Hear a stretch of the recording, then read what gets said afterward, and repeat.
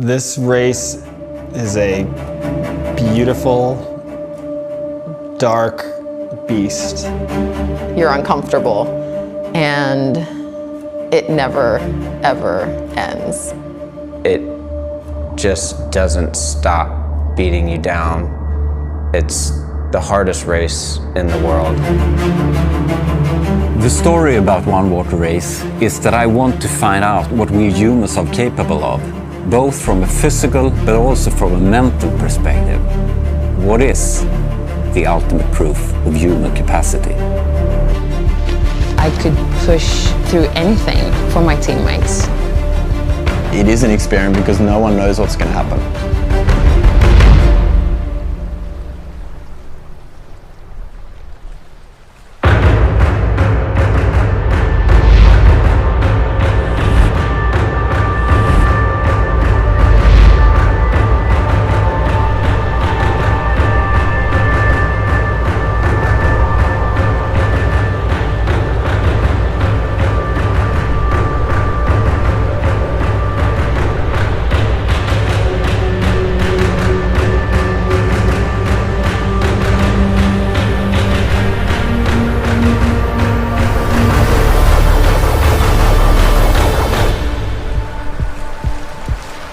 I have created a race with 250 k's of distance, 200 k's of running, 50 k's of swimming, navigation and orienteering as another dimension, and not at least in the darkness. It's pitch black. The running aspect of this race is 200 kilometers, almost 5 marathons. It's brutal, the terrain that you're running through. This is not just running a marathon in New York. This is running a marathon in some of the toughest terrain in the world. During the race, it's going to be at least 50k of swimming. That will make you cold, it's going to be a mental challenge, and it could also make you seasick. I'm a good swimmer, but definitely didn't understand how much of a toll it was going to take to swim, 50k on my body over the course of 2 days. Just the human body, the non-stop, the distance, no sleep, no track, orienteering, navigation, man against nature.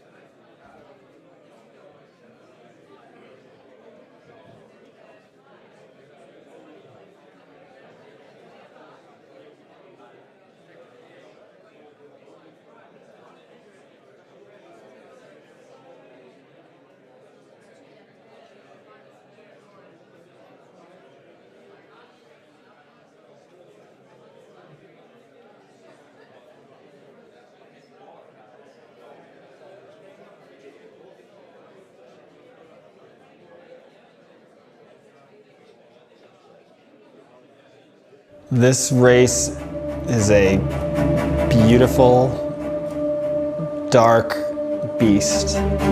You're uncomfortable, and it never, ever ends. It just doesn't stop beating you down. It's the hardest race in the world. The story about One Water Race is that I want to find out what we humans are capable of, both from a physical but also from a mental perspective. What is the ultimate proof of human capacity? One of the toughest races in the world.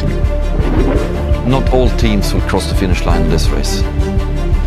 I could push through anything for my teammates. It is an experiment because no one knows what's going to happen.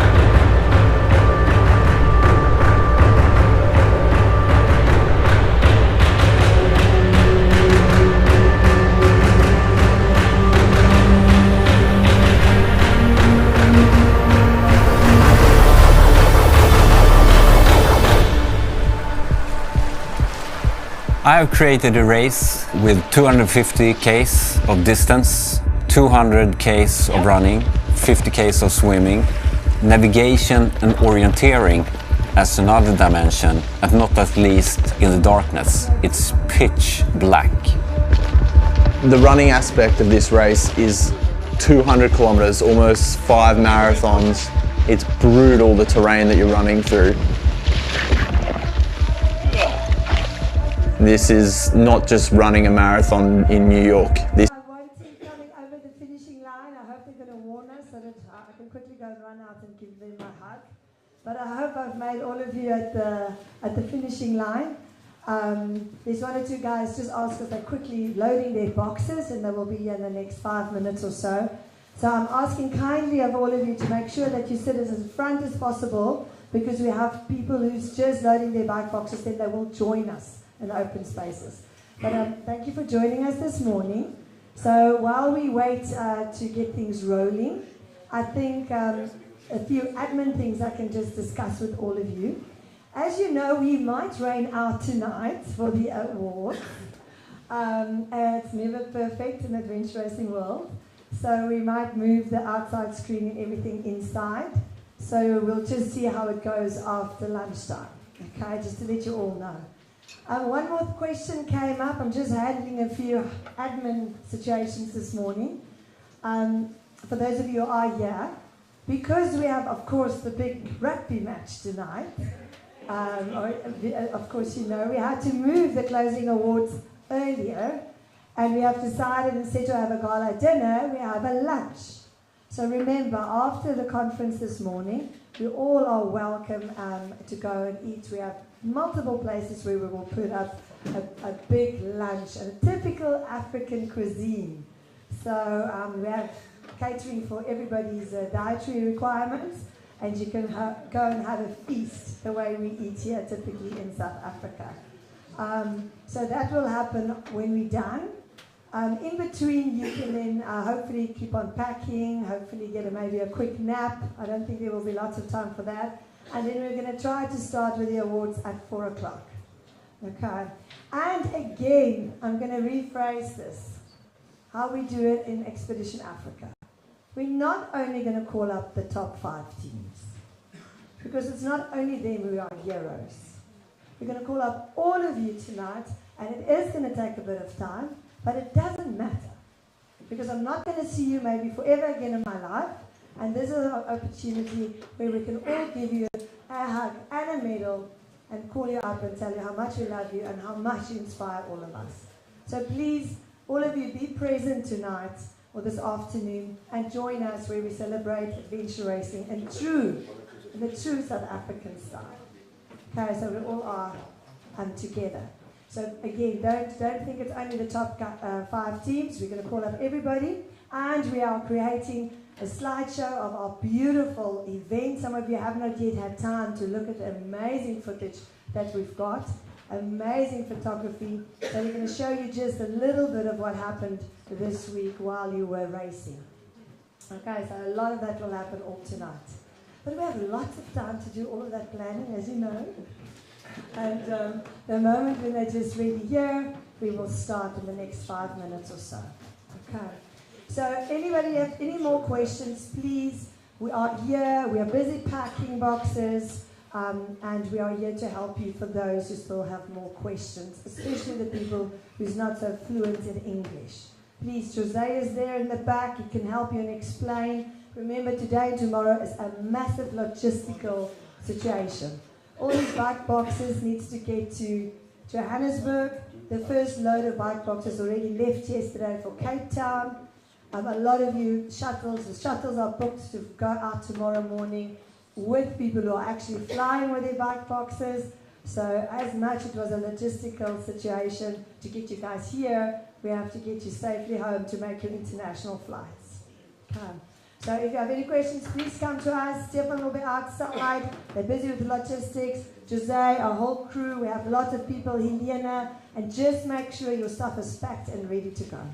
And lastly, remember, after the awards, hopefully you still have a little bit of energy left. So we have a wonderful, and how do we say in South Africa? Lekker. Do you know the word lekker? Lekker. God, can we try that word? We are going to have a lekker party. A lekker. It's going to be an awesome party and celebration. And hopefully we will, of course, sorry for the New Zealand. I don't think there is any New Zealanders in the room. Sorry for you, because tonight is all about South Africa. And I always say to people, who needs to win the World Cup? The country that needs it the most. And that is South Africa. So let's hope tonight we can give all our energy for South Africa and we can take it home. But anyway, must I continue? So on this note, thank you for everybody for joining us this week. I will say again tonight, thank you. It has been an incredible, incredible week of adventure. I think you all will agree with me. I think most of you still need a little bit more sleep.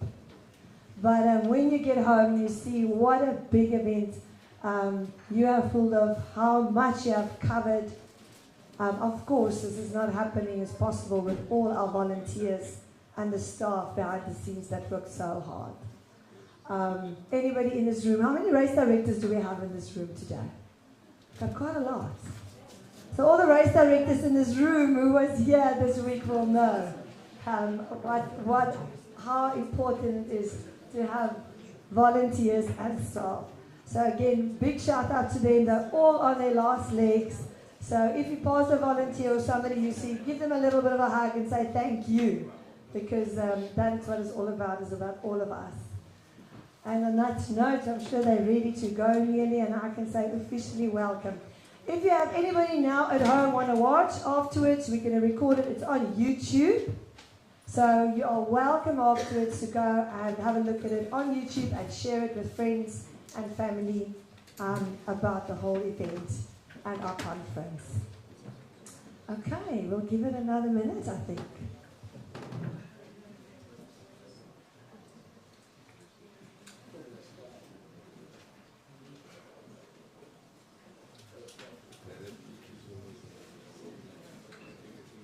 Team 40, if they're in this room from Colombia, Team 40 and Team Blizzard. Are they maybe in this room? For the bike boxes, I think, have you sorted? Perfect. For the lady from... Anybody still wants to get a bike box? Remember, the bike box lady is here on the outside. You can take a brand new bike box on the South African currency. You can take home with you. If you've rented a bike box, please return it to her as well. I did put it on the group. Anybody want to do last shopping for Merrill? Merrill is not open now because we are in this room, but they will be open afterwards during lunch until tonight and also tomorrow for those of you who are only flying out on Monday. Okay, that is the admin I have for the moment. I'm sure it can go. It can grow by the minutes.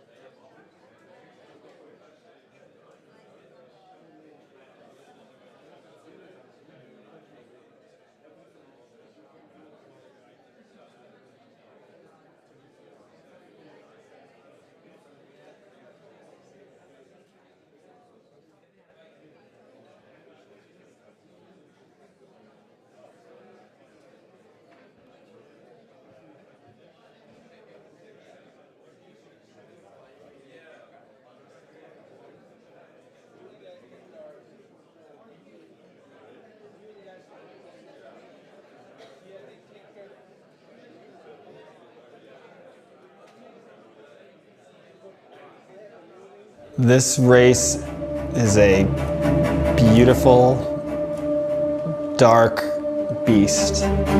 You're uncomfortable, and it never, ever ends. It just doesn't stop beating you down. It's the hardest race in the world. The story about One Water Race is that I want to find out what we humans are capable of, both from a physical but also from a mental perspective. What is the ultimate proof of human capacity? One of the toughest races in the world. Not all teams will cross the finish line in this race. I could push through anything for my teammates. It is an experiment because no one knows what's going to happen.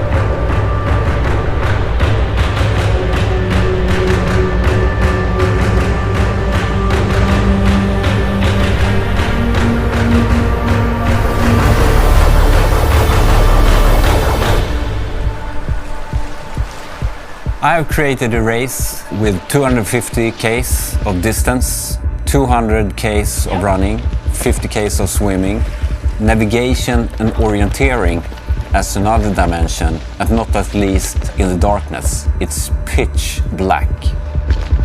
The running aspect of this race is 200 kilometers, almost 5 marathons. It's brutal, the terrain that you're running through. This is not just running a marathon in New York. This is running a marathon in some of the toughest terrain in the world. During the race, it's going to be at least 50k of swimming. That will make you cold, it's going to be a mental challenge, and it could also make you seasick. I'm a good swimmer, but I definitely didn't understand how much of a toll it was going to take to swim, 50k on my body over the course of 2 days. Just the human body, the non-stop, the distance, no sleep, no track, orienteering, navigation, man against nature.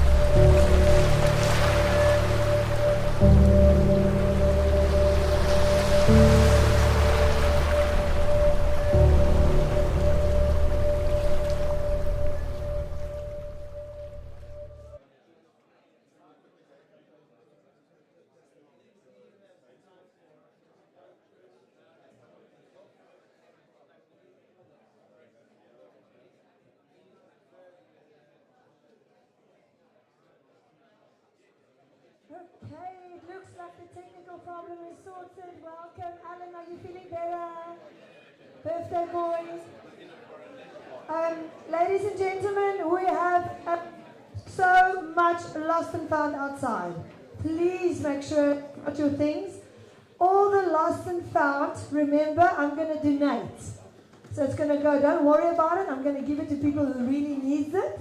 And you're also welcome to bring all your leftover food. Any food you don't want to take back with you overseas, please, you can bring it to us, and we're going to give it to the Rotary, and we're going to give it back to the local communities. So don't go home with things you don't want. Any old shoes, any old things you don't want, please. We in Africa have so much need, we can use it, okay? Yes, Irish. Camping gas? Camping gas. Bring the camping gas. We will use it.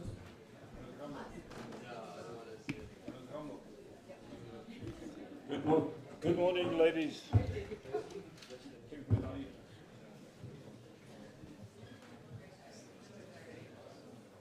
Good morning, ladies and gentlemen. This is Saturday morning, 28th of October, and all of you sitting here today, you are part of history, attending the first ever International Adventure Racing Conference So you can give yourself a pat on the back by doing so about this, attending this future discussions about our sport.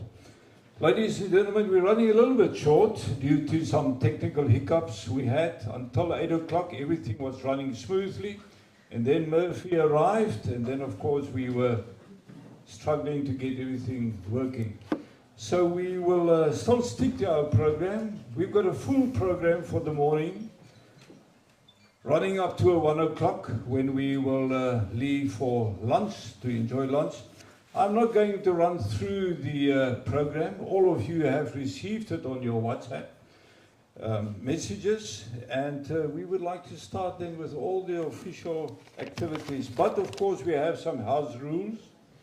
The first being that please, again, switch off your cell phones, though only the sound. You are welcome to take pictures of what is on the screen, of what is being said, but just put off the sound. And of course we've got the cameras right there at the back, so when you pass these two cameras, maybe just duck so that it is not interrupted.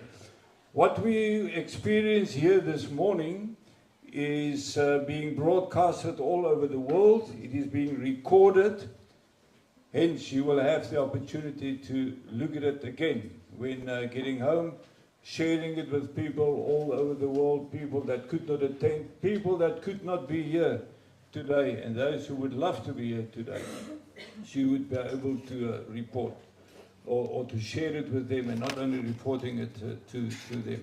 Of course, I think after this week, all of you know where the toilet facilities are, either at the pub around the corner, or if you cannot walk that distance, two more toilet facilities right where you see the metal shop, turn left, another 10 meters to go.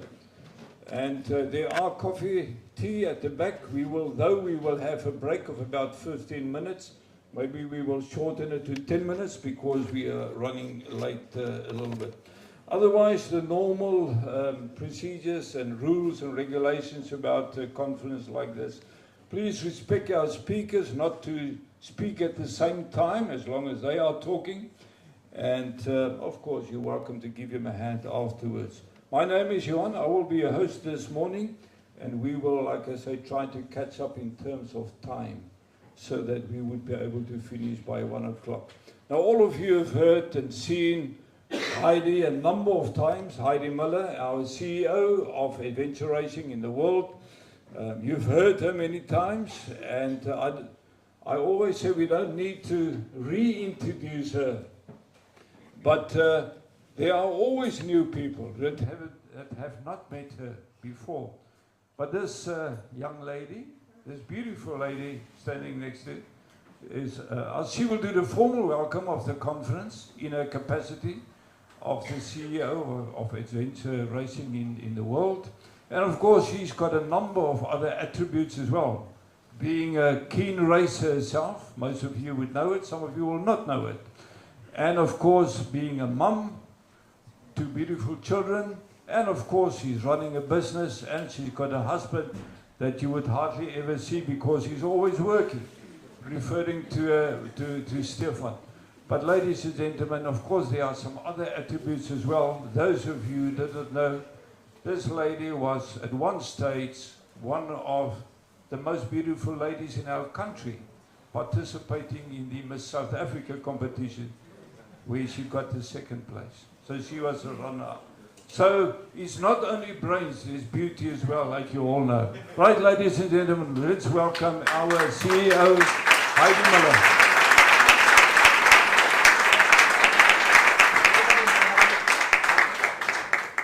Good morning, everyone, and welcome again. Wow, what a moment. We finally start and we are here. I'm so excited about the future of adventure racing, and I've said this over and over again. I think we've got a whole new era waiting for us. We had so many incredible people sending in wonderful, wonderful presentations and ideas, and that is what this conference is all about. It is about the future of adventure racing. And I think in a good way, it's to unite and to inspire. So today is just the start. It's the first international conference we bring up to the platform. We would like to continue with it in the future and every year circle back and see what has happened in the year, how can we improve it, how can we develop it, how can we get all the nations around the world to grow and develop adventure racing in their countries. So the goal is to put us together in a room, and the ideal place is normally at the World Championships every year. We have all the nations together. Of course, this year we had a very good turnout with so many international countries and teams, not only South Africa, so it gave us the ideal opportunity to put you all together in a room here, and of course we open the platform for people at home to view, because we are all in different time zones. So the topics we facilitate today are a few topics that arise. There of course are many, many more, and we discuss and we want to bring it up into their attention, open it up to the platform, and just, like I said, start with opening all the discussions, which is always so close to our heart. It is not to divide, it's to unite. It is to discuss and give everybody a place where they can actually say, oh, this is for me of interest. That is what is important, and that is what we are. We are all sitting in different parts of the world, and with that means there's different situations and different problems and different challenges in different countries. So adventure racing is not a sport that is a copy from the one country to the next. It's absolutely impossible to have a handprint and exact the same race in each different countries. But there are certain things that we can pull through and we can improve and develop it. So thank you for all of you for joining us here today. And I just want to make sure that we know that it is basically a big welcome for all of you. Let's start the process of speaking about adventure racing. Speaking about what is important, speaking of how can we improve, and of course we all can improve all the time. There are volunteers, race directors, medics, referees. There are so many topics in adventure racing that can be addressed, that can be discussed, and that can be better. But ultimately today is to inspire.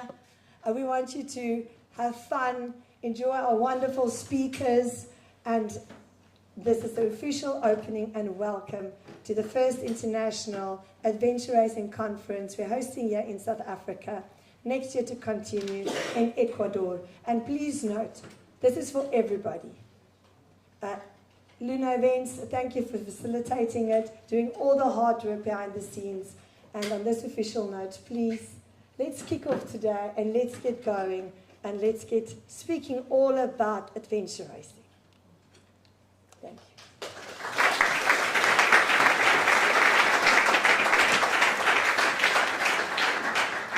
Ladies and gentlemen, I would like to get the recipe from that lady to look so good after 2 weeks of hosting a race like this. I mean, I slept not enough, but I mean, I think she hardly slept and still looking so good after these 2 weeks. You know, in sport there are many heroes. At the moment, the Rugby World Cup is being hosted in France, and of course there are many rugby heroes. The cricket ODI is hosted in India at the moment, and there you've got many heroes and sports people that's known all over the world. But in our sport, adventure racing, we have the same.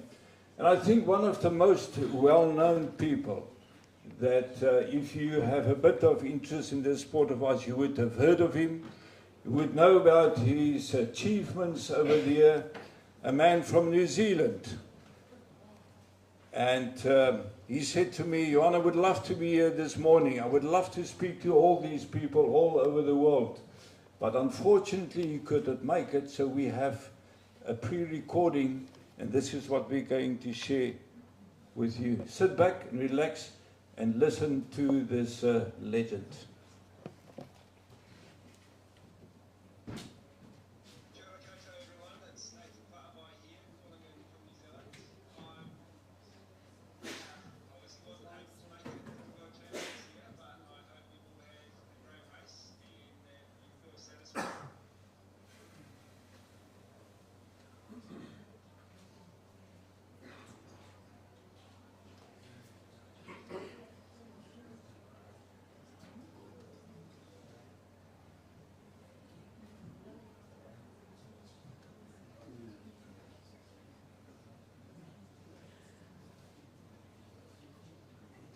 with what you achieved out there. I'm sure some of you have got some pretty sore feet and perhaps some mouth ulcers and wanting to go to sleep, but I'll try and keep this interesting and engaging.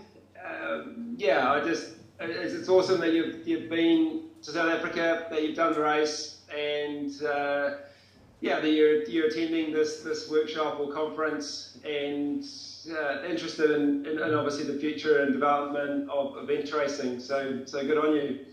So I've been asked to talk today about, I guess, our team, the New Zealand event racing team, or Team Seagate, or Team of IARA, Team New Zealand, different names we've gone through, and specifically about the last 10 years. So at the start of the God Zone race in New Zealand this year, which was in March 2023, I sort of said to my team, and I know I've said this before, that I was going to step away from event racing. It's time for me to focus on some different things in life. And while it's been amazing, it's cliche, but all good things come to an end at some stage.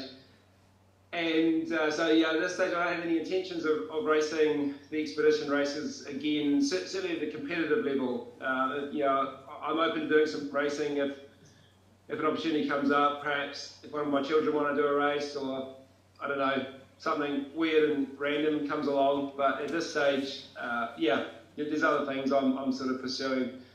But I really encourage people to do adventure racing. One of the reasons why I'm not in South Africa was because of that. I'm not actually trying to do any racing at the moment, but also our company has an event on that coincides at exactly the same time, a women's adventure race here in New Zealand called the Spring Challenge, which some of you will have heard of and perhaps some of you have even done, but it's a pretty huge event. We have up to sort of 450 to 480 teams of 3 women racing. So it's a massive thing for our events company, and certainly an event that I can't miss. So there you go. But what I really want to focus on in this chat is just sharing with you some of the experiences and learnings and things that I think essentially enabled our team to race. I think it was 10 years. It was essentially from the end of 2013 through to this year, where we managed to basically win every race that we entered, which I think was quite extraordinary in any sort of sport. But I can let you decide. You decide that. But what I want to do is to start. Some of you will know that I've been event racing for quite some time, but I just wanted to sort of go back and a little bit of history or some background as to how I got into the sport, and I guess from that how the New Zealand team essentially established, and then I'll sort of move into that unbeaten period and what I think will be useful things for you folks to kind of take away or at least think about. So I guess for myself, or looking back, I got into adventure sport when I was a teenager. And when I say adventure sport, that was kind of hiking, kayaking, rock climbing, different sort of things. And the reason I got into that sport was, as a teenager, I went to actually an outdoor education centre for youth at risk. And it was during that course that I discovered sort of the world of adventure sports, and immediately had a real interest and real passion in that, and decided at that point that I wanted to have a career in the outdoors. I looked at the instructors that were working on the programs, and they were taking us whitewater rafting and windsurfing and caving and doing all these really fun things. And that's what I want to do for a job, is I want to be an outdoor instructor. So essentially for the next few years of my life, I trained up and ended up becoming a very highly qualified outdoor instructor in New Zealand for a good sort of 10 to 15 years of my life, pretty much right throughout my 20s. And in that, I was working in outdoor education centres, I was a snowboarding instructor, I was a kayaking guide, and in part of that time, my wife and I, girlfriend at the time, actually started our own sea kayaking company and ran that for a number of years, and then on sold it. So I had this career that essentially had me in the outdoors pretty much all the time in different seasons, just active in the outdoors, learning new skills and risk assessment and management, and just conditioning myself to be in the outdoors. Alongside that, though, I was also doing a lot of competing. So in my spare time, I was enjoying mainly mountain biking through those years, and I ended up being a fairly successful mountain bike racer for about 6 or 7 years. I was New Zealand junior cross-country champion, and I was in the New Zealand mountain bike team, the senior team, for 5 years, and qualified for the Olympic Games in 1996 for mountain biking. So sort of through that period, I learned, I was learning sort of two things. One was that I learned a lot about high-performance sport, and I had the opportunity to sort of travel around the world racing World Cup mountain bike races and world champs and various things. And that gave me an insight into sort of human performance and training, and probably something more than that I took into adventure racing. And as a term that I learned as a young athlete, and that was racing intelligence. I was doing a lot of road cycling as training for mountain biking, and back then, and I think now, both those sports are very strategic. There's a lot of strategy, and I guess that's the best way to explain it, on how to succeed in those sports. And I took a real interest in that, especially road cycling, riding sort of major tours and things about, you're in a team with climbers and sprinters and workers and domestiques and various things. And it sort of taught me a lot about the importance of timing and using the strengths and skills of a team and playing to people's strengths and accommodating people's weaknesses. And I think that applies a lot to adventure racing. And then in my late 20s in New Zealand, I'm sure a lot of you have heard about the race, and I know some of you have done it. There's a big race called the Coast to Coast, which essentially traverses the South Island of New Zealand, mountain running, cycling, and downriver kayaking. And in that race, you learn a lot about human endurance, because it takes about 12 or 13 hours to do the crossing. So it's only about 250 kilometres, but it's quite technical in places. And after my mountain biking sort of career, after the Olympic Games in '96, I decided I wanted to do something different than mountain biking. I'd pretty much been riding a bike for 5 or 6 years. I was still working as an outdoor instructor, so I was doing some really interesting things in my working career, but I wanted to do something different. So in 97 and 98, 99, I did the Coast to Coast, and coming off a pretty successful mountain biking sort of career by New Zealand standards, I went into that race with a fairly open mind. I knew I could do reasonably well. I was a kayaker, and I was an exceptional cyclist at that time relative to multi-sport. And I'd also done a lot of trail running. I'd run marathons and various other things. So I went into that race, and I got third in the first year that I did it, and I thought, I'd be quite cool to try and win this race. So I trained pretty hard for the 1999 Coast to Coast, I believe it was, pretty sure it was that, and got second, which was obviously better than third, but wasn't quite first. And the natural progression from there, you would normally think, you got third in this race, and it's a big deal in New Zealand, and then you got second, so surely you're going to go back and try and win it. And I actually didn't, because I decided then that it was time for me to get into adventure racing. And I'd looked at adventure racing as a younger athlete since it began. So the first adventure race was in New Zealand in 1989 called the Grand Traverse. It was actually organised by a French event company, and they came down here and ran this race. I was only a teenager at the time, so it wasn't practical for me to do it.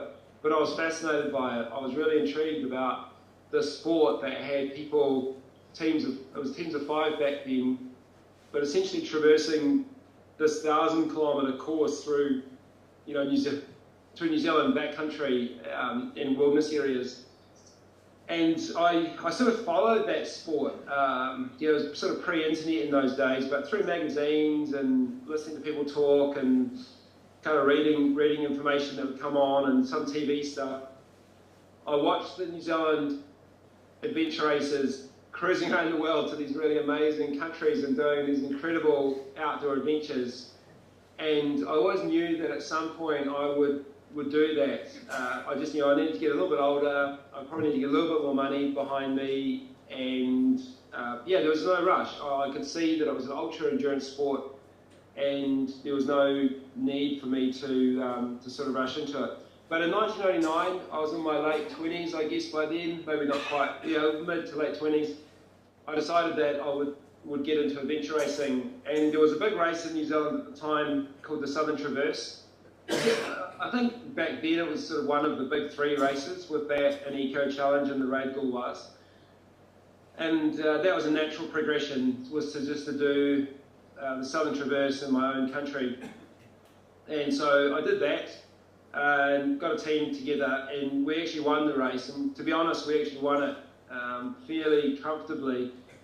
And yeah, I guess we would have surprised a few people by doing that, but yeah, for me in some ways I wasn't a complete surprise in that by that point I had been working in the outdoors for about 10 years, so I had all the skills. I was a rock climbing instructor, abseiling, kayaking instructor, whitewater, ocean. I was living in that environment 5-6 days a week, and so to go out and do an adventure race and essentially just do all those same things I was very used to being in the mountains with a big pack on my back, for 10 or 12 hours a day. I mean, normally it's just with a group of students, but nonetheless it's still really good conditioning for adventure racing. And then added to that, I'm from highly competitive, knew how to train. Like I was up peaking at a certain time, so in many ways, I've said this before, that in that first race in 1999 that I did, almost by accident, I had been training for that race for 10 years. So it wasn't like our team had come out of nowhere. We had sort of quietly been going around acquiring all the skills and things necessary to be successful at adventure racing up until that point. So that became a bit of a launch pad.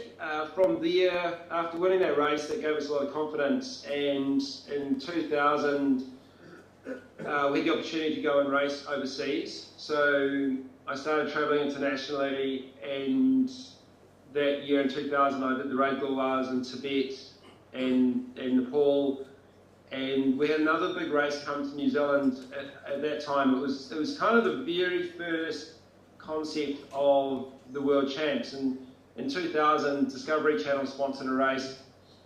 It was sort of unofficially the World Champs, and a number of top international teams came to New Zealand for that race, and our team won that race as well, and that sort of convinced us that we should go to the World Champs in Switzerland in 2001. So I guess you can sort of see it happened quite quickly for me. I sort of got into the sport and sort of started winning these big races straight away.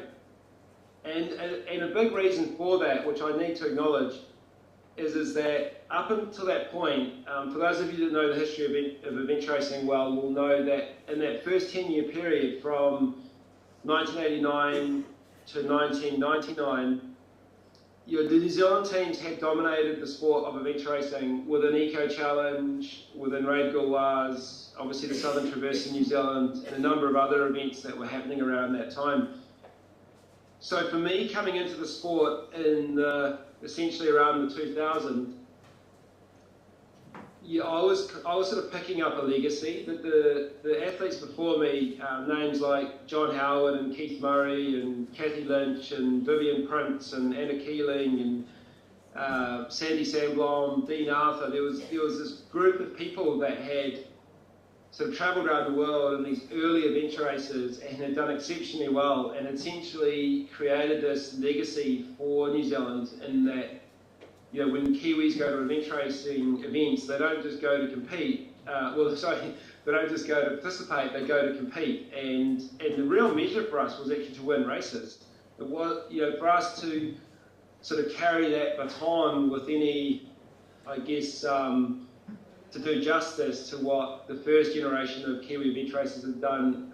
For us it was all about living up to that sort of expectation. So I think there's a significant mental advantage, I think, in that is that right from the get-go, when I started travelling overseas to do adventure racing, it wasn't like, can we be competitive? It was more like we have to be competitive because that's the responsibility that has been passed on to us. And then, at the time, Eco Challenge was a really big race, and we were lucky that in 2001 the Eco Challenge came to New Zealand. I did go to the World Champs in Switzerland in 2001. We got second to the Finnish team Nokia. And then Eco Challenge came to New Zealand, and that was a real big deal because that was big prize money, big TV, lots of opportunity for sponsors, and our team got second there. Unfortunately, it would have been nice to win that race, but you learn more from those defeats, I think, than from victories. So, yeah, another great learning opportunity. But what really came out of that was a major turning point in my career, and what ended up being the career for many other Kiwi adventure racers, is that in the 2001 Eco Challenge, there was a corporate team from America, Seagate, came and took part in that race. And I was talking to the guys in Queenstown after the race, and essentially, the New Zealand team had just got second, the American team had won it, and they were really excited to be in New Zealand and had sort of fallen in love with New Zealand, and they kind of said to me, what do you think it would take to win Eco Challenge? And I basically just said, well, we don't really have sponsorship, and it's quite tricky for us to put aside much time to train and various things. And they asked me what it would cost to sponsor a New Zealand team, and I told them what I thought it would cost, and they pretty much got their checkbook out and signed me up. And the breaker was they said to me, do you think you could win Eco Challenge? And I was like, absolutely, I think we can win it. And so in 2002 we went to Fiji for Eco Challenge, sponsored by Seagate, and we won that race, delivered on our promise, thankfully. And that essentially was the beginning of, I think, what has been the longest running sponsorship in adventure racing to date, because Seagate ended up sponsoring our team for well over a decade, and then the Seagate sponsorship actually just morphed into Avaya. They're pretty much similar, they're basically partner companies. So when we changed sponsorship from Seagate to Avaya, it wasn't so much of losing one and pick up another. It was more just that it got to a point where Seagate were like, well, it's been great. We've got all the exposure we needed from you. Why don't we sort of start promoting this other brand? We didn't worry out what our name was, as long as we were getting to cruise around and do these amazing races. So then I was super lucky that as a result of that, after 2002, that I actually went professional. So they put us on salary, and we just trained and raced right through to about 2005. So I think it was 3 to 4, and that took a little bit of an adjustment, and that took a little bit of recover and travel and race. And it sounds like the ultimate dream, but it took a bit of an adjustment period. I think it highlighted to me that there's some good learning there as a professional, but we got it pretty right. It was a hugely competitive time in the sport of adventure racing. Like at any given race, we could go to, there would be at least 5 teams that had like equal chance of winning a race, I would say, and probably 10 teams that had an outside chance. So it was super competitive racing, which was awesome to experience. And we won a good number of those races. We won the World Champs in 2005 in New Zealand, and that was actually my first retirement. And I know that's sort of become somewhat of a joke, and that's fair enough. But after 2005, I decided for a number of reasons that would be enough for me. And one of the reasons is that, and some of you know this too, because I know some of you know me quite well, is I've had a heart condition for a lot of my sporting career, and in 2005 I actually had a different type of surgical procedure to my heart, which meant that it was working the best it had for a long time. So I kind of decided that maybe adventure racing wasn't the best thing to do now that I'd sort of got this functioning heart going. So I wanted to step away for that reason, but I also had 3 very young children at the time, so the life of travelling around the world, adventure racing wasn't quite conducive to sort of raising a family. Well, certainly not from my wife's point of view. So we had some changes there, and I've also been involved in quite a bit of business throughout my career, like in terms of entrepreneurial things, and there was business things going on that I wanted to focus on as well. So essentially that retirement only really lasted probably 12 to 18 months, and it wasn't actually me that got back into the sport by choice, but it was more that a team needed someone at last minute, and it was for the RBW adventure race in about 2008, I guess it was, somewhere around there. I can't remember the exact dates. But anyway, they ended up talking me into going, and at the time, the idea of running across the desert seemed quite fun, so I couldn't really say no. And after sort of going back and doing that, I realised that one is our team won that race, is that I could still be competitive in the sport. It wasn't like at all that my retirement was sitting on the couch. If anything, when I've retired from adventure racing, I generally become more active in the outdoors, just doing my own things, adventures and things that interest me. So that's been probably part of the problem as to why I've raced so long, is I've always sort of been ready to race, if that makes any sense. So yeah, around that time when I sort of got back into it, it was quite it was just quite random on the races I was doing. And what I mean by that, I was doing quite a bit of racing in China. I was racing different teams, and I ended up at the World Champs in Spain in 2010, racing essentially an American team with Mike Closer and Monique Merrill and Chris Ford. So 2 Kiwis and 2 Americans. And while that was really good fun, like Mike and Monique are awesome people to race with and really good friends.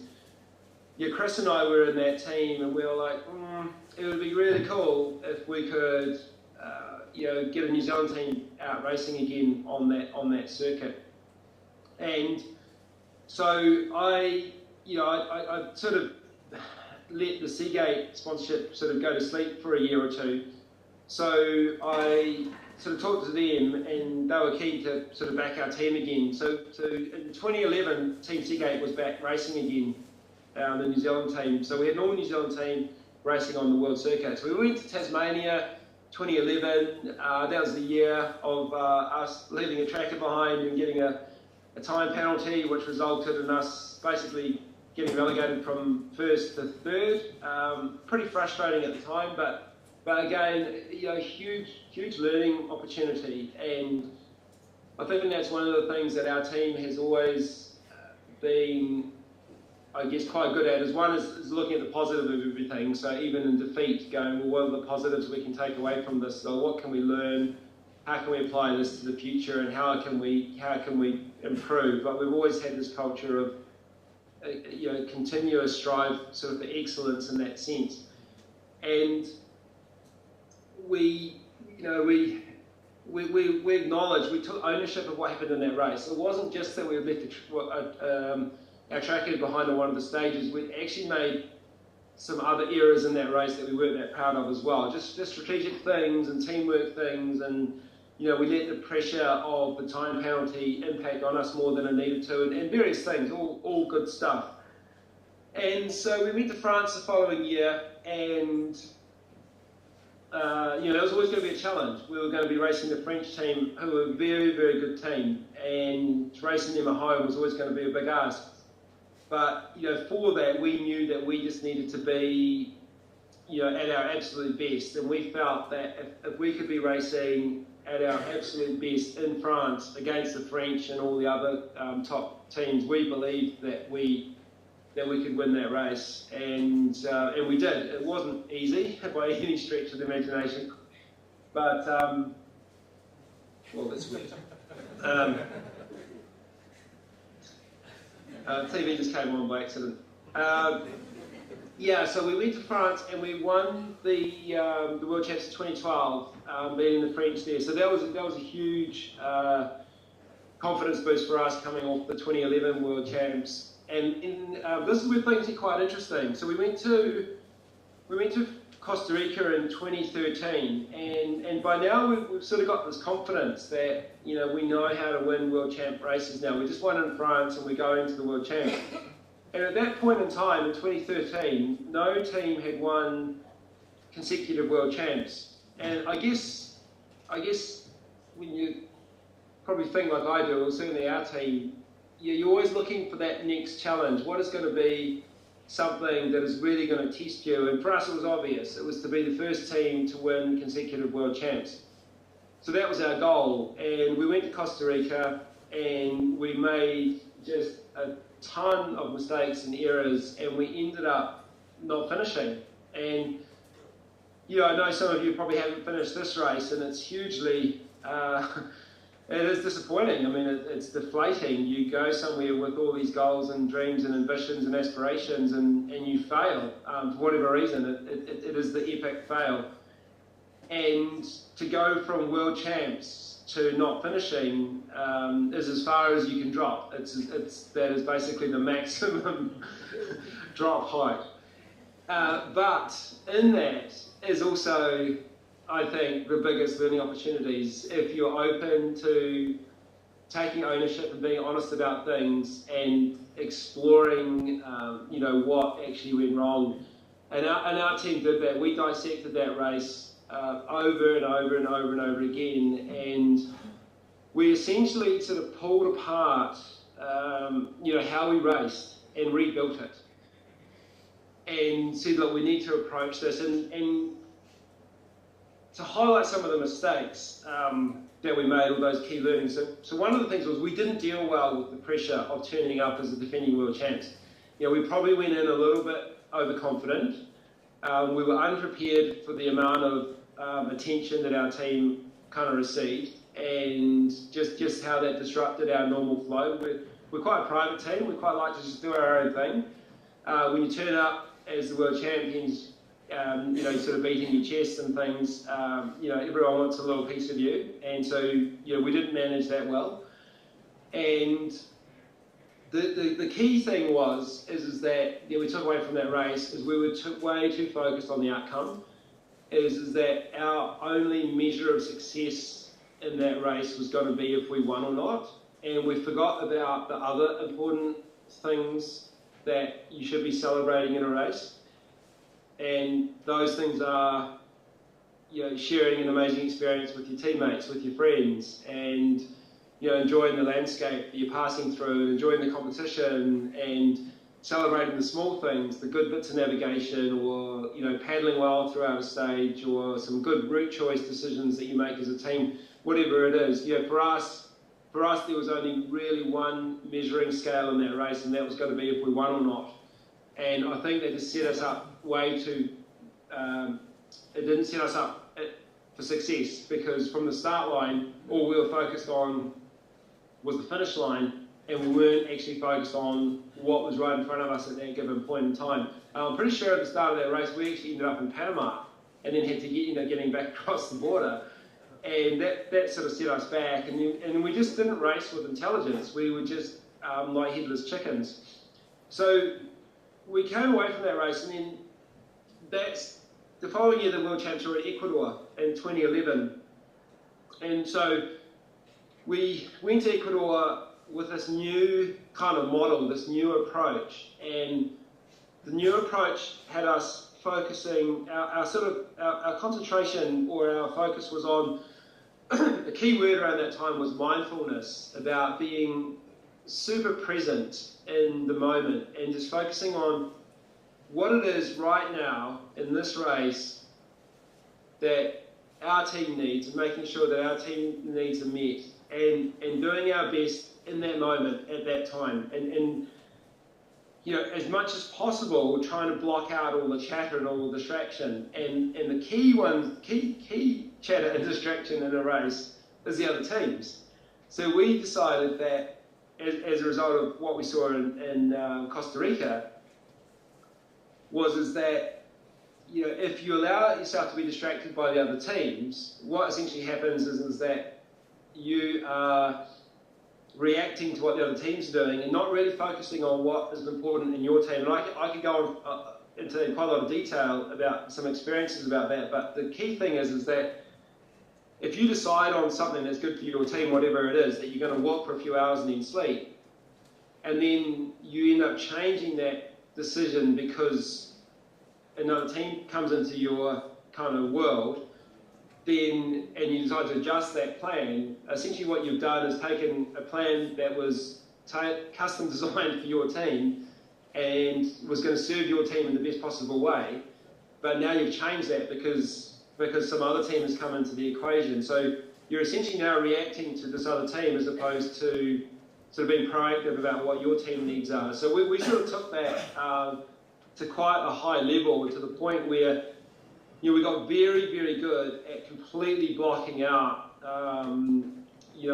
what the other team's doing in a race. And I know a lot of teams say they do that, but I would challenge those teams that there's layers of that you can go to, and I think our team reached a whole level above that where we had the ability to completely block out what the other teams were doing and go, this is our team, this is the course, the race is purely between us 4 individuals, this race course and this clock, and if we can just focus on every stage and do it to the best of our ability, work as a team, communicate, support each other, serve the team as best we can, and really give it our all, stage after stage, then the result will most likely transpire or manifest itself. Like, we don't need to focus on that. It'll just happen as a byproduct of us behaving in this sort of way.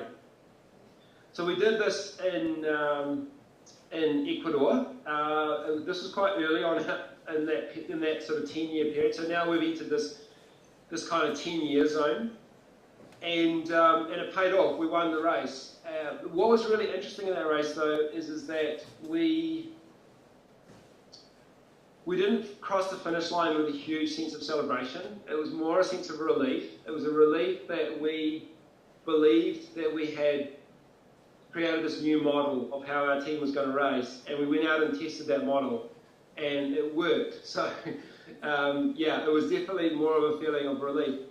But then it put us into almost another more complex situation going to the World Champs in 2015, because this is where we had stumbled before. As we went into a race as World Champions, and we were going for that double World Championship win, and so that was kind of, as a team captain, that was a really tricky environment to kind of set the tone for the team, where we wanted to win the race, but we were fearful of any talk about winning or thinking about winning, and we just had to back ourselves on this model of racing that we believed was kind of the future for us, and do it. So we had a super successful race in Pantanal. We won that pretty convincingly in the end. And then, since then, we went on to win a number of World Champs. We went, the following year was in Australia, then I went to America, into Reunion Island. So by now, I think I can't even remember, maybe five wins in a row, 6, but perhaps. And then, that's right, then Sri Lanka was postponed or cancelled, and then COVID came along, obviously.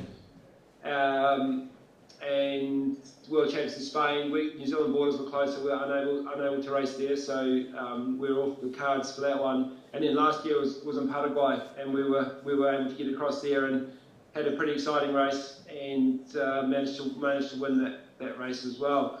So, but within that, there's also been God zones. I think in that 10-year period, we've won every God zone race that we entered. We won the Eco Challenge, World's Toughest Race. So I think it is quite an extraordinary period. I think. I don't think if you just purely look at it from a data point of view. Any team that can be sort of that consistent, I think, and there's lots of reasons for that. I mean, training is a big part of it. Like, I think that as a team, we have learned a lot about about training and preparation for a race. We have a huge amount of trust within our teammates that everyone will basically put in the work to get to that level. I think other reasons for our success have been, obviously one is that we have a huge amount of respect for each other. We've done so many races now together and been through so many kind of hard times.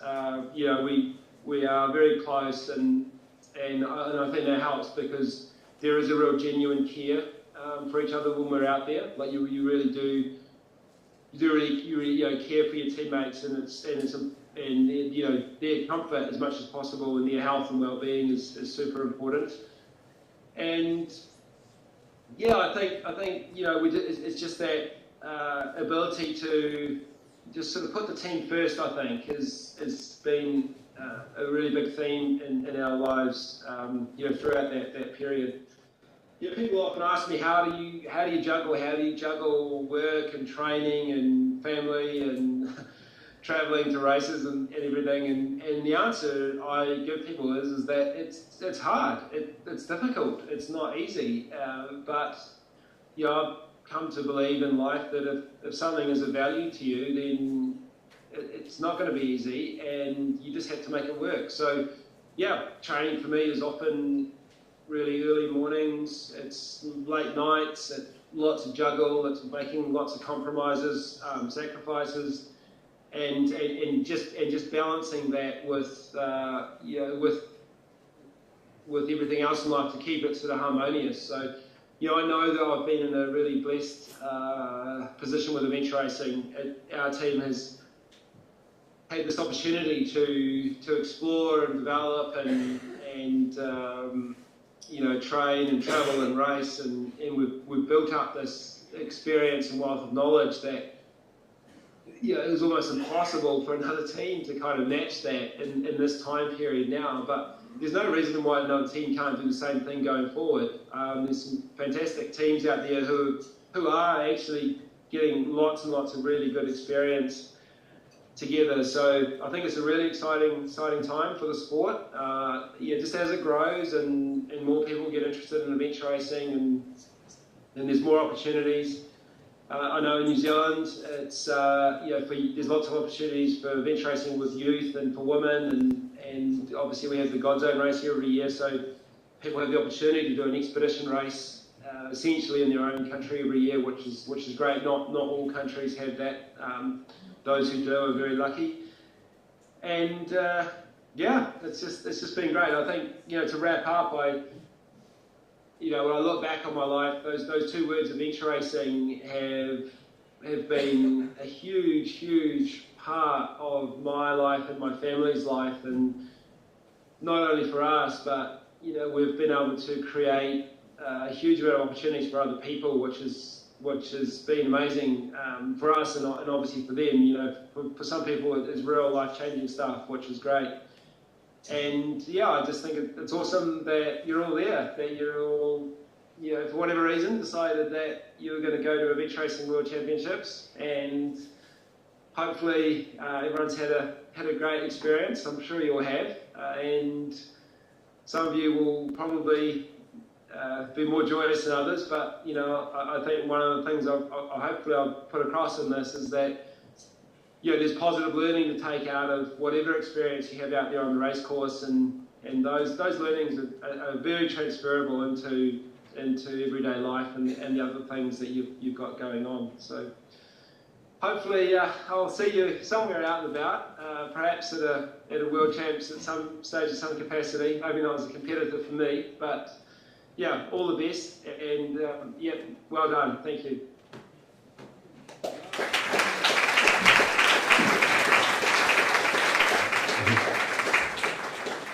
Ladies and gentlemen, what a legend this man.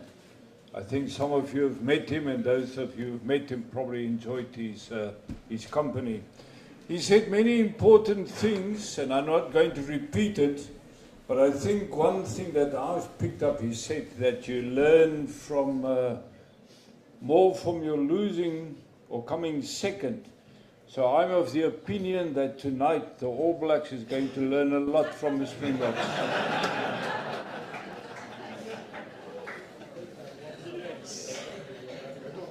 Right, ladies and gentlemen, we will continue. In the meantime, not all at the same time, of course. You would like to have a cup of coffee at the back. You can help yourself there. But not all at the same time, please. But we're waiting now for our next discussion. We would like to call to the podium Thomas Organder, as well as Marcus Moberg, both of them from Sweden. And later they will be joined by two ladies on a short discussion. Not two ladies, sorry, one lady and one gentleman. And we hand it over to you, gentlemen.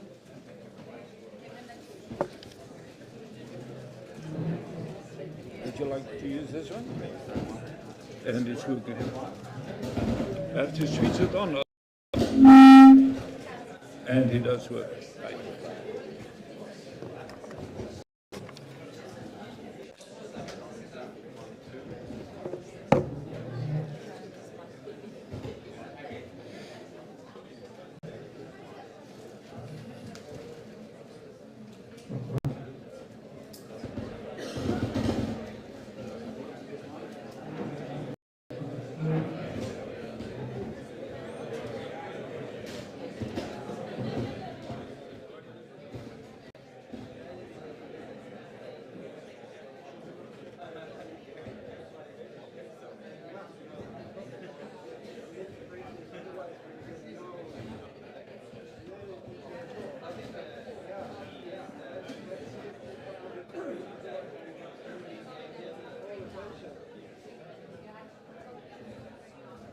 Right, ladies and gentlemen, minor change in our program. Let's have our coffee break now.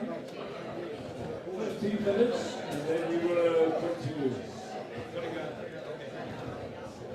As requested by the master. Maybe.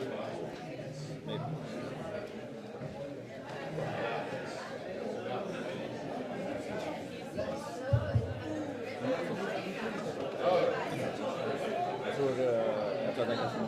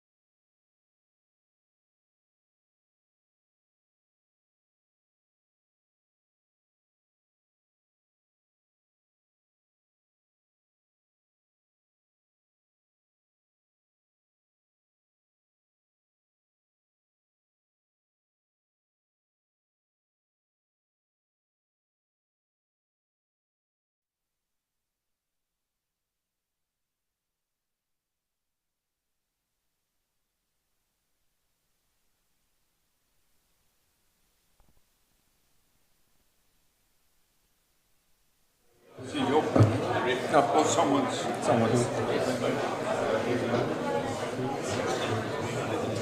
Right, ladies and gentlemen, we are due to continue. That's what, yeah. 1, 2, 1, 2, 1, 2.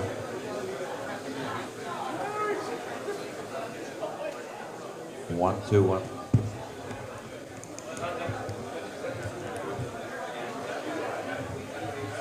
Right, ladies and gentlemen, as introduced,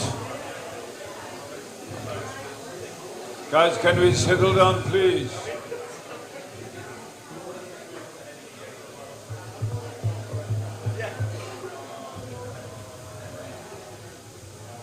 Ladies and gentlemen, enjoy your coffee without talking, please.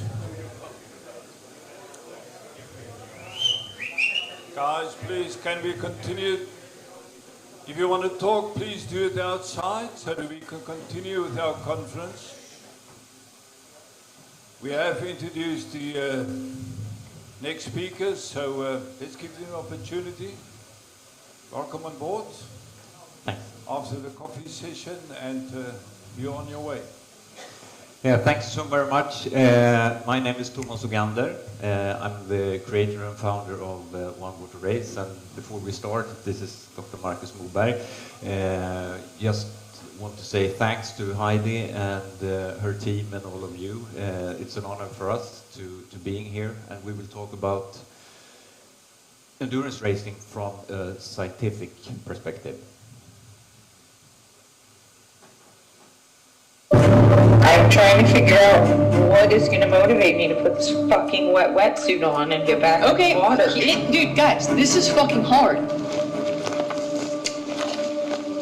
thought, oh my God, anyone doing that race would be absolutely insane. Why do I do this? Are we crazy? Is this even possible? I'm not quitting. It's a race to see if anybody can succeed at doing the near impossible. And that's what makes it exciting, that's what makes it unique.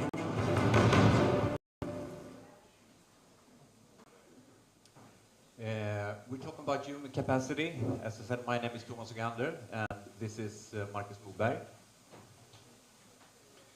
Yes, so I am from the Swedish School of Sports and Health Sciences, where I work in 2 research centers. One focusing on exercise for brain function, and also a research center devoted to sport performance and research innovation. Yeah, so to start with, I wanted to tell you a little about the background of this race, and it actually starts with me. I'm from Stockholm, Sweden, and this is the Stockholm Archipelago. It's fantastic. It's 30,000 islands. That's where I grew up. I also been trained as a Swedish Navy combat divers in this area, so I know the region very well, and I'm an endurance racer. I'm also, apart from this, I've been working with sports media and television all my life, with sports such as Formula 1, the Olympic Games, and so on. And my life changed, I would say, for about 14 years ago, when I did my first swim run world championship. Going from my background as an endurance racer and mostly to triathlon, this was my home, so to speak. Just going man against nature, swimming to an island, running over the islands and swim to the next, and just go on that procedure was fantastic, and absolutely, you know, experience the terrain and everything. That's a territory where I really felt this is my future. This is something that I want to do something with. So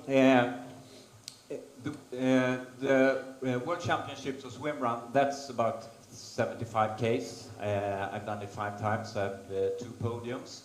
And that's a part of the Stockholm Archipelago. And I started in my mind, why don't we do the whole archipelago?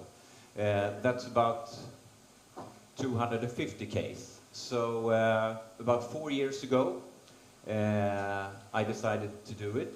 I started planning it for about 10 years ago, but then 4 years ago we did it, and me and some of my training friends, and that's where my mind started to think, this is something that I really want to do something about. This would be a fantastic race. So during those 3 days that we did this distance, at that time I started to plan what could I do with this. Then the pandemic came, and then I decided this is something that I really wanted to do. So we have a map here. This is Sweden, Stockholm, Arholma. We have Landsort. This is a part where we have the 30,000 islands.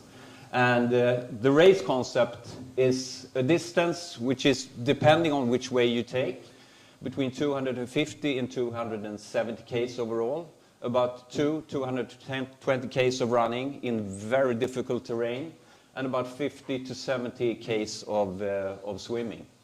When it comes to the concept, it's quite easy in my mind. I wanted to do it as easy as possible. No track. It's first to finish. Start Arholma, ending Landsort. It's non-stop. And then we have an 8-hour rule, because the intensity of this kind of race was engaged me. So you cannot be more than 8 hours behind the first team. The race, as I said, it's the human body and mind. It's all about strategy and planning and orienteering as well. We have no track. And the conditions, it's about 250 transitions. The air temperature at this time is about 10, could be between 10 and 25 degrees Celsius, and the water between 12 and 18 degrees Celsius.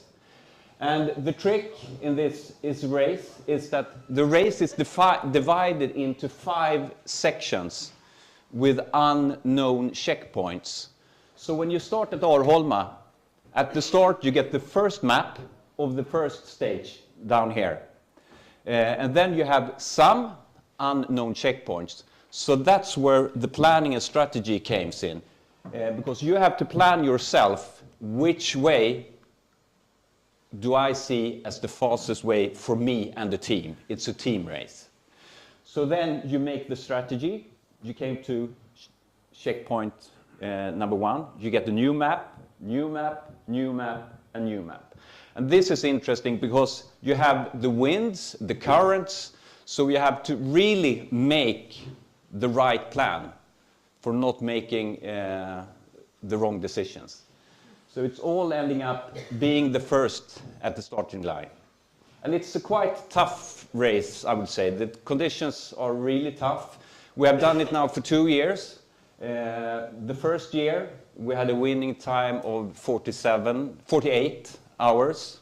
And then they didn't stop, they didn't sleep at all during that period of time.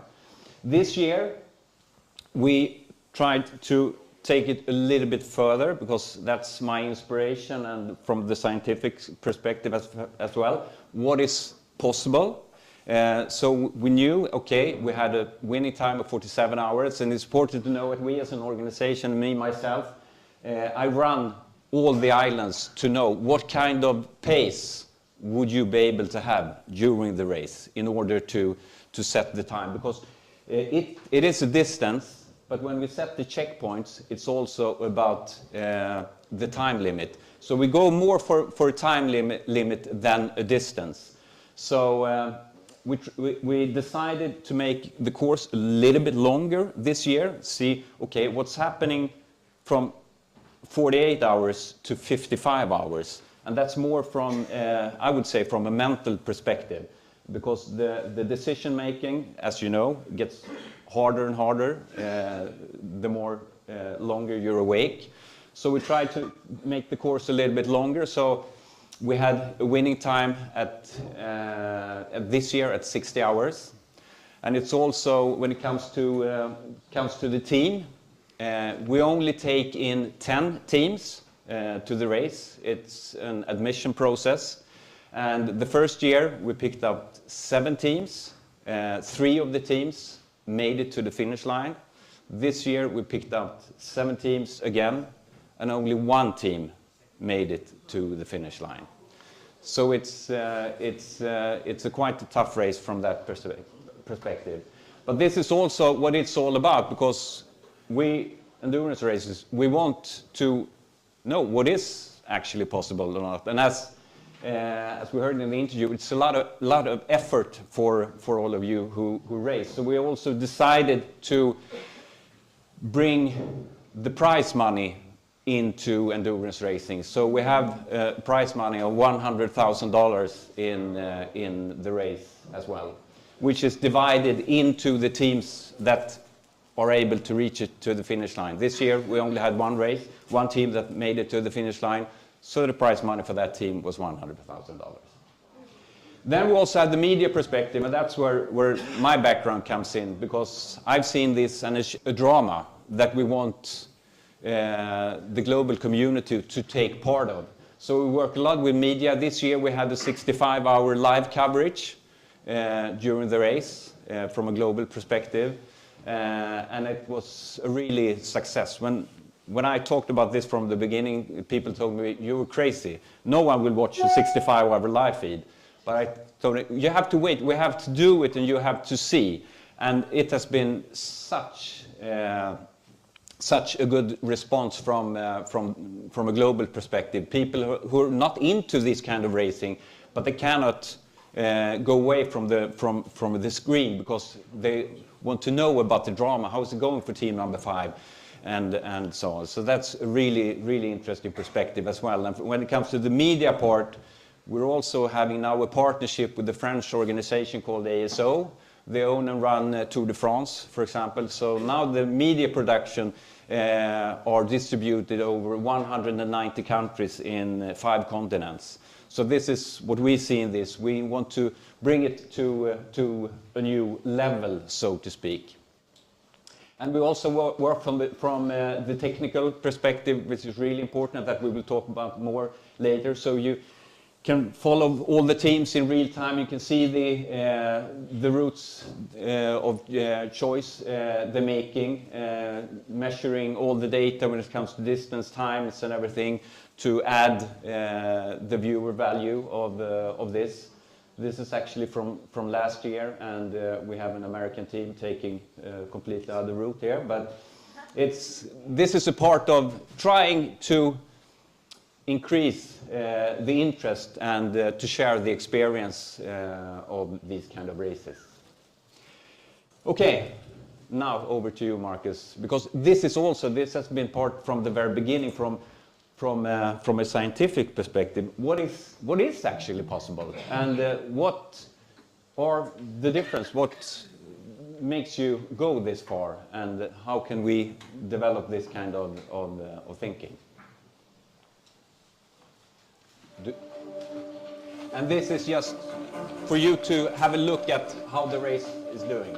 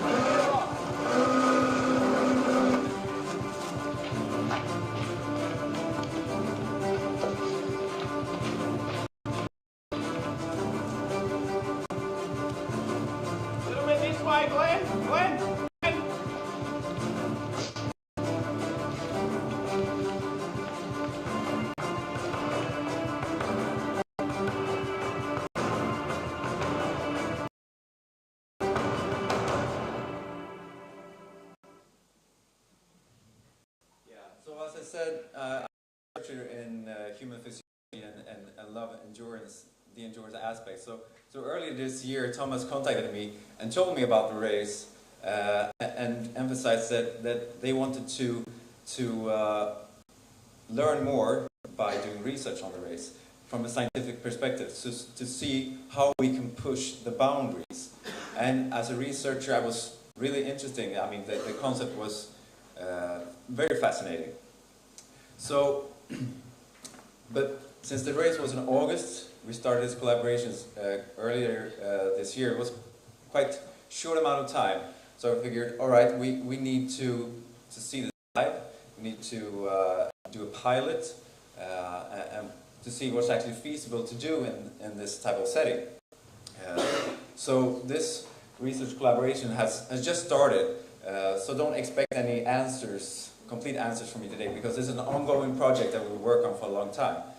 But just to highlight, so this is I would say the physiological potpourri or mixture of what you encounter at one water race, which is of course quite similar to what you experience during adventure racing. And you have, of course, the endurance component here. And as I said, 250 kilometers.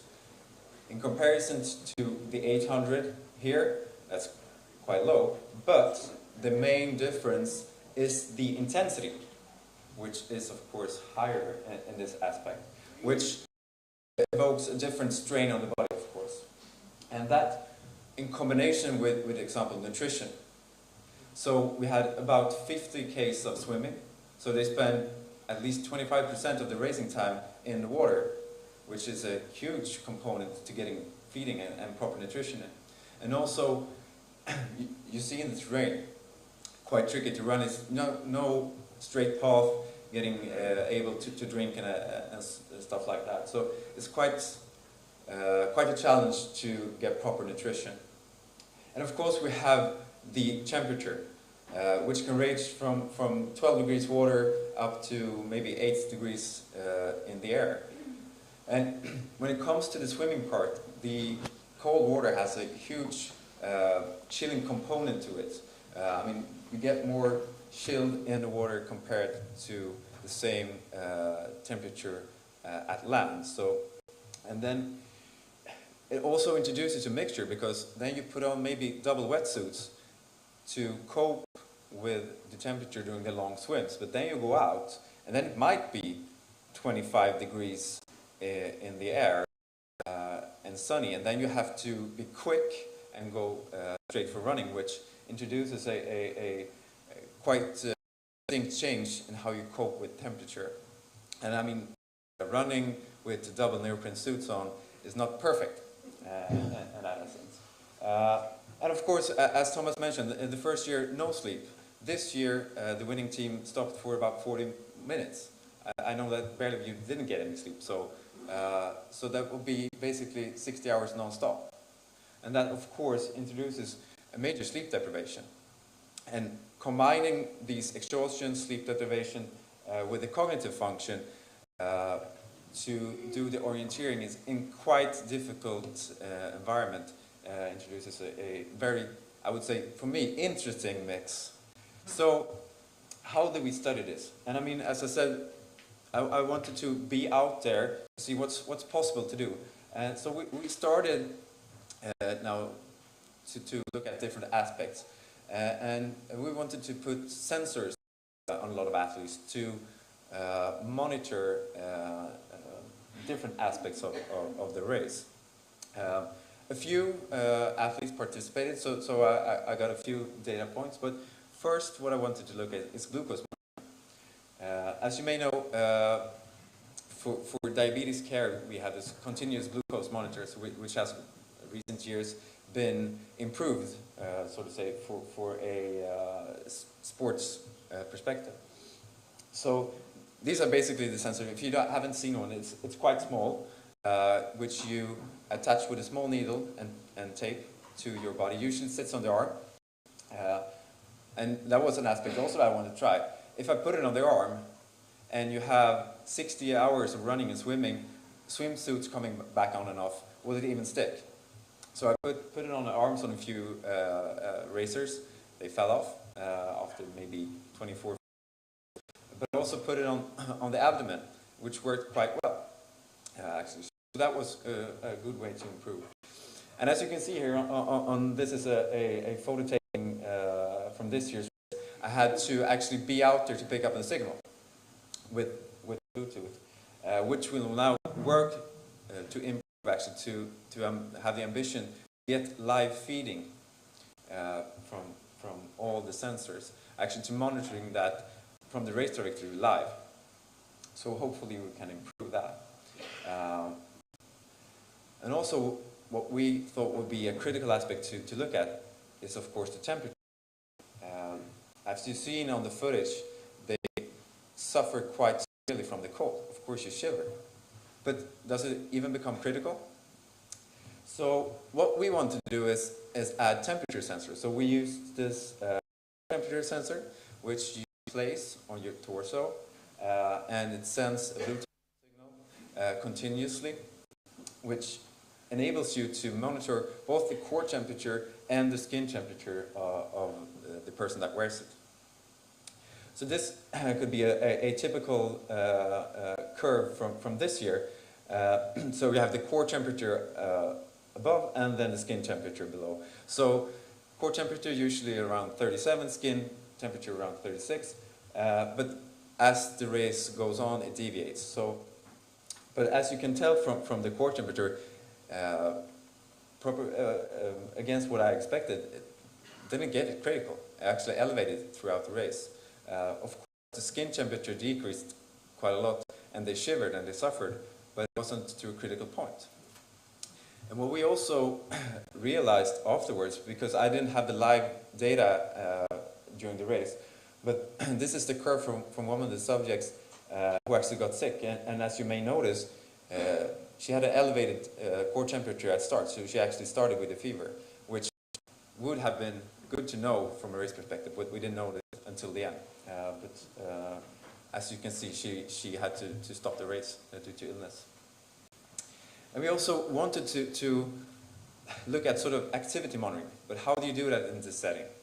Wearing a standard heart rate sensor with a belt on for 60 hours, running, swimming, changing gear, interferes quite a lot with the skin. So we wanted to see if we could improve there. And a few racers have had these aura rings during the race. As you can see, Glenn here going out in water with a ring on his finger, which tracks the activity. It's not optimal for heart rate, but it gets you a nice sensation about the intensity that varies over the race. And also, here we have during the first day before race, the sleep status prior to start, and then at 7 or 8, the race starts. And then you can follow the intensity. So this, these three figures here represents the entire race. So you can follow that. Quite high intensity in the beginning, wearing off as the race goes on. In the second picture there, a small decrease where they stop for 40 minutes and then it goes on, and end of the race. So we can get an apprehension of the intensity as you go on, an estimation about energy consumption, and also sleep, which was lacking during the race. But we also want here to and continue. So what's next? So we want to improve. So we would like to have continuous data monitoring from all of our participants, so we can get that live to the race directory, both from a medical perspective and also from a research perspective. We want to draw blood before and after the race. We want to assess cognitive function before and after the race, and also study the recovery aspects, because as many of you are experiencing right now, disrupted sleep, hunger going up and down, etc. So how long does it take to recover from such a race? And what could we actually measure from blood? What we usually do in our lab is that we measure markers for brain health and brain function, and also brain damage. That could also be heart damage or heart function. We could measure metabolomics, that is all the metabolites in the blood at the same time. How did these change? Do they differ between the ones that finish and the ones that have to terminate the race? And we also collaborate with a company that offers you rapid, complete blood counts. You could look at the immune response of these athletes before and after the race. And we can get that within 10 minutes after they stop. So we try to add more components, so to say. Yeah, and what is really interesting here when it comes to the technical development with sensors and everything, now you work with microsensors. You can have it in your garment, so to speak, and we're working with a tracking device as well. Can take in different kind of sensor activities via Bluetooth and so on. So we as an organization can have all the races, we can monitor all the racers in real time. And we can also, from a safety perspective and from a medical perspective, but not at least from also a viewer perspective, to see which team are going well, which team, okay, now they're going into the red zone, so to speak. So it's a really interesting development taking place right now that we really intend to be in head of.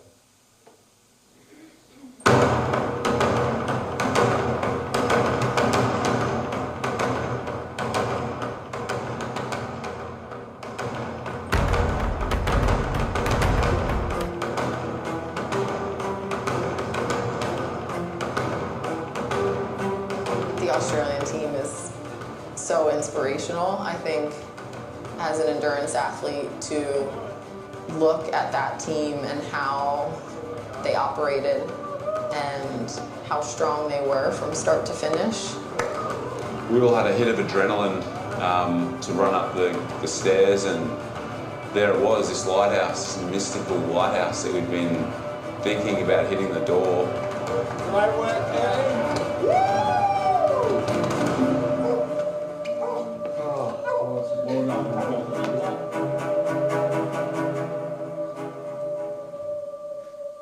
To achieve something like this, it's a big sense of satisfaction and pride. I'm very proud of what we managed to achieve and how we worked to get to this point.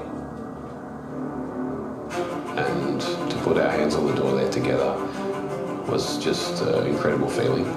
I'm sure we'd love to come back and defend our title next year.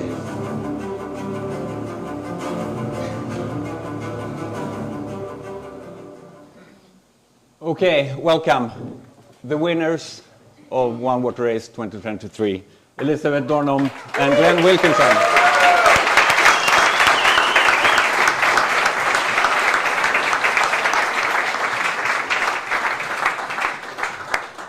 And as you might saw, you have two more teammates. Rob Preston and Julian Dent should be here as well. So looking at this, if we try to compare what you have been doing now comparing to One Water Race, what would you say would be the biggest difference in this kind of racing? I think what attracted us, first of all, to this race was just a very unique challenge of the environment and spending that much time in the water. It's a lot of swimming for anyone, you know, even English Channel swimmers, it's a lot of swimming. So it has a lot of similarities with adventure racing in that you're trying to problem solve throughout the whole race, but the equipment that you need, the gear that you're wearing, and the environment that you're in, yeah, that was probably really the biggest challenge for us. Mm. And Glenn, what do you say? Well, I think in an event like this, you always, you know, the next leg is, you're looking forward to the next leg. So we off our feet soon, we're on our bikes, or if our bikes we're into the kayak, or if our kayak we're on a run. But this, there is not that. It's swimming and running. So the next leg is the last leg. And it's one after the other, and you just keep going. But you know, it's the environment there. It's amazing. Yeah, it's such a special place. And what makes you come back? Why do you do it? Oh, good question. I think we, as adventurers, we all love racing in a team, and for me, that's why I love adventure racing most, apart from other sports. Yes. Sorry. So for me, racing in a team with great people is what this is about, and I just love I love being in that environment and sharing those moments with people, and whether it's one water race or it's adventure racing, that's for me the draw. And the reason I want to go back to one water race is you add that to all the other teams to, intimately experience the course with, and the organisation is amazing, and they look after you and they treat you well. And yeah, it's hard, but you're surrounded in such a good environment, and it just draws you back. Well, Elizabeth, last year you came second, and in a time of 50 hours. This year, 60. Could you say something about the difference between the 50 and the 60? Yeah, so the big difference really, aside from the distance increase, was the weather. The weather this year was much harder, much colder. So we had last year we had the feeling that we didn't know whether it would be possible to finish the race from the start. And then this year we had the same feeling, even though we knew that we'd done it the year before. The weather conditions were, the water was much colder than we had the previous year. We had a southerly, so an oncoming current most of it. And so again, we had the same sort of fear about how, what was it actually going to be possible.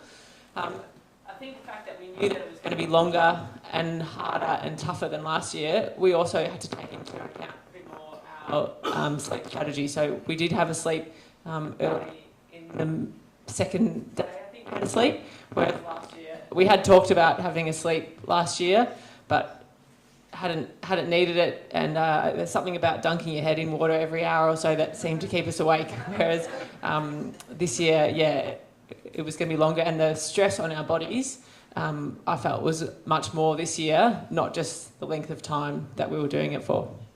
Yeah, and that was also apart from an organization perspective, because we looked at the winning time of 55 hours. That what we thought would be a good distance or time, so to speak, from the 48 up to 55. But then after, I would say, 2/3 of the race, I wasn't really sure if someone would be able to make it, and that's also a part of the race. So we shortened the race, the course, a little bit in order to go in for the 55. We didn't manage that. We went to the 60. I was at the second night, I was a little bit scared, worried if someone would be able to reach it to the finish line. And then I met you, and I said, they will make it. So and I think what's also really tough in this race is Danziger Gap. So there's this big swim towards the end of the race. That's one long hit, 7.5K if you go in a straight line, but with current, and it's in the outer part of the archipelago, so it's much colder water, and you've sort of been racing on already. And if you get cold when you're in the water, there's no out. If you get out on the boat, then the race is over. So when you're already on the third day of a race and you're very fatigued, it's a very daunting experience to know that you're going to be in the water for the next 2.5, 3 hours, and there's no out unless you want to quit the race. So we never really... I'm glad that you had a lot of confidence in us, and I'm sure we also had confidence that we would get to the finish line, but we didn't really let ourselves think about the finish line until we had crossed over that big swim, Danziger Gap. I'm also keen to hear What's he?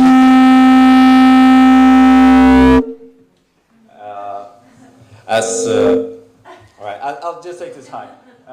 So, what do you think research can help you out? What would you like to find out, or how could you improve? How could we help you out? Yeah, so this year I think the temperature sensors and the glucose monitoring is really interesting, and whenever we saw you at the checkpoint, we got a bit of an idea of what our glucose monitoring was. I lost a lot more weight in this year's race compared to last year, and shivering burns a lot of energy aside from all the swimming and running. But yeah, things that certainly knowing what your fuel levels were and knowing what the fuel levels of your teammates are at the time would be very useful information, and knowing when to refuel and all that kind of stuff. There was lots of issues with some of the other teams, about trying to keep food in, and we all have that issue in adventure racing, particularly in this race as well.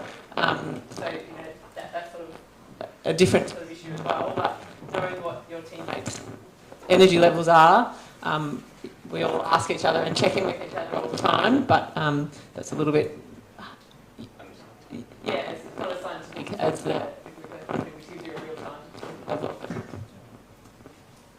Maybe also as well, especially for the navigator in the team, you know, what their cognitive function was, and that was really one of our big decisions about whether to sleep or not, is how tired or how crisp our navigator was, and knowing that he was fine at the time, but knowing that we still had a long way of the race to go, we wanted to make sure that he stayed that way for the rest of the race and that we didn't unnecessarily extend the race for us because we chose the wrong direction.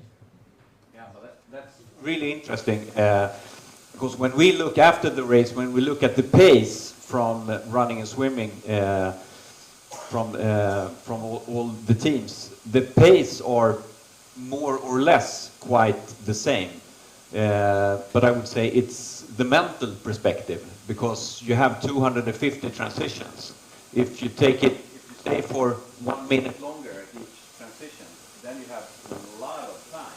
So this is also so important to how could we keep up the mental part to just keep on going all the time. And that's training for a race like this. Should you run more, swim more, or should you work with the mentality? That's also very interesting in this part. Yeah. Okay. A big hand again, Elizabeth and Glenn. You're amazing.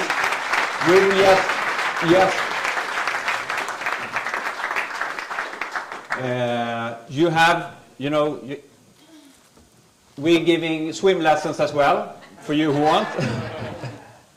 So we will just end with a trailer from the documentary that we have been doing, and it's on our YouTube channel if you would like to watch, and you're please welcome to join our community as well. Thank you very much for being here. Oh, This race is a full, dark beast. You're uncomfortable, and it never, ever ends. It just doesn't stop beating you down. It's the hardest race in the world. The story about One Water Race is that I want to find out what we humans are capable of, both from a physical but also from a mental perspective. What is the ultimate proof of human capacity? One of the toughest races in the world. Not all teams will cross the finish line in this race. I could push through anything for my teammates. It is an experiment because no one knows what's going to happen.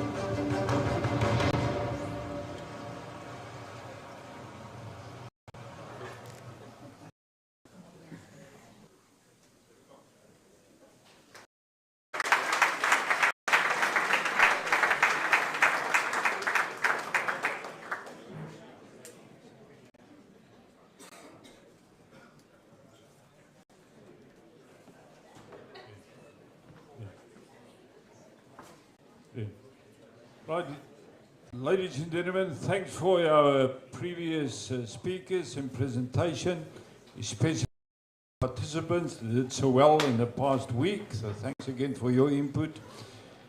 Our next topic, you know, some people love them, some people hate them. And in South Africa, we had the doyen of rugby, Dr. Dani Craven. He used to say they are a necessary nuisance, and I'm referring to referees. And at this event we had 3 referees coming from 3 different countries in the world, and we are going to invite them to do presentation. We've got Adrian Crane from the USA. We've got Iga Dorotic from the beautiful Croatia. And of course we have Mark Golding from the even more beautiful South Africa. Right, so ladies and gentlemen, these are your referees. They took care of you over the past 10 days when you were participating and competing. And of course, we will hand it over to them. They will have a brief introduction and a few questions. And of course, we would like to hear what is the reason for having referees at a race like this. Thank you very much. So welcome everybody, and to those competitors, we do understand how much you put into preparing for a race, coming to the race and racing in the race. We have all been racers ourselves, we've all been race organisers, and now we're referees, and we absolutely understand the huge effort you put into racing, and we hope that we can do you justice as referees. It was very true what our introducer Johan said, that I'm not sure if anybody actually does love us, but certainly lots of people hate us or don't like us. But it's necessary. So if we could go on to the reason for rules.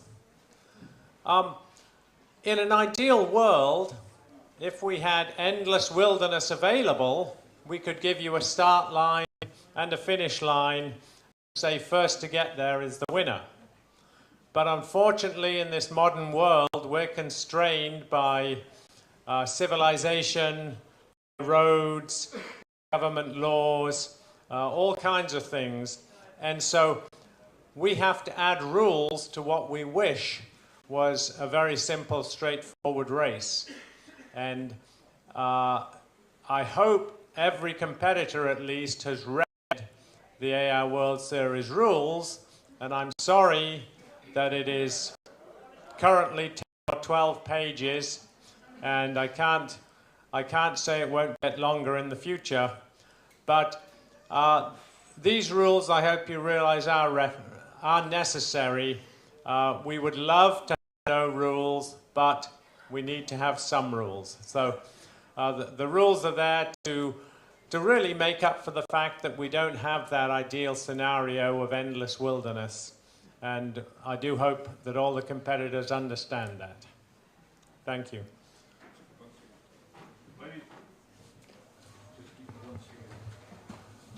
Ladies and gentlemen, I have just to interrupt quickly. One person has broken some of the rules, and this is a vehicle that is parked in some activity. So please, the owner of a Hyundai HXW 755 EC, please remove it, otherwise you will be penalized by an hour. Please, that person just remove your vehicle. And if you could give us that team number later, we'd appreciate it. And then, regarding the rules governing a race, I'm going to hand this to Go. Yeah, hi. So we're all coming from a world that is filled with rules. You know, driving on the road, working rules, marriage rules, all sorts of rules. So one would think that coming to a race, you will be going on a 7-day holidays without any rules. But that cannot happen because there is ranking involved, there is prize money involved, there is status involved, and some people are just competing for the status and for the glory. But nonetheless, ranking in sort of boundaries with the rules. So ARWS came up with a set of rules. It's about 12 pages at the moment. And I always say at my race, I always say not knowing the rules is not an excuse for breaking them. And you always see that a lot of teams are unaware of the rules, but we always keep saying you have to read the rules, you have to understand the rules.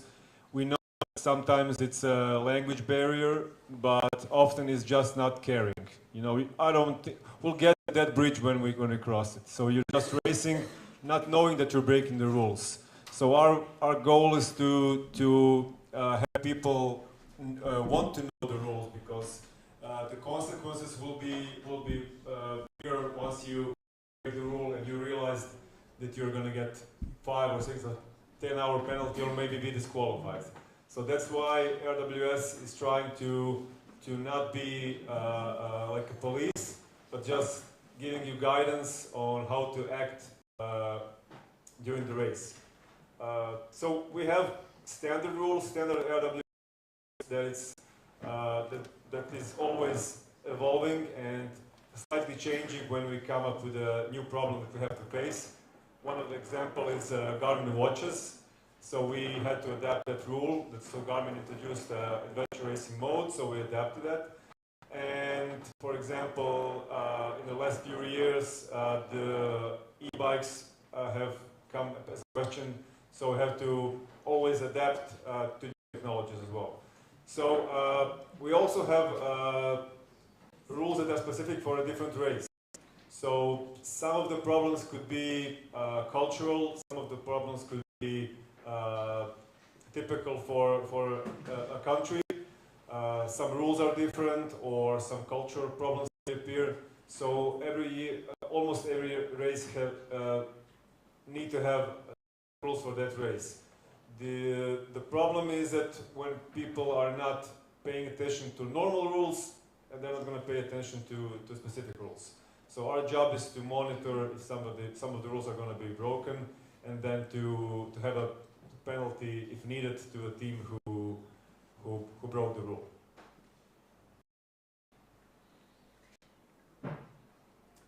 I will just hand the mic to Mark. He will talk about the reasons why referees are here. So it's not only not breaking the rules, but somebody in the end has to monitor the rules and of course monitor the penalties after the rules are broken.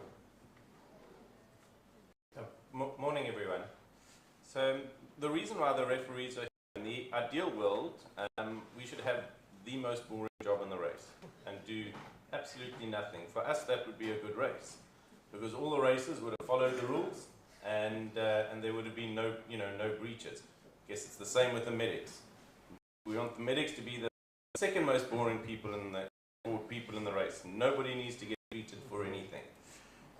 So we have the referees because when there is a breach of the rules and there's an unfair advantage then gained, then there needs to be a rectification of that.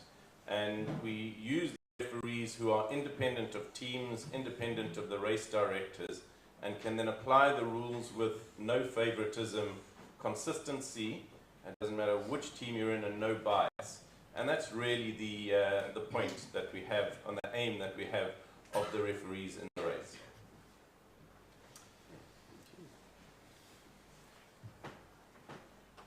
So the actual task of the referees has really evolved over the years that referees have been here in adventure racing. Obviously in the early days there were no referees. It was the races were put on by organizations such as Eco Challenge and Raid Gauloise. As a competitor, you were totally at their mercy as to what they chose to enforce, what kind of penalties they would give you. It felt like a free-for-all, and competitors would worry that other teams were gaining an advantage. Since we've had referees, our aim truly is to help the competitors. One of the best ways that we can do that is by giving them peace of mind that every team is racing according to the same rules. So if they're having a hard time out on the course, I think it's reassuring to them to know that no team is having it any easier. So that I feel is an important part of the job. What we do in practice, because we've learned it's the best way, we cannot be everywhere on a 900-kilometer course. We cannot watch every team among 100 teams, but we can be on the course. We can understand the kind of things that are going on, the kind of challenges the teams are facing regarding weather, terrain. We can visit some of the crucial points where confusion might occur or where problems might happen. And between the three of us, I think we've covered a large part of this course, and I'm sure every team has seen one of us at some point. It still leaves a great deal of the course that we weren't able to watch, but you know, we hope that all the teams have felt they were racing in a situation where they knew they were racing against teams fairly, and you know, so we return to the finish line here, and the final rankings, I hope, represent what the teams really achieved out there on the course. And so that's really the task of the referees, is to make sure the race goes off fairly, and the final ranking. Thank you. I'd like to talk a little bit about the communication with organizers and competitors. So rules in adventure racing is pretty new, so we are still trying to figure it out and try to find the best solution. We are always talking amongst each other and trying to come up with better wording, because wording of some rule can be bended, it could be interpreted in different meaning to different people, especially with the language barriers. So we are trying to make the rules as simple as possible, but to contain all the stuff that is needed for that rule. The importance of communicating referees with the race directors is the most important one, because race directors, especially if they have specific rules for this race, need to realize that having specific rules also complicates things, and we need to know what the penalties are and what will happen if you break those rules. So you just cannot create a rule. You have to think about it and think about the consequences. And will all the teams be able to do that? So the simple example for this rule is, on this race there was no dragging of balls, and the penalty for that was immediate disqualification. So the problem with that rule was that everybody had to drag a boat at least for 1 meter. So what is actually, if somebody saw somebody dragging a boat for 1 meter, the penalty would be disqualification.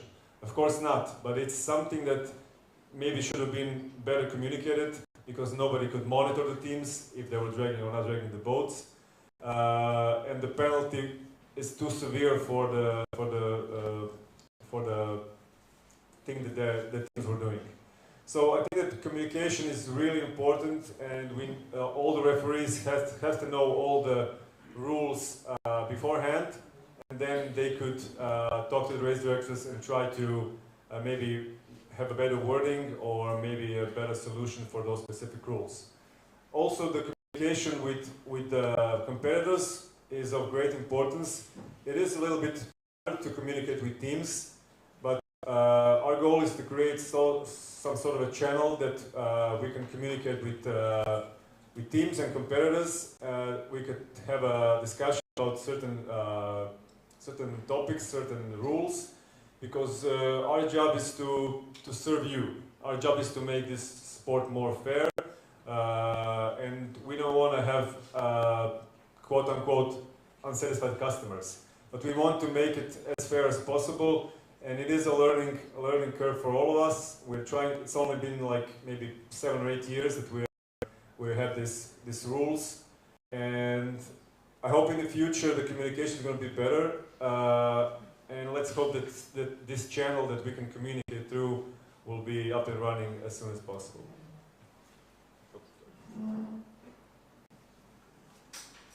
One of the wonderful things about adventure racing is you never know what's going to happen.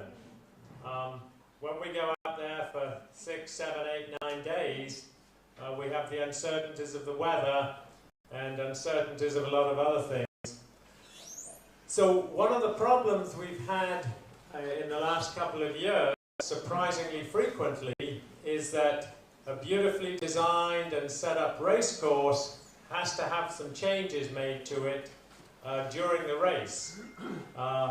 We might have teams spread out by many, many miles by this point, and first teams get halfway through a section that is then modified. Perhaps the lead teams get through that section and then it has to be modified. Perhaps almost everybody gets through that section and then it has to be modified. So we have many different things that can happen on a race course. A very common example is if there's some ocean paddling and the winds come up and make it too dangerous. And then we may have teams scattered along the seashore with their kayaks unable to continue. This is obviously a huge logistical problem for the organisers, and until recently we have just had to make up on the spot the way that we will resume the race and the way that we'll modify the rankings or give credit to teams for the amount of work they did on that section prior to the change.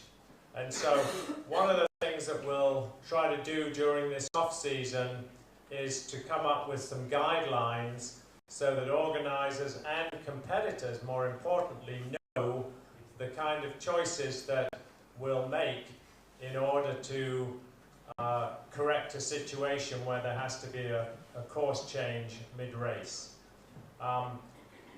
One of the interesting things about adventure racing, there are many interesting things about adventure racing, is that the race book that the competitors have is part of the rules, so that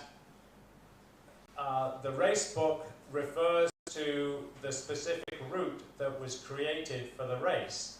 If we have a section that is cancelled, now that race book may no longer be valid for certain of the race, and that needs to be, any changes to that, to the race book, need to be communicated to the competitors at the same time so they fully understand what they're allowed to do next, what they're meant to do next, and hopefully get the race moving again with the fairest outcome for all the teams. So dealing with the cancellation of sections during a race is a subject that we'd like to work on in this off-season.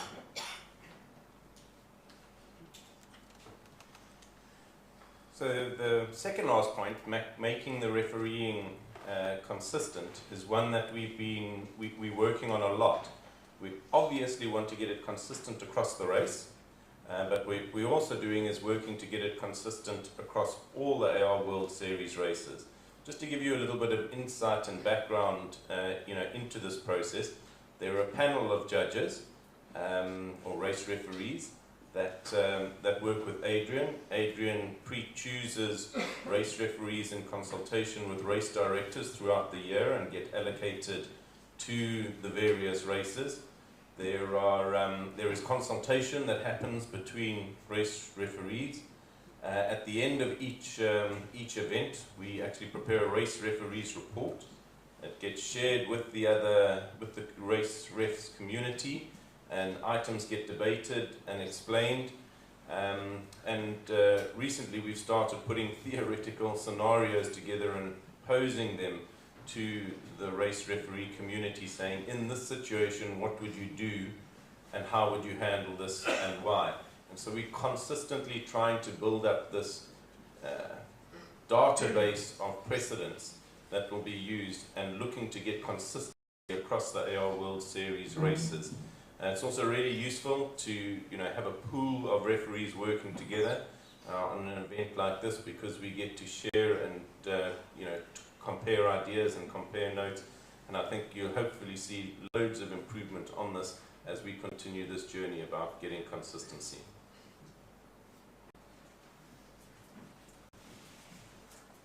And then, as adventure racing evolves, and as more and more teams become more competent and more competitive in adventure racing, we find that the rules have to evolve. We mentioned technology. That certainly can prompt an evolution of the rules. We try to keep the changes to the rules as minimal as possible. We want to be very conservative and slow in changing the rules. We don't want to surprise people every year. We don't want to change rules and then have to change them back. So we are cautious when we change the rules, and we'll always try to do those rule changes during the off-season, over the winter, before the next season of adventure racing. And some of the rules that you might be looking for next year, when we publish next year's rule book, I'm pretty certain there'll be at least one change. I think we might reference what is a mountain bike. We all use mountain bikes here, but we have not yet defined what a mountain bike is, and so I think we'll come up with some definition of what counts as a mountain bike, and in effect, what bike are you able to use at an adventure race. Remember that if an organizer wants to, they can alter the mandatory gear list. So even if we specify for AR World Series that it must be a mountain bike, an organizer could say, for this race, recommend a gravel bike, and so that possibility exists for the organizer, or an e-bike indeed. We'll write up some guidelines for the situation for cancelled sections, as I discussed. And another interesting situation that is caused by the increasing competition that comes to these races is that while we love the assistance between teams, we're aware that it's possible 2 or 3 teams could come together to a race now and all work together for the purpose of getting one of their teams to the finish line faster. And so while we really love the camaraderie between teams, we love their ability to help each other out, we do want to make it clear that that should be help during the race, not help that you have organized prior to the race. So that's an example of another rule that you might well see coming up next year. So I don't know whether our compare here would allow us the time to take any questions. All right, apparently his answer was no. And that may well be a relief for the 3 of us referees here. But in closing, please, every competitor, read the rules. Please, every volunteer, read the rules. And now that we have media so prevalent, please, media, team media and supporters all know the rules that they should abide by to make for a fair race. We love to see you race hard, and we hope you will race hard in the future, and also race fair in the spirit of good competition. So thank you very much.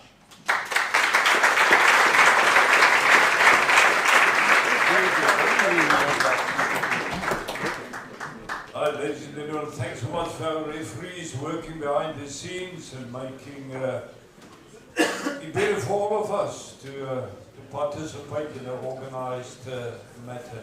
Right, we have again our beautiful lady on the stage talking about striving for excellence. No need to introduce her again, so Heidi, here's your Hello everybody, welcome back. I hope you are still all wide awake. Are you? I can't hear you. So let's get the energy going again a little bit. Thanks for joining. And I know we're running a little bit late with the program, and I'm going to make it a little bit faster, as you know. I have a lot of meetings always with the IARA World Series race directors, and I love speaking about this topic. Let me get my screen in front. I can look, here I am, striving for excellence. Wow, what a beautiful topic, don't you think? I think if we can start with the first slide. I always feel, let's define excellence. Now this is quite an interesting picture, don't you think? Ladies and gentlemen, I think all of us in this room, race director, and I would like to combine today's chat about race director and athlete. And maybe you can take this back to your personal lives. Because ultimately in life, doesn't matter where we are in our home and the work we do at home, we all strive for excellence. And if that is a philosophy in your life, I mean, we have so high goals, and what do we need to do every year to take that goal to the next level? But it's important to decide what is excellence. Where do we start with excellence? And as we evolve and as we grow, and I'm going to get to that, thank you so much, Simon. As we evolve and get to that, I would like to speak and say, I think for a moment, everybody must always just think, why is striving for excellence so important? I think if you've seen our event, if you walked the journey with us, you can see that Expedition Africa, both myself and Stefan, set the bar very high for ourselves. So how do you criticize yourself? How do you go back afterwards and go back and say, was it good enough? Or how can we make it better? And what is a process that needs to go through that? And that is from a race director's point of view, and that's also from an athlete's point of view. How can you make yourself and your team better?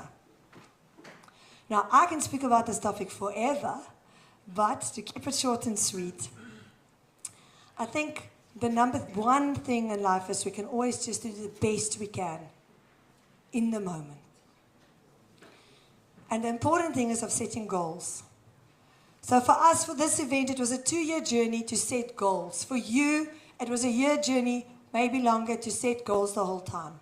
Set goals in how you train, set goals in your team, set goals of how do you want to produce or put an event together. How do you want to present it? Do you want just an event with one flag at the starting line, or do you want the event to look spectacular? What is your goal? Do you want to just finish the race, or do you want to be the top team in the world? What does it take to reach those goals? I think we always speak about it over and over and over, but for me it is just to share with all of you that we have to go back to the basics every time and say, how can we make ourselves better? How do we set those goals? And how do we achieve those goals? And of course, most of us are parents, and we obviously take this back to our lives at home. And we all do it already in our daily jobs, I hope. And we just need to pull those goals back into adventure racing.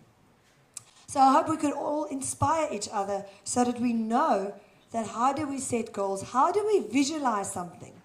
I promise you that I've had many things differently visualized for this week than how it actually happened. I was dreaming about this for 2 years. San Diego, our future world champs directors, every race director in this room, you have a dream in your head. And then what happens when the event happens? Weather conditions come in. A trailer breaks. Your team member gets sick. And those dreams and goals you had is falling apart. And then what do you do when one team member pulls out? Because you just cannot go further. How do you change in that moment? And that is all part of striving for excellence. Overcoming those challenges. What do we do when things go wrong? What do you do when things go wrong? There are definitely, and I've really discovered this over the last few years, there are definitely some of us in this room who can really handle when things go wrong. We can handle it better than the person next to you. And if that is a big problem within your team of 4 people, that is also something you need to go back into the room and say afterwards, okay, this is adventure racing. It's not an Ironman. It's not a marked route. There is nothing that can prepare you for what's to come. You have to roll with the decisions. You have to roll with things go wrong. You have to roll with you get a CP point, a checkpoint at the wrong time of the day. You have to roll with somebody gets sick. Somebody's got an off day. As race directors, you have to roll that something happens. Your times doesn't work out. Weather come in, trailers break. It's the constant change. It's the constant problems we have. And how do we overcome those challenges? You have to roll that you're volunteers and people getting tired. So it's the constant change of how to handle the situations and then just overcome those settings. So I would love you all, when you go back home, not only race directors, but also teams, go back and take all the experiences of this week and really go and work through that and learn from that. What is learning and adaptation? I think the number one rule in life is that we all need to understand that we are not perfect. We are all striving for excellence, but we all make mistakes. It's impossible if you have 100 balls up in the air not to drop something. And actually in this week somebody said to me, Heidi, well, just make sure you don't drop the crystal balls. So make sure only the rubber balls we are dropping. So when you're under immense pressure and stress, you need to decide at that moment what is the most important. So, and how to adapt to constant change and how to be not too hard on yourself. And when you make a mistake or when you've made a navigation mistake, to say, whoa, let's stop for a moment. Let's circle back. And how can we overcome it? You all know in adventure racing, it is not when you make the mistake, especially who knows navigators in the team. And when they make a mistake, the navigator, 10 hours later, you were still talking about the mistake he made 10 hours back. I know, I raced with a husband. He's not in the room, I hope. And 10 hours later, he was still talking about the mistake he made 10 hours back. And I'm like, doesn't matter, let's go on. Let's focus on the next point.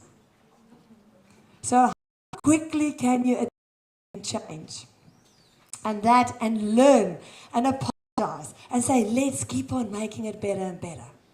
Because that's ultimately the important, that your heart strive to make things better. Okay. So like I said, I can speak about it forever. I love it. I love resilience. I love to show people what adventure racing does to one of us and our personalities. But it's not today. The platform is busy for the whole day. So ladies and gentlemen, how do we build the culture of excellence?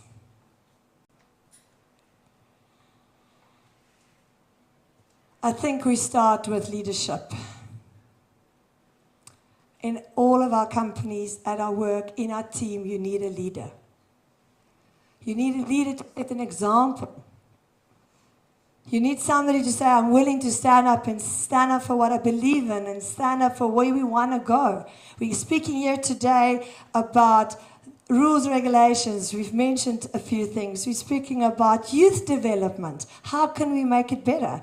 We have amazing other races in the world. One Water Race came here all the way. They are geared for adventure races to go and test yourself and develop your skills and your mindset further. These are the things we're living for. So how do we learn? How do we get better? You have to have a leader who say, let's improve, let's make better. Every time, let's make better. What is our goals for next year and how are we going to make it better? We need to understand that times are evolving, new technology. Every year, what are we doing here this year, we can improve it and make it so much better next year and the next year and the next year. We need to adapt. Media can get better. Volunteers, our referees, everything can get better. We need to start develop the youth development and the future of adventure racing. So we're just in the beginning, but we have to believe that that is how we go forward, is that we acknowledge that we can go better. And we've just actually started this journey. I mean, there's many more topics we can go in. I mean, obviously it will be discussed later, but I would like to go to building a support network. What is a support network? For all the people in this room, you would not sit here if it wasn't for that husband, wife, family, volunteers, your crew, your partners that make it possible that you can be here today.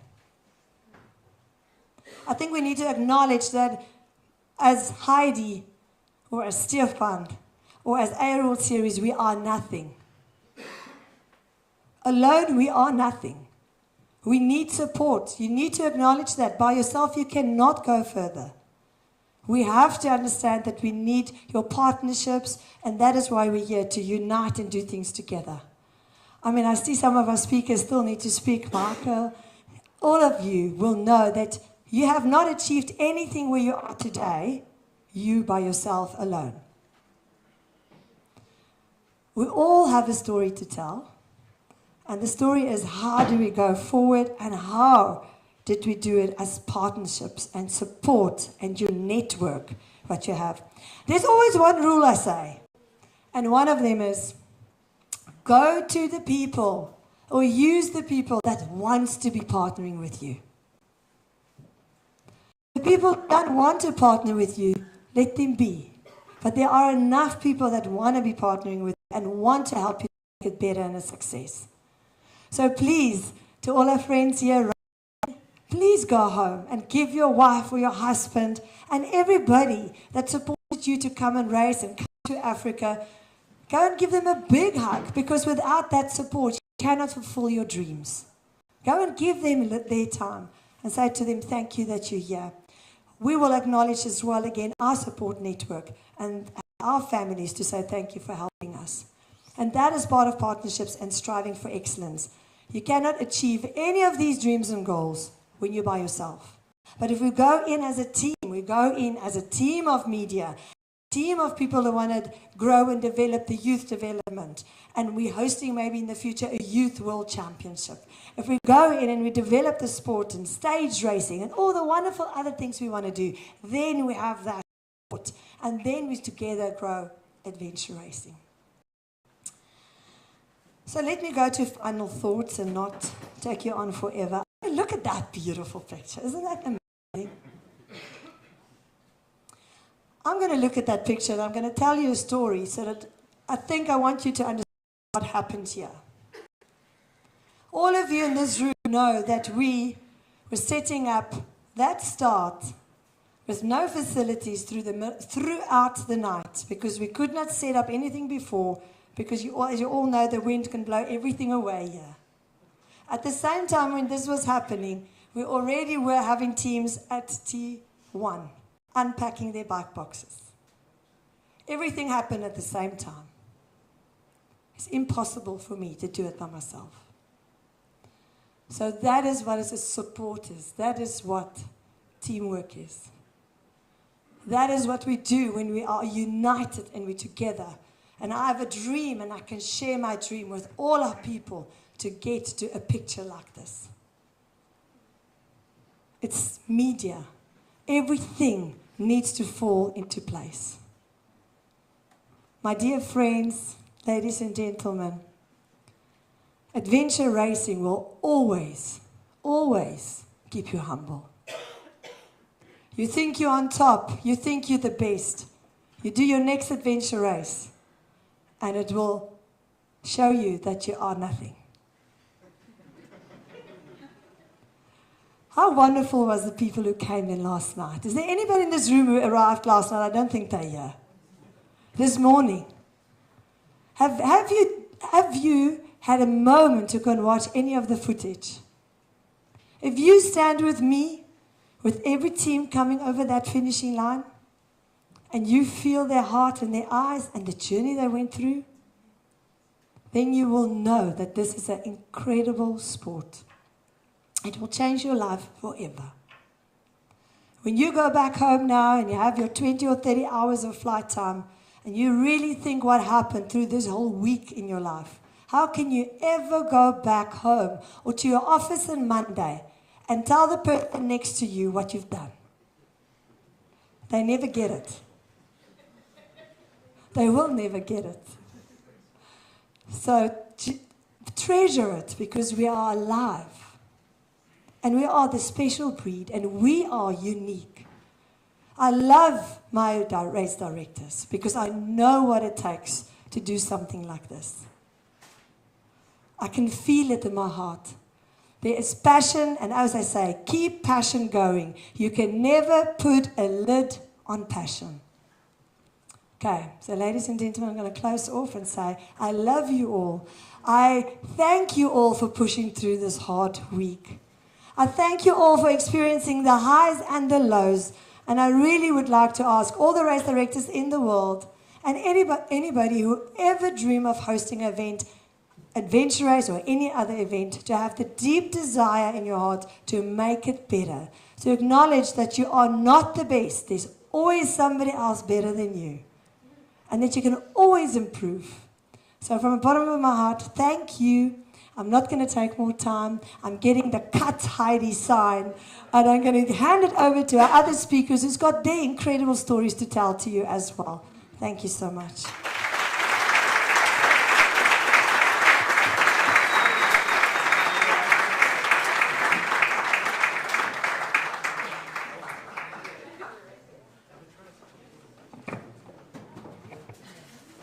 Now, ladies and gentlemen, Heidi said she loves us all, but I think we can say as well, we love her all of us.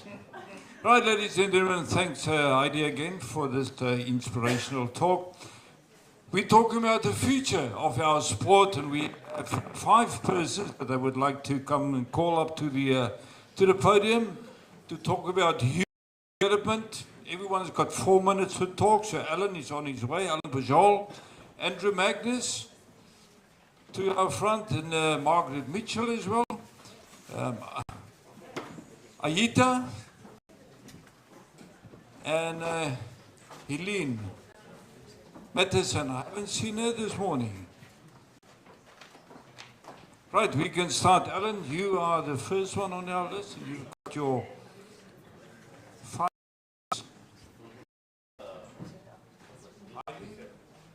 Heidi?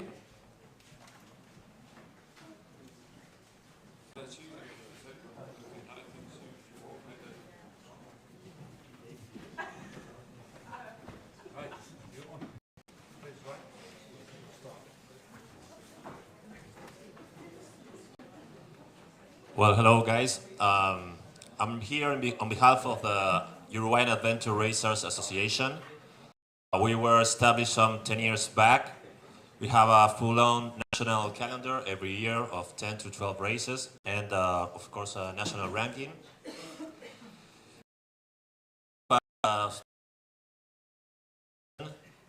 To develop the sport of adventure racing in our country. That's why in the past 10 years we've been supporting athletes, teams and institutions to the matter in hand, youth development. Here are a few examples. This is the first example. This is Adventure Kids. This is organized by Chip's Adventure Team, which is a journey for athletes that are under 12 years old for the first approach into adventure racing. They get a map, they do a treasure hunt where checkpoints are usually candies or treats, and there's the first approach in some navigation and multidiscipline, doing trekking, bicycle, and sometimes paddling. The other example is this. This is a sprint race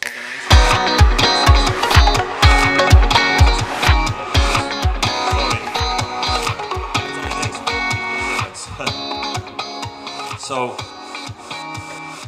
yeah, that's a race organized by the professors of the PE National Institute. In this race, we were only bringing support, trying to get the young athletes into participating in a national calendar. And also, we were joining the athletes during the course.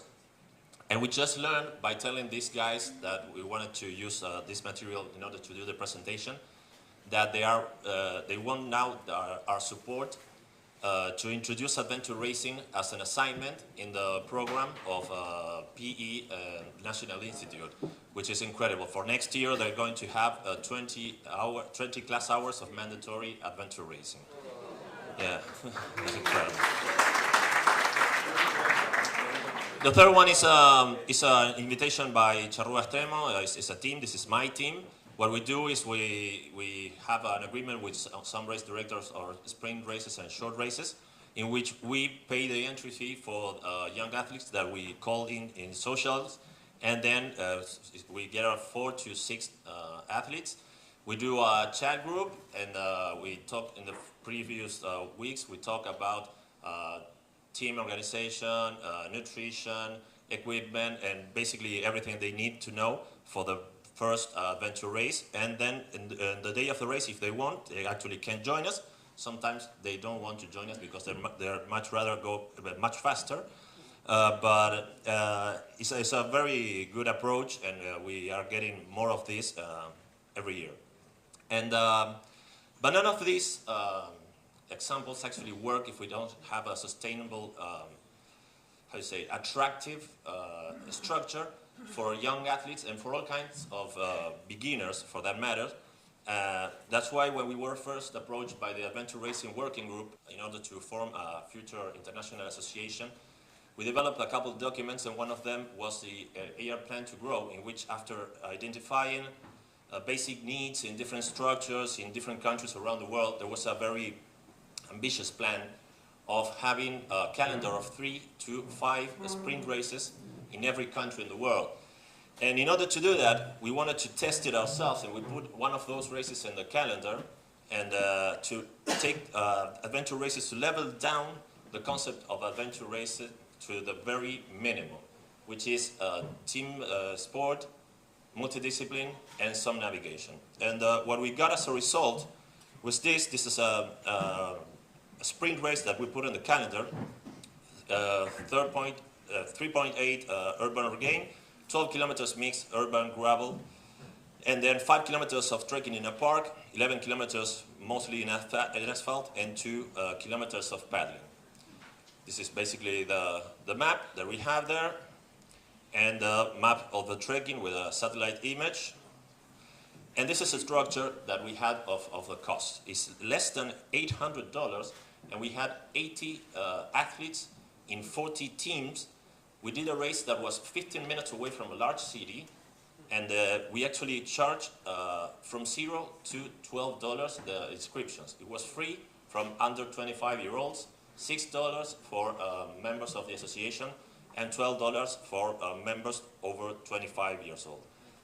Covering this basic structure of cost, and we actually think this is the best way to have an approach to young athletes and all kinds of beginners in adventure racing, because we are going to have at some point bigger races that are further away in beautiful places and have lots of different equipment and gear and necessities, but to have an approach that is very attractive for young athletes, we think this is the way to go. And that's 5 minutes. Thank you very much.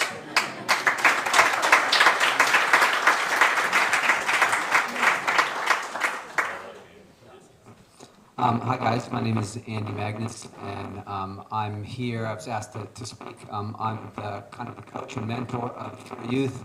I'm a elected Kiwi. I'm American normally, but I've chosen to live in New Zealand. Don't hold that against me tonight when things play out as they will. And so one of the things that I have found over the years, starting when I was back 25 and starting to adventure race myself, was that, and at first I thought it was just Kiwi kids. I'm not convinced that it's not kids in general. Is that youth are incredibly more capable than they're often given credit for. And in setting out to mentor this team, it wasn't a goal of mine. It was simply I was a grassroots race director, like many of you, in New Zealand, putting on anything from 6-hour road games in difficult bush to 48, 72-hour grassroots adventure races. And some of these kids that lived in farms down in Fjordland showed up, and they started crushing the races, crushing the rest of the field, and wanting to know what was next. And they're 15 and 16 at the time. And I had these experiences with kids before as a teacher, and I thought, well, let's give them an opportunity and see where they can go. And it's pretty incredible. I think that a lot of you have been following along and seen that this is kind of proof of concept that if we give kids these opportunities, and I say kids, they're 18 and 20 now, so I'm always going to call them kids. They'll be winning world championships in 5 years, and I'll say, oh, those are the kids up there, that's great. So sorry guys, that's what you are to me, but it's just this really profound experience for me as a mentor, watching them, a little bit heartbreaking as I watched my own career and ambitions completely destroyed the first time I took them out for a 12-hour, kind of jaunt.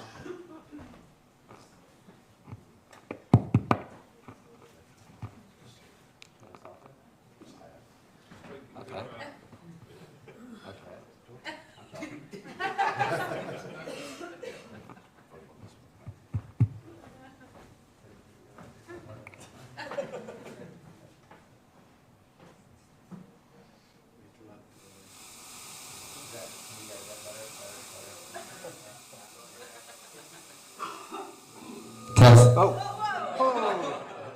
Okay. I'm going to assume that you could all hear me before. Okay. Anyway, so I'll wrap up. But just basically, my passion and hope is that if we begin with some of these other people developing, the youth and giving them the encouragement, is that what we're going to see in space is going to kind of change. When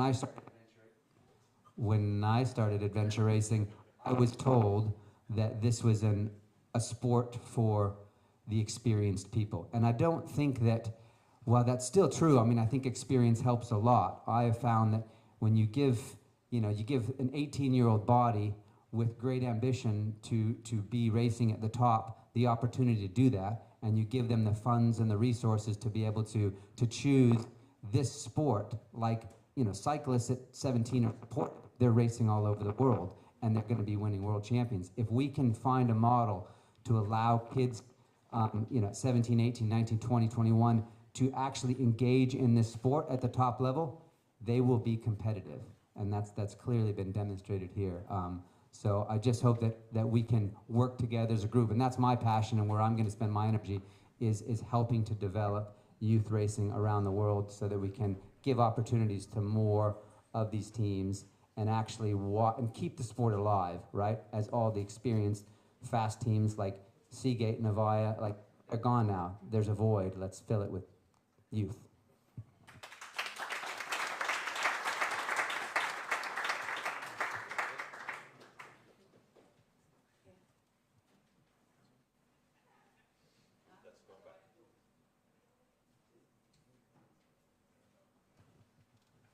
Namaste everyone, this is Ajita from India, and thank you so much. Is it okay? Okay. All right. So, I'm from India, and we don't have many adventure racing teams from India, as you all know.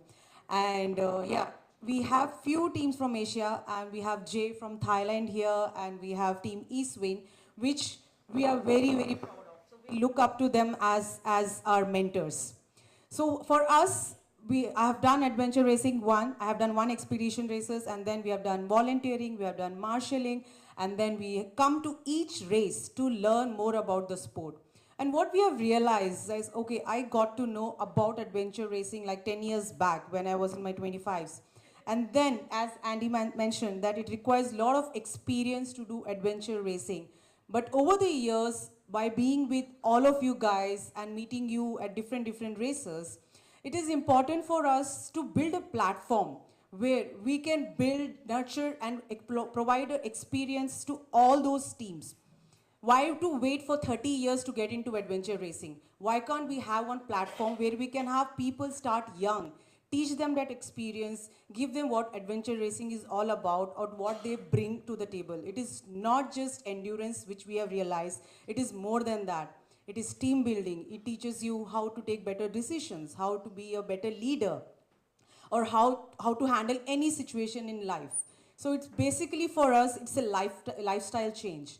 And that lifestyle change, we want to bring that in India. We are doing a lot of small workshops. We do adventure racing for kids at university, at schools. We host small trailo park runs.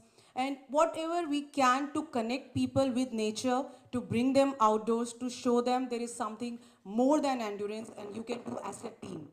So we are doing our bit, but what I would encourage or having a series providing as a platform where all the race directors, all the different countries, we can sit together, we can discuss how we can have athlete exchange program for adventure racing.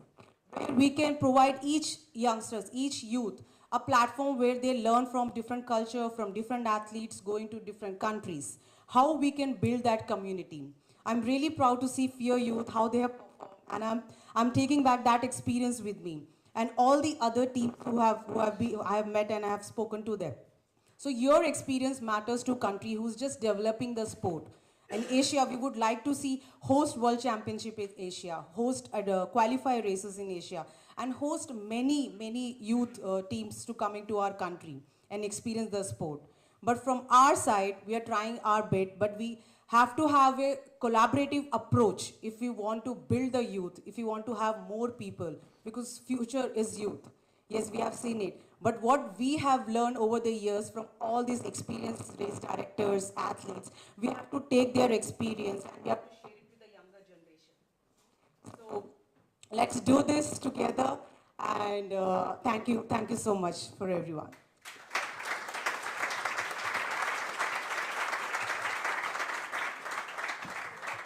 Sorry, my shoes are coming off. I don't have a slideshow, so I'm it. Okay, so my name's Margaret and Mitchell, and I'm an educator at Lillyfontein School in East London. It is an adventure-based school, so we're adventuring every single day. From, let's see, my grade 0 to grade 3, we focus on orienteering. Grade 4s also do orienteering, but we do farming and fishing. You never know when you need to catch a fish on an adventure race. Then my grade 5s, they do beach studies. 6s do cycling, 7 do paddling, because I've got 5 minutes here, so I better go quickly. 8s do climbing, 9 do hiking, 10 do survival, and 11 pay it forward. So that's where your community come in. So our adventure curriculum forms part of the life orientation curriculum. So every term, each grade has an adventure day or an adventure camp. So I've just returned with the grade 7s. We've just been paddling on the Kawi. I didn't lose any. So it was, yeah, thanks. I know. I need a drink by the time I'm finished. Not on camp, of course. But anyway, so that is what we do. And then obviously in our third term, because we have our adventure race, every single adventure day is focusing on adventure racing. We then also reach out. We also have some underprivileged teams where we will train them, and then they'll also take part in our race. Because also the children that are in the school, not many people just can have a bicycle or whatever. So we really try and stock up on bicycles or ropes or whatever, water bottles, tackies, whatever it is that they need, so that every child has an opportunity. With regards to our adventure program, all the fees are included in the school fees. So when they come, any child, it doesn't matter where they come from, whether they've got money or they don't have money, they all have this experience. And I mean, I know that I used to have a bucket list, but I mean, it costs so much to go and abseil. But here, these children, every single child, whether they come from a home, get the chance to abseil. And I mean, I just think that's epic. They get to go and paddle. I mean, these are all sort of luxury sports sometimes. If you look at it, it costs a huge amount. I mean, putting an adventure race together is not as cheap as just putting a trail run, or I'm not dissing trail runners or anything. I'm just saying it costs a lot more. Okay, so yeah, with regards to adventure racing, I mean, it's also, I'm like Heidi, you know, it's like when you give a pastor a microphone. Don't give an adventure race or someone who's passionate about adventure racing or passionate about children a microphone. Okay? I love the little guys. They keep you on your toes. But I love what they have to offer. And there's so many opportunities. We have so many races. As part of our school, we also have an adventure pursuits program. Yeah, I can still read that, okay, just checking my time, yeah. So it's the same as the President's Award. I'm going to speak a little bit faster. Where you go abseiling, you go skydiving, you've got to do 500k cycle, and then they all get awards for this. But this is self-driven, because adventure racing is self-driven. I mean, if you're going to fail, it's yourself. And this is, when I take the children as well, if I say, like I had the grade 7s now, and I said build a pyramid, but not like a pyramid going up like this. Only 2 feet allowed on the ground, and there's 10 in a team. Okay, so yes, it's like a huge, like on here, on here, on here, they're hanging from everywhere. But it took us about 5 hours. And because I have that time, I'm not in a classroom, so I don't have to limit you to your 40 minutes. It took us 5 hours. So the same as adventure racing, where you start and you're all so excited. I'm checking my time, I've got 30 seconds left, it's okay. You're so excited, and then you go and you got all your food and you got all your snacks, and then you're going to be heading along or whatever like that. And then you're going to get to a stage as well that you're not going to be talking to each other. And then you're going to be, because you're so tired, then you don't want to go, but you do want to go, or someone's telling you to go, and then you start motoring along, and then you've got one more leg to go, one more, and then all of a sudden you're just so full of joy. And then you can see the finish line, and then you cross that finish line, and the feeling is just overwhelming.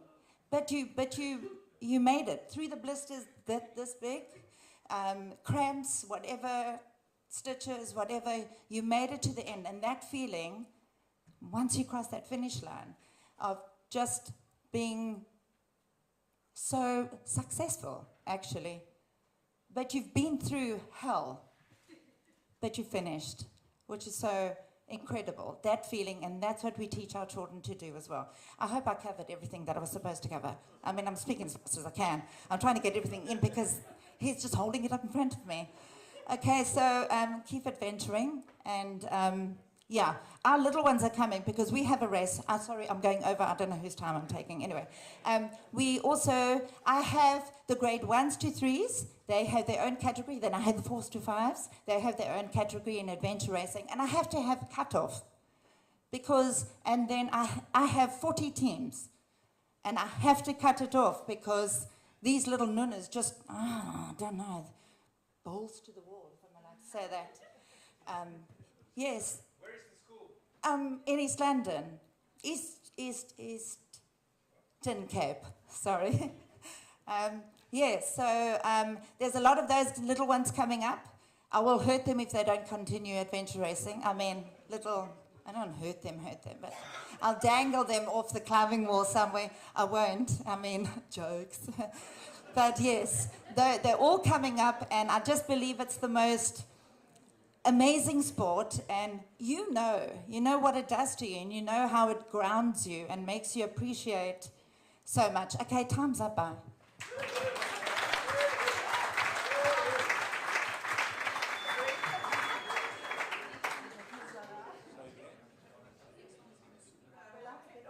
Adventure Racers, I am calling in tonight in a pre-recorded message from Vail, Colorado, and I am chirping in on kids' adventure races. We have put over 25,000 kids ages 6 to 14 on our race courses over the past 15 years, and have impacted at least 100,000 spectators, staff, volunteers, tourists, involuntary and voluntary, over the course of this time. And yeah, we start them young. The only requirement is they have to be off training wheels. And these race courses are for real. They are authentic. They're as pure to adventure racing, adult adventure racing, as we know, and can possibly squeeze into an hour and a half time frame, which is about kid appropriate. There are mandatory equipment rules, there are checkpoints, there is a map that they carry around, there is hiking, biking, water events, We put ropes in the course, there's zip lines and trolley traverses and double ropes traverses, and it's real. They'll go over waterfalls and through culverts, and it is real, and it's been an amazing journey, and it has transformed, and these are the parents' words, and we see it every time, many kids. The impact it has on the kids' empowerment and confidence, and the parents' confidence, where they trust their kids, they see that they can do things they never thought possible as long as you let them. We've seen alumni that become leaders after having raced for 8 to 9 years before they age out, and yes, they do come back every year and become leaders because they know what it's like to be on the course. So I have a lot of stories. I like to call them zero hero stories. It's been a journey, and it's amazing, and to the point of whether or not youth development is important for the sport of adventure racing. I can't speak to that completely. What I do know is that we help raise rough and tumble kids and empower them, and in a race format which has its own benefits, and they have certainly all been exposed to what adventure racing is, including all the spectators, as we always highlight what adventure racing actually is. So I can talk about this for hours, and I hope to speak with any and all of you after this conference. And you know, we're hoping to expand into Europe, worldwide. Why not? Because every child that participates wants to come back and do it again, and the parents want them to do it again as well and be a part of it. It is a big deal here, so I would love to speak to particularly all race directors and see how we can collaborate and bring this mission almost to anywhere and everywhere. So that's my spiel. What follows is a 2-minute wrap-up on a promo video, so you can see what I'm talking about, what these kids are doing. And again, find us on kidsadventuregames.com. My name is Helen, and thank you for having me tonight, and please enjoy this fun little wrap-up. Bye for now.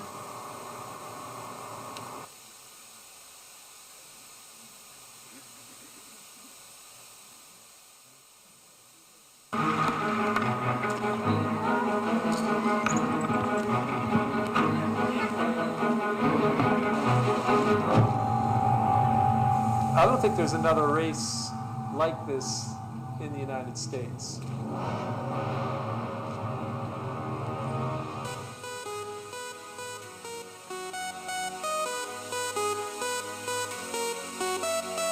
The Kids Adventure Games kept growing. Each year we got bigger and bigger. The parents loved it, the kids loved it, and it exploded.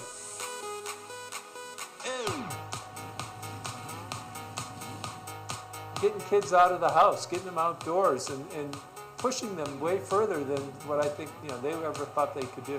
3, 2, 1. Work hard, play hard, work hard, play hard. We work hard, play hard, keep partying like it's your job. And most parents look at the course and go, "You got to be kidding me! My kid's going to do that?" You have mountain biking, and then all of a sudden you're going to water, and then you're belaying down a cliff. And then you go into a mud pit. The teamwork thing is huge. My favorite part about the Kids Adventure Games is learning how to encourage each other and teamwork. It's definitely a lot more fun when you have someone with you. They're pushing themselves, they're challenging themselves. Sometimes it's really hard, but you just have to keep pushing. Mainly, we want the kids to have fun. The only thing we know how to do, work hard, play hard, work hard, play hard. We work hard, play hard, keep partying like it's your job. Work hard, play hard, work hard, play hard. We work hard, play hard, keep partying like it's your you should join because it's a really fun activity. You can sign up for the race by going to kidsadventuregames.com.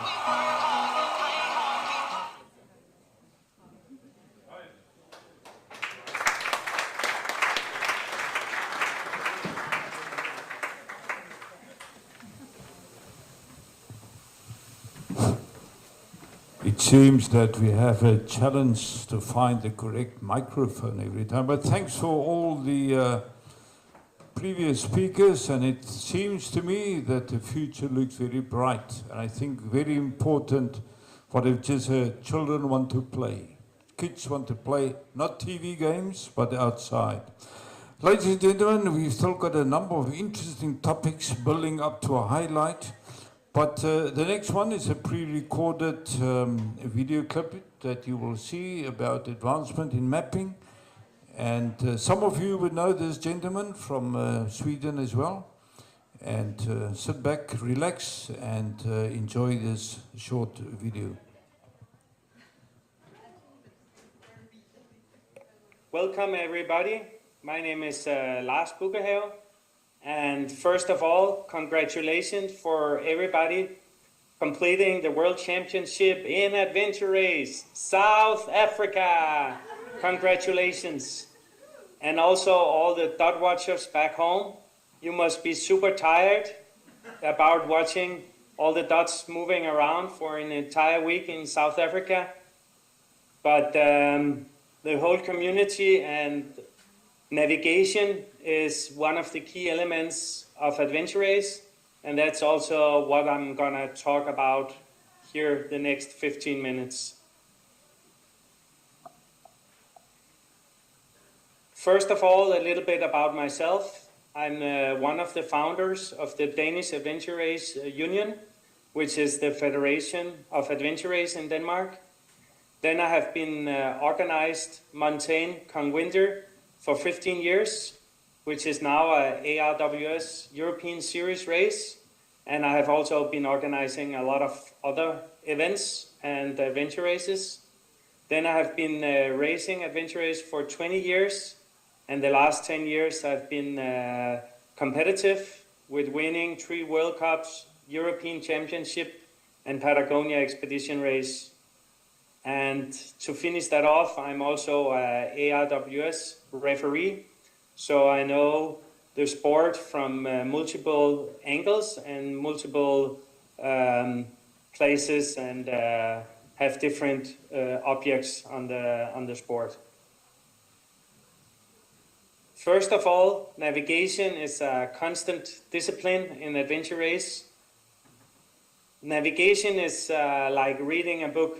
No matter how good your reading abilities are, it will never be a good book if it's full of spell errors and the storyline is boring. So it's basically up to the author to make a good, interesting book with a lot of variation. And that is, of course, a picture about navigation and maps in general in adventure race. So English is not my first language, so maybe there is 1 or 2 spelling errors in this presentation, but it's just a little picture how it is. Navigation is not a game of hide and seek. The checkpoint don't have to be hidden.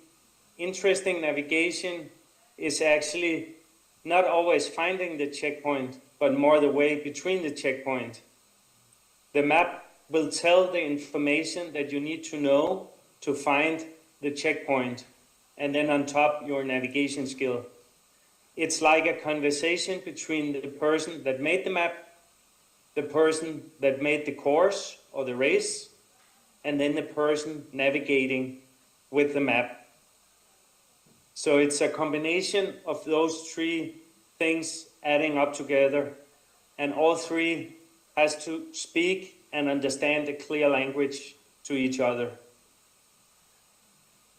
To make a little example, I have taken a checkpoint from a really great race in the United States, but one of the checkpoints was a little bit hide and seek. And just to make an example, what I'm meaning about hide and seek. So checkpoint 17, as you see on the map here, was inside a giant root ball. First of all, for non-English speaking teams, what is a root ball? And also that it says it was inside, will the checkpoint be visible when you're near the checkpoint? The map here in United States is not always super good, and the only clear attack point was this instinct mountain bike trail that was pretty hard to follow. So we start following the trail, but pretty easy. There was mountain bike trails all over the place, so it was super difficult to follow the mountain bike trail. Then we decided to follow the forbidden road, just like 50 to 75 meters from the road, and follow along the road until we hit the river, turning back towards the checkpoints. The thing was, along this way, it was full of root balls, and none of these root balls are in the map. And as we didn't know if the checkpoint was visible or not, we actually had to search all these root balls along the way. We luckily teamed up with Columbia Viderate that was also searching for this checkpoint, and we decided to split up and search both teams in a big line and walking forward, like searching for a mine or something. So it was like finding a needle in a haystack. At the end of the day, we found the root ball that was in the end of all the root balls, and then we could clip the checkpoints and continue further on. So first of all, the feature of the root ball was not on the map, so we couldn't really see anything, and there was no really good attack points because there was not all the information in the map that was needed. So it was basically finding a needle in a haystack. So what is a good checkpoint or good placement? A good placement is where the racer is sure that they are the right location, either if the checkpoint is there or not. Here is a checkpoint, a little funny checkpoint from a race where it was CP79, which was a troll. So the original map was not super detailed and the troll was not drawn onto it, so we updated the map with the troll. Another interesting thing is route choices between checkpoints. So here in Adventure Race World Series Expedition Alaska back in 2018, there was around 15 hours between CP6 and the next TA. So there was a lot of multiple route choices between the two. And route choices is basically that the team choose which route between the checkpoints is ideal and they want to choose. The first one was around a lake and then hike in a valley hike and then cross over and hike along the lake. The other one was with the pack raft across the lake, then hike along the ridgeline and then pack raft when you popped out on the other side. The last option was like a high alpine mountain hike with no pack rafts. But really, the route choice in between checkpoints sometimes makes it interesting, and also teams can take different routes and it can be tactical between teams. Another important part is, as I said, it's a conversation between the map creator, the map course planner, and the reader. Sometimes the map is so outdated or so bad visibility that it's almost impossible to read the details on the map. Here on the left was a map that we got at the World Series race in United States, where we had to find from F1 to F2, and it was a mountain bike stage. It was almost impossible on the map to see where the road was. There was there, but it was impossible to see where they was going. And when we hit the town and had to go to F2, we took one road that was the wrong one and ended up bushwhacking all the way to the CP. I went home and looked on the CalTopo database of all maps for United States, and I found some scanned topo, and then changed the colors in Photoshop to make the height curves more visible. Then in CalTopo I also found some map building tools where roads was in a layer for itself, and then I could basically stack it on top of the other topo map, and then in the end I could get something pretty visible to navigate from F1 to F2. So building your map and improving in Photoshop is sometimes really, really useful. Another one is that you can optimize the map with new trails or features. What I often do is like if I find a trail that is in their real life but missing in on the map, I take either Gaia GPS or Topo GPS, and then I record it, the new trail while I'm running it or biking it on my phone. And then when I get home, I have the map, the new trail that I recorded on a map in the app, and then I can basically draw it in Photoshop or Condes or OCAD on the map itself. And then makes it from the start here to CP1 way better with a new route choice for teams to take. Another thing is also sometimes adding completely new trail systems. Often it's mountain bike trails that are being built since the map was updated, or sometimes it's not on the topographical map. So here I again recorded a mountain bike trail, and then I went home and put it into Photoshop and draw it on top of the recorded file. And then I added another color, so it's really visible that this is the mountain bike trail and it's not a normal trail. So when you are in the forest, it's easy to see where the mountain bike trail is, and that could add a lot of extra navigation choices here. And this mountain bike trail was a one-directional trail, so I put as well arrows on the map to see how it was, and then I could add checkpoints afterwards. Another useful tool is Strava heat map, where you can see everybody that has recorded running trips, biking trips with Strava, and they will be imported into the heat map. The more people that have run it, the bigger they are. And therefore you can also take out trails from that and import into your maps. Komoot is also a good tool to plan bike rides, because you can easily see how is the trail type, single track or asphalt or bike path, or you can also see the surface as well, so that's great. Now a little bit more variation of different types of maps. Mountain bike orienteering map is if they are produced in your country, that's really, really good for mountain bike orienteering. Then also nautical charts for kayak stages will make it more interesting. And again, you can take the nautical charts and put on top of your topographical map, and then you have a combination. And then you can cut it in Photoshop or similar. Here was a great kayak stage where the buoys was checkpoints.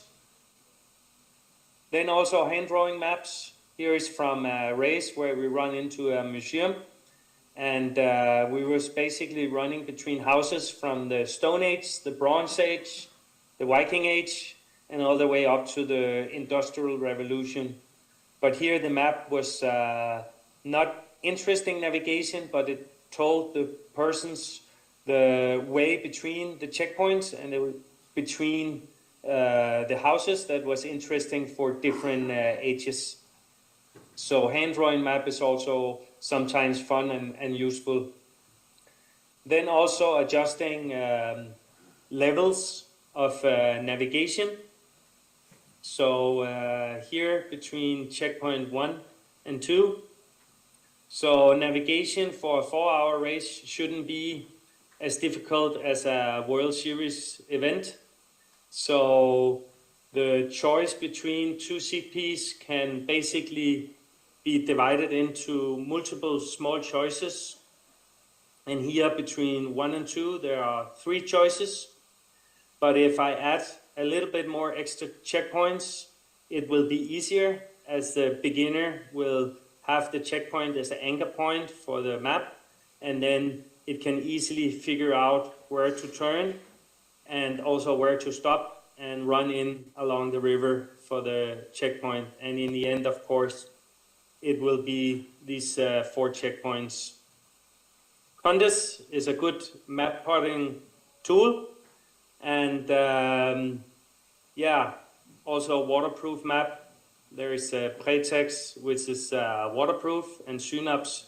Those 2 paper brands are pretty good for waterproof map, and then a high heat laser printer to make a good quality. And in the end, I would say navigation, don't overdo it. Navigation is only the discipline for the person in the team that are navigating. Don't make it the most important part of it. Be competitive. Some races, it's basically a competition between 2 navigators in 2 different teams instead of 2 teams in general. So navigation is just a part of the expedition to get to the beautiful viewpoint, historical places, the cultural sites, and the areas that are unique for the race. Enjoy. So a little rushed through some highlights, but that was all what I had today. Hope you enjoy your relaxation after the race, and also enjoy great navigation in the future of races. Thank you for me.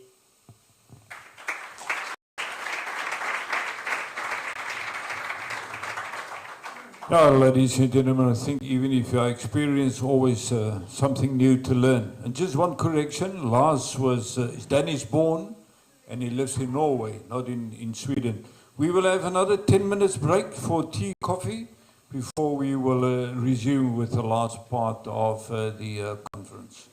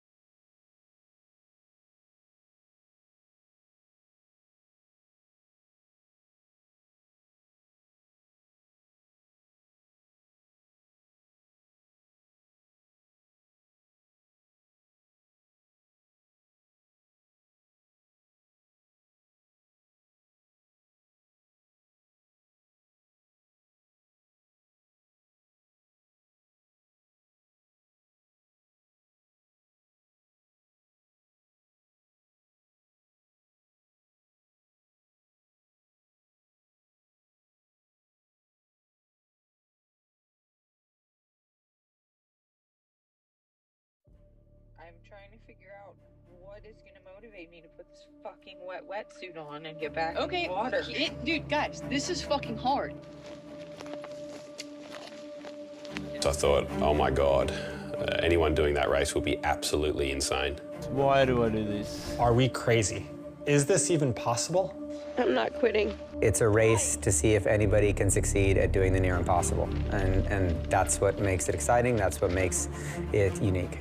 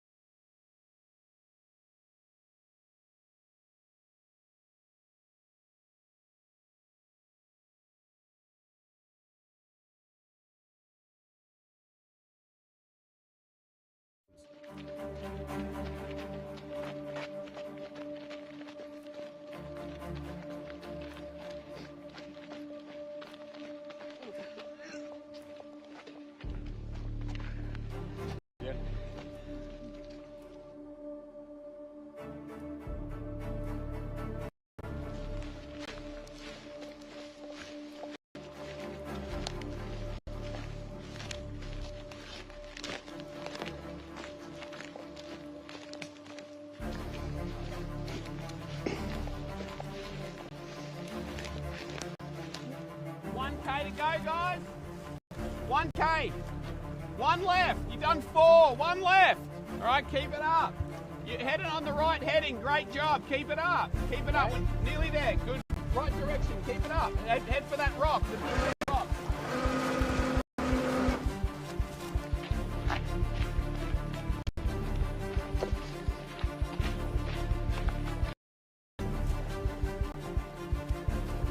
A little bit this way, Glenn. Glenn.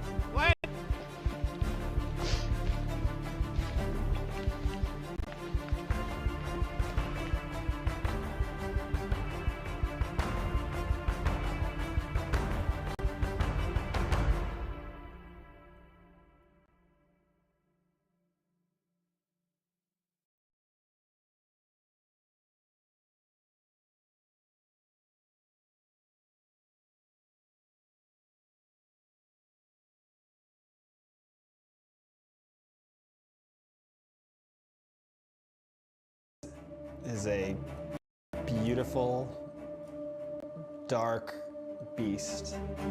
You're uncomfortable, and it never, ever ends. It just doesn't stop beating you down. It's the hardest race in the world. The story about one water race is that I want to find out what we humans are capable of, both from a physical but also from a mental perspective. What is ultimate proof of human capacity? One of the toughest races in the world. Not all teams will cross the finish line in this race. I push through anything for my teammates. It is an experiment because no one knows what's going to happen.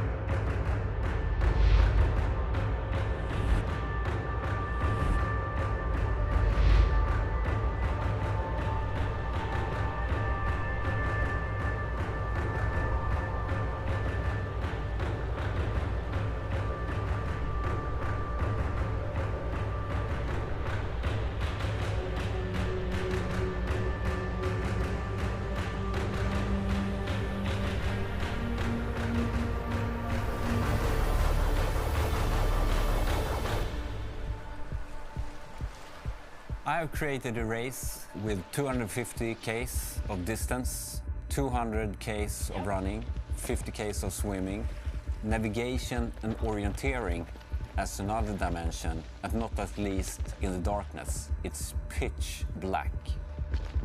The running aspect of this race is 200 kilometers, almost 5 marathons.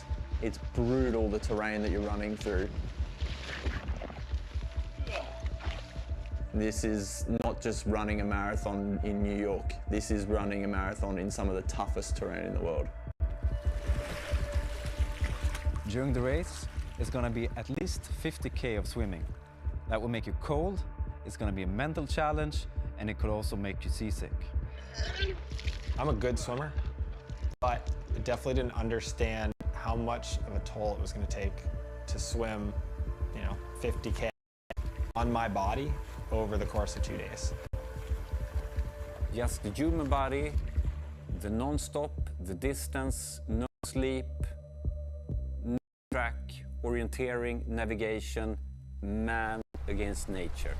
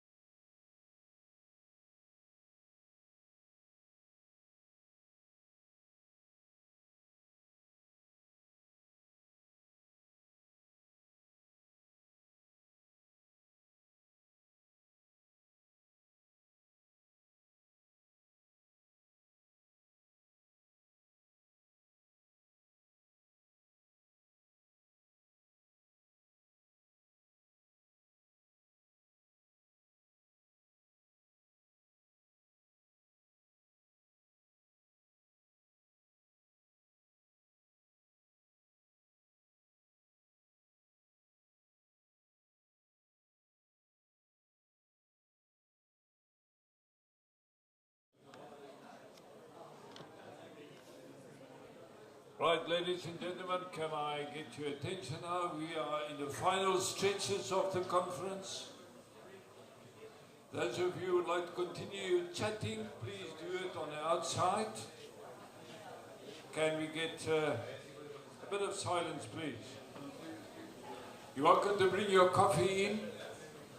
And we're ready for our two new speakers coming from the country of the round ball.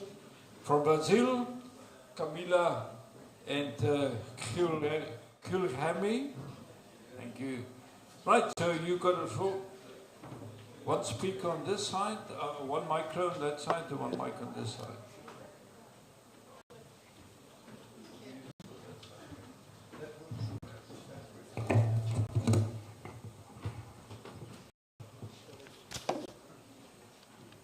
Thank you, everyone, for your patience today.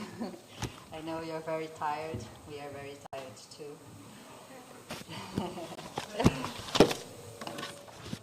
And are you hearing on the microphone? Okay. And thanks for the opportunity to be here today, too.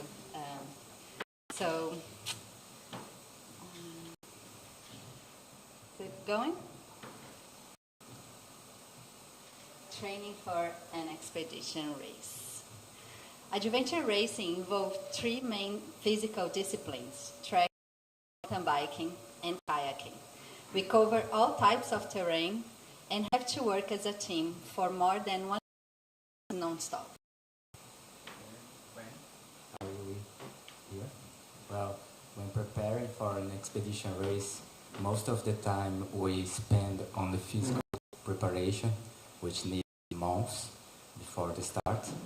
But we also need to develop technical skills, specific strategies, and also an emotional intelligence for every race. Even if you are not competing for a podium, being up to date with your physical training means less suffering, having more oxygen to make good decisions, especially in navigation, also in relation to emotions and efficiency. The replica sessions are the framework of our training program. They are a session that we progress until we'll be able to replicate most of the conditions of the race. These replica sessions should be demanding physically, mentally, and technically. It will grow in distance and complexity every third week, and these are the best opportunities to test our strategies, nutrition, hydration, and gear kit. The distribution between the disciplines, we tend to do the majority of the preparation for the trekking if we need to prioritize. That's because the trekking is the most demanding discipline and usually where we spend the most time on expedition race. And one of the goals of physical training for an expedition race is to develop your maximum aerobic speed. This will be your race pace, and it's necessary to recognize it during preparation.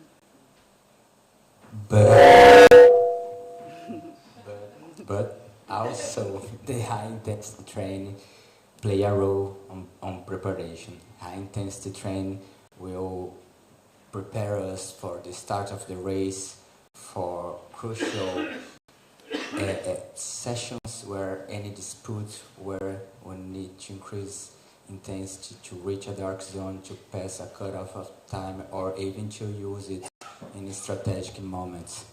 But that is a speed that is unsustainable for maintaining to several days. There is no ideal formula for physical training for adventure racing. It will depend on where you live, the routine you have, the time you have available for training, and we highly suggest that you, if you want to improve physically, you get a coach to organize your training program. Technical skills is, along with the physical preparation, you need to find the time to dedicate to develop the technical skills of each discipline. When trekking, look for rough cross-country terrain, alternating running with trekking poles, progressing on riverbeds, scrambling, and carrying more weight. Training for the mountain bike legs, we need to develop specific downhill and uphill techniques. We need to ride single tracks, but we also might need to develop push bike skills to river crossing with the bikes, and why not develop the mechanical skills to deal with any issue. So come. In kayaking, develop the stroke technique to save energy and use larger muscle portions. Also, be able to paddle different kinds of boats, such as outrigger canoe, rafting, whitewater boats, stand-up paddle boards. And other disciplines that we might find we need to be prepared to, just like the rope skills that we need to develop, not only to physically be able to go through the rope sections, but to have the skill, the confidence to deal well with the gear and the height and the demands of this specific discipline. Often other disciplines also appear, such as swimming, roller skating, ice progression, climbing, so having some experience with different sports will always help. And the navigation skills that we need to develop through the preparation. Navigation may be the most demanding technical skill on an expedition race.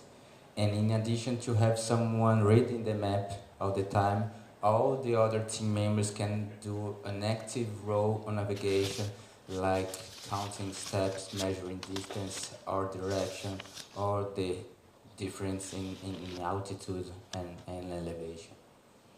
So during preparation, we must practice measuring distance by counting steps according to each type of terrain. In our team, we divide the team into two main functions. One responsible for navigation and the other responsible for strategy. Navigators must be in the present moment, searching for the references. And strategies, is it working? Okay.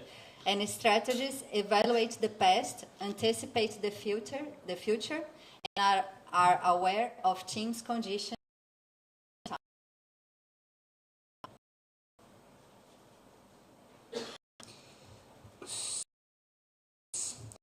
The adventure racer's most basic strategy is to balance hydration, nutrition, and pace of the progression during the entire expedition. These are the three most frequent actions on the course, and for this reason, where the most frequent mistakes are. As a result, we lose speed and performance.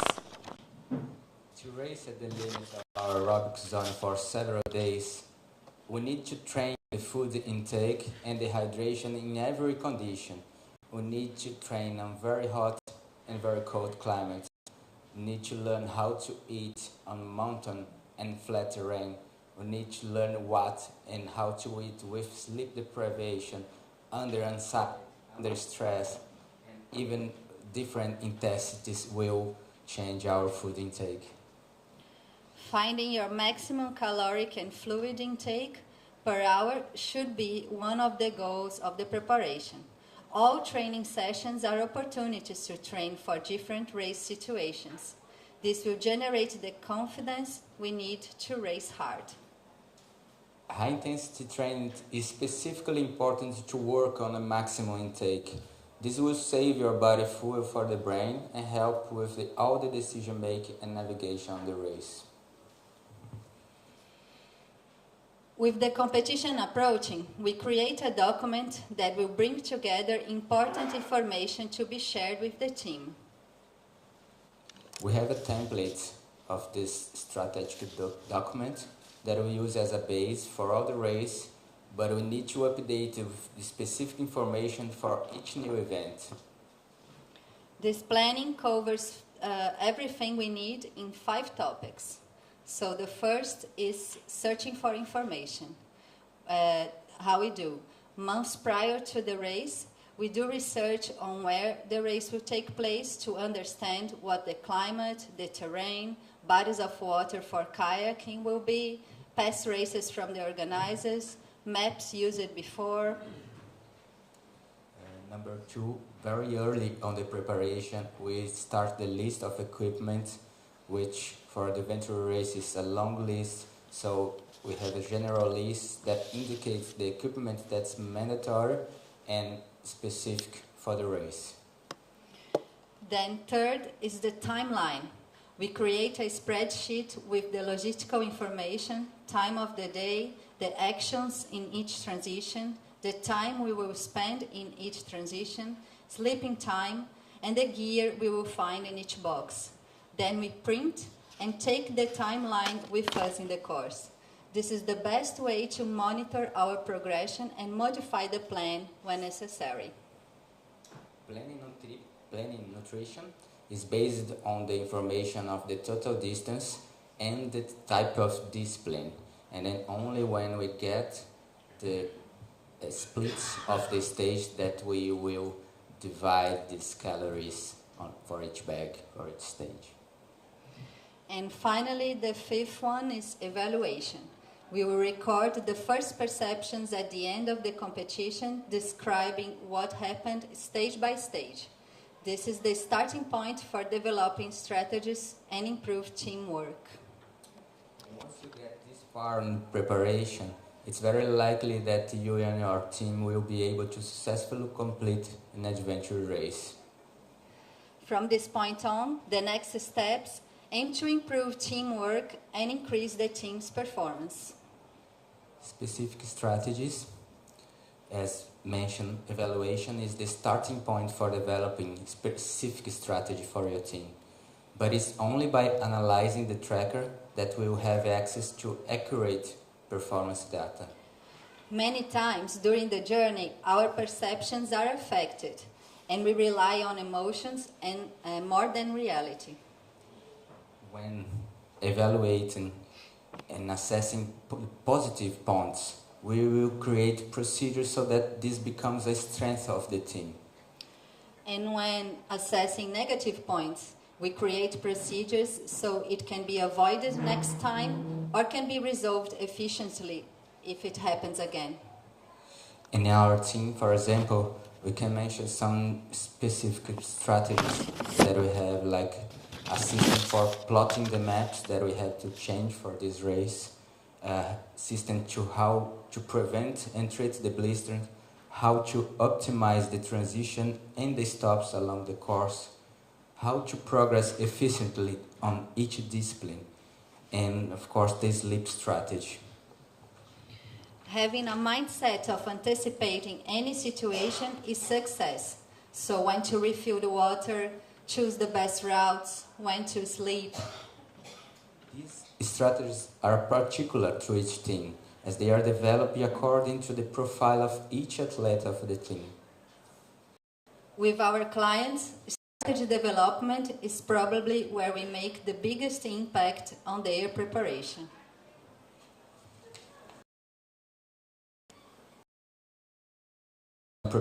Our expedition race is the development of emotional intelligence.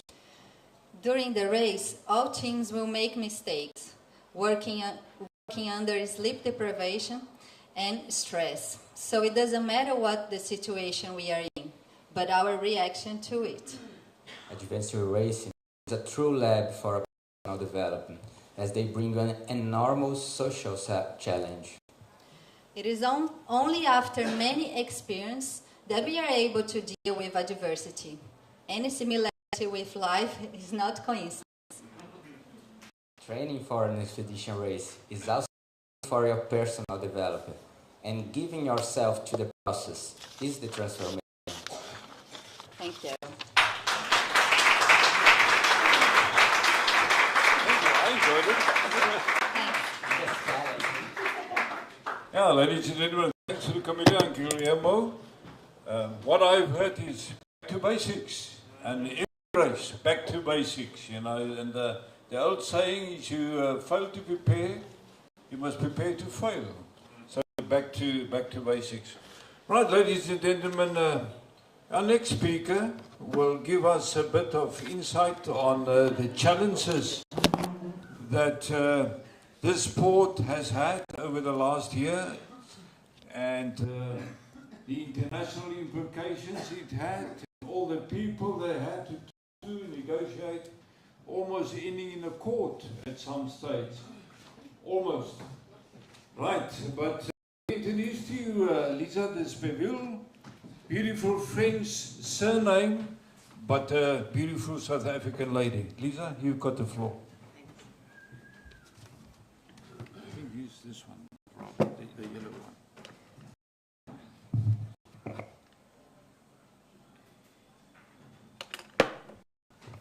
All right, hi everyone. We've had quite a journey over this last year, so I'd like to tell you a little bit about the formation of the International Adventure Racing Federation Association and where we are and what's taken us there. So I'm going to take you through a bit of a timeline, and we should have enough time at the end for some question and answer.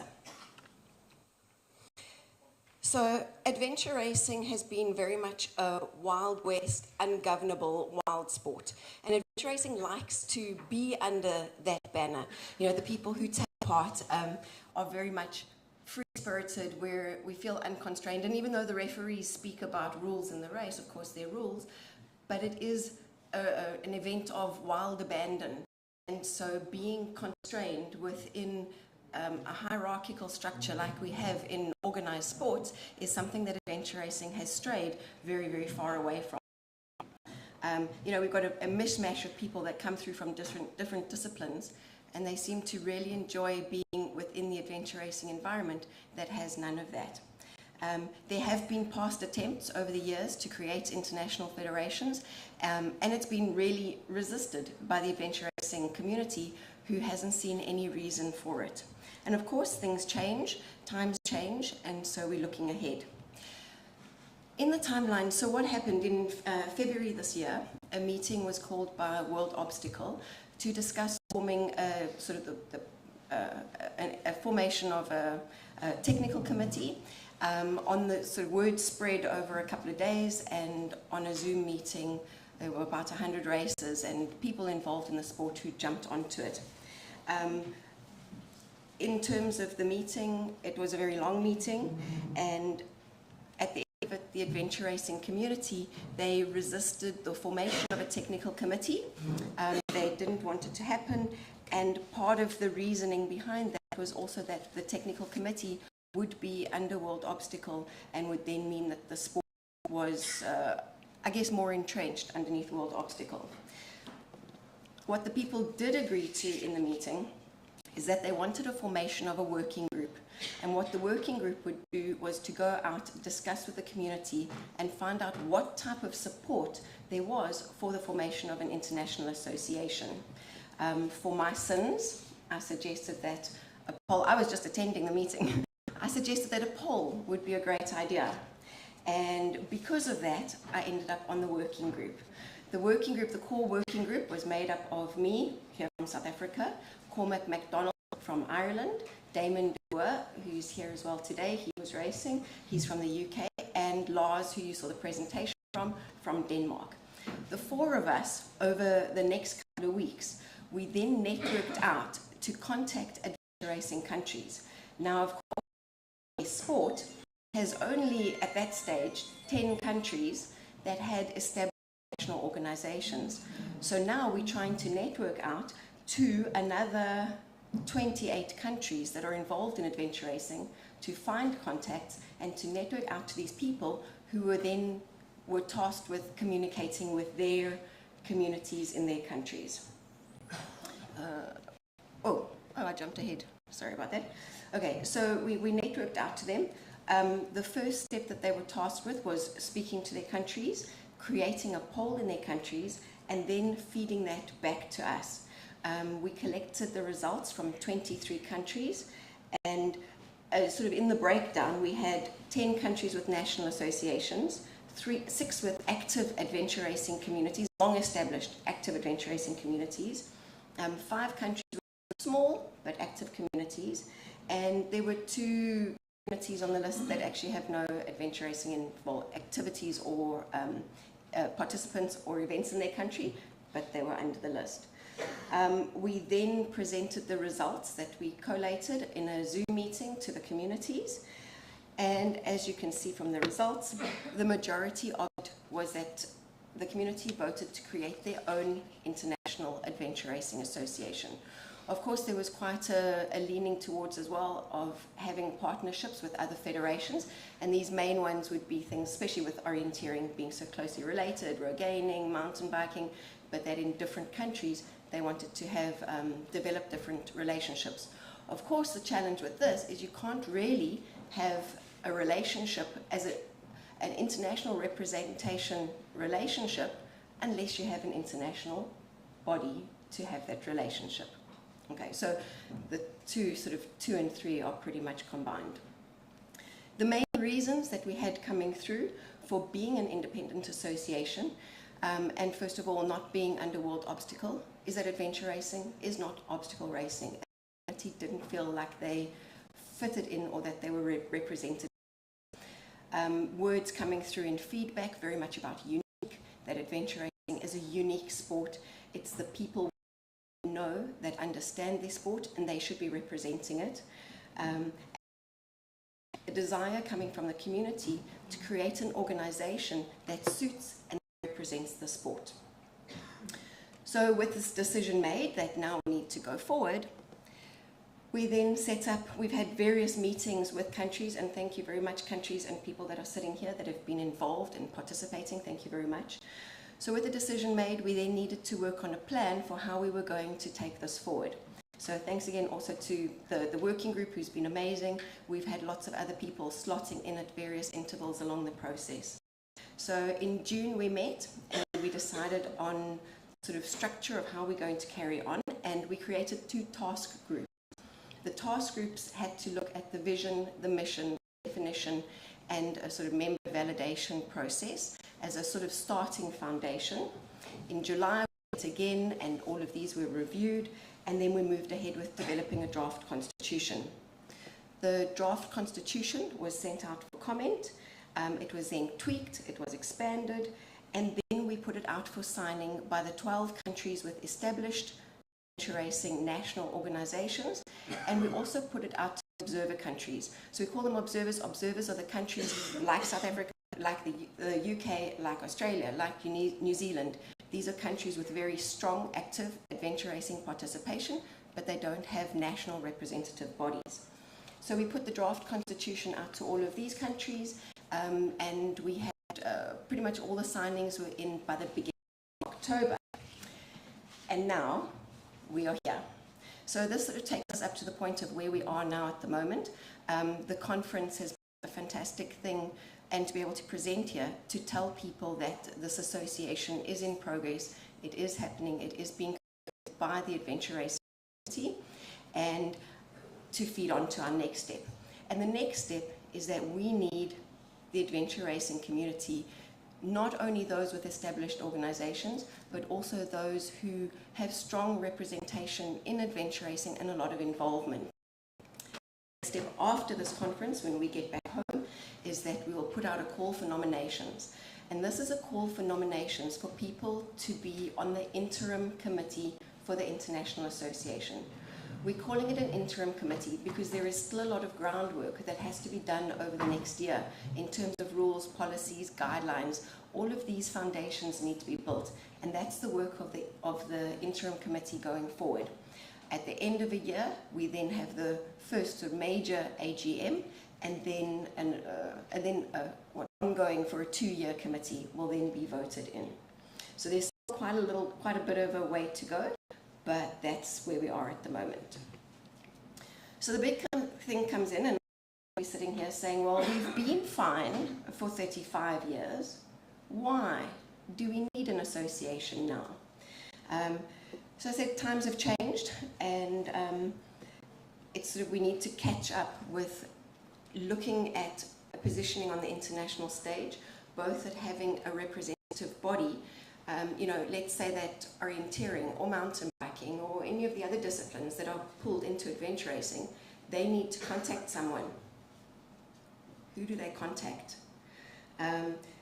There's many countries where they have input from their government, from their national sports structures that will give funding, provide funding, whether it's for youth or events, tourism bodies, all of those things.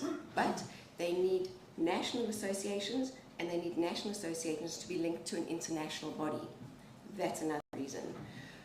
Through this whole process, it's actually been so exciting for the working group and for the countries involved. We've been able to really unite together countries who are talking, who are sharing experiences, and all of this falls underneath an international body that people can interact more through and connect with to share their experiences and knowledge. Obviously, adventure racing is closely linked to many disciplines, and it's through an international structure that we're able to, I guess, bring in more expertise, link closer to these international bodies, and actually have official international partnerships with them. Regulations, policies, of course, these things all fall under international federations, and one of the major functions of the international body is to service and support the national members. One of our big goals for the next year coming up is to get more national bodies, so countries even like us here in South Africa, we've long been in adventure racing. We have very strong local structures in terms of events, but we don't have a national body. So when the international body speak to countries, who do they speak to? So that's one of our big objectives for this year ahead.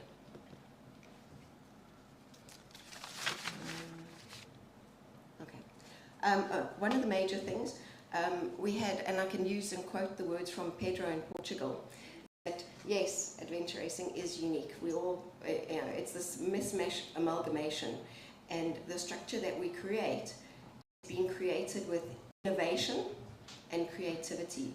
It doesn't have to be like every other international federation for single discipline or multidiscipline sports. We have to be able to create things that service us, service our needs, and service our requirements.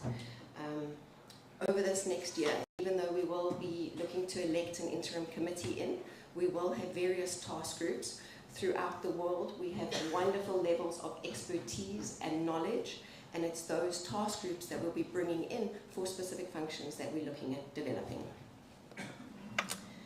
If you'd like to get hold of us, arcountries@gmail.com. Of course, you know, many of you, if you direct things through to Cormac or myself, there's communication going out.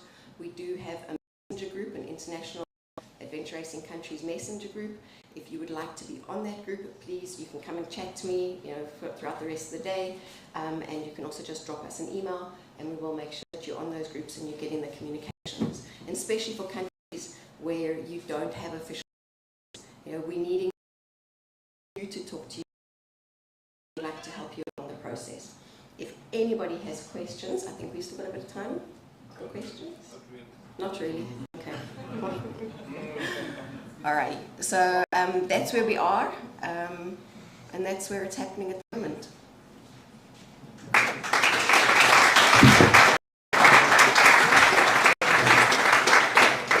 Well, ladies and gentlemen, thanks to Lisa. Ask some questions.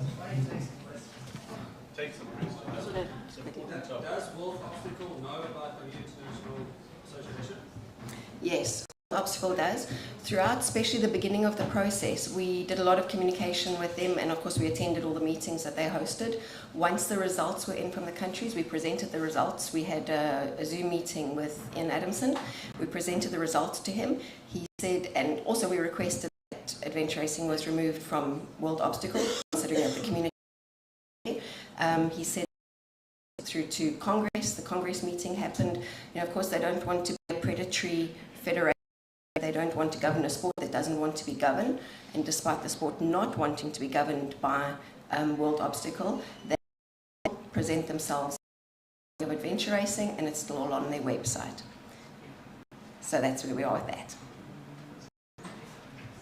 Lisa, what's the relationship between AWS and A1? How does that fit together? All right, so our World Series and A1 are a very important part of the sport. They're event organizing companies, and they're responsible for various series of races, which is critical in the sport. But they exist outside of an international federation. The members of an international federation are the national organizations of countries. So the Brazil Adventure Racing Organization and Denmark and all of those guys. Those are members. The Adventure Racing World Series and A1 exist outside. It's a bit like Ironman and triathlon. Ironman's an event series, and the International Triathlon Association is a governing body structure. So A1 and ARA World Series in particular, people think that ARA World Series, they're the governing body. No, they are not. They never have been, and they never will be. They're an event organizing company.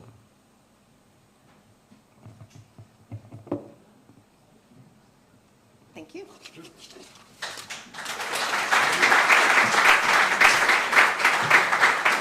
Thanks again to Lisa, and of course, you know, all these things happening behind the scenes, and we only want to participate and to compete, but thanks for all the work being done.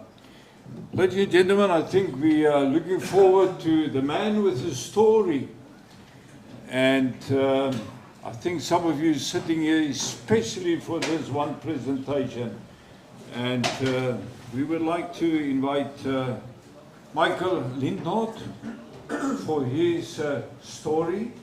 Michael is yours. Thank you. This one looks better. Thank you. Just close to your mouth and here you go.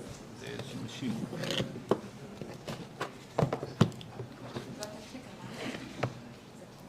Yeah.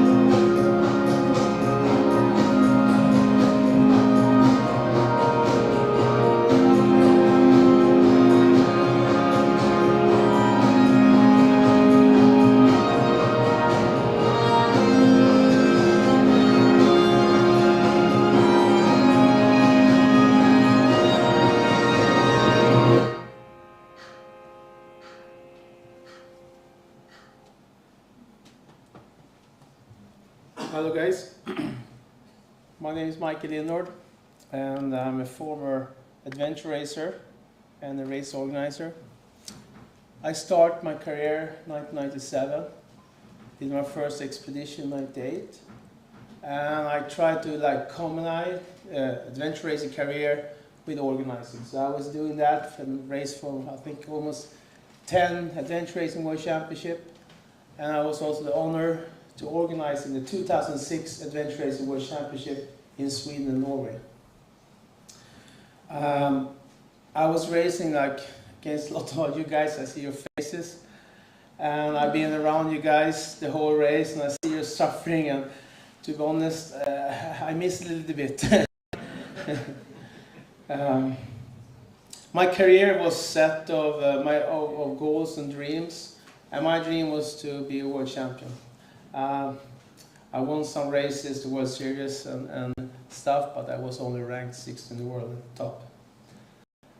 My life changed in Ecuador, 2014, and I choose to not go follow my dreams to be the world champion. I followed to turn right when life turned right, and that's why I'm here today. I'm lucky that I turned right because I had 6 years with a dog and not any Arthur. And everything started when we were after 4 days in Ecuador racing. And everyone is dreaming of this perfect race. When everything goes through, we've been spending all we have for this high altitude training camp and everything. So we when I was checking out from the hotel in Quito, I didn't have money to check out. So I was calling Helena back home and said, can you put in some money so I can check out from the hotel? I think it was $200. And she said, oh, we don't have any more money. So that's how much I wanted to win the World Championship. So I went into the bus with my bib vest on and asked Karen, do you have some money so I can borrow so we can check out? So I went out and then we checked out. And I thought I was looking at my bib and I was like, okay, we fixed this. We're going to win the World Championship and then we get prize money. That was the plan. So, of course, we're racing in as many teams, you know how it is, it's ups and downs, and but still we kind of get some energy because we came into this village of place, and there was this American team, Techno, that just passed, just went out, and they were in 4th place. And so maybe we have chance, still have chance. So we went into this transition area, and we had these 2-hour mandatory stops. I was putting my bike in a bike box, and I had these Swedish meatballs I was eating and tried to fix the gear, and I was super pumped because it was almost finished now, like 1.5 days to finish. You know these guys, you start to sprint now. So when I stand there and eating my meatballs, you get this 7th sin, you feel something is really close to you. And then I just turned my head like that, and then it was this stray dog, maybe like 3-4 meters from me. And I was like, oof, don't come close to him. I don't want to get all the disease. I was thinking, you know, rabies. I know, don't come. And I can even smell his smell because he was bleeding from his back. And I was like, don't come close to me. But then I still eat my meatballs, and I look back again, and you're sitting in the same place. So I was like, I know I've never been nice to this guy. That was the feeling I was feeling. So I put some meatballs on the ground, and that was it. I gave him maybe 10 seconds of my attention. And this Swedish military armed forces that won today, they was just 10 minutes be in front of us at that moment. So we were trying to catch them out for the TA. It was running, get dark, and we put on the headlamps to see if someone else is coming, and we catch them. But did we see any teams behind? We couldn't see any teams, but we can see the dog. And I was making a joke to the other team that, have you dog with you, guys? And they stopped, and we continue, and we also fixed our headlamps or something like that. And then the dog came really, really close, and then I recognized it's the same dog. And I was like, are you going to follow us? Because Santi had this enormous jungle trekking. I was like, this is not the best way to do.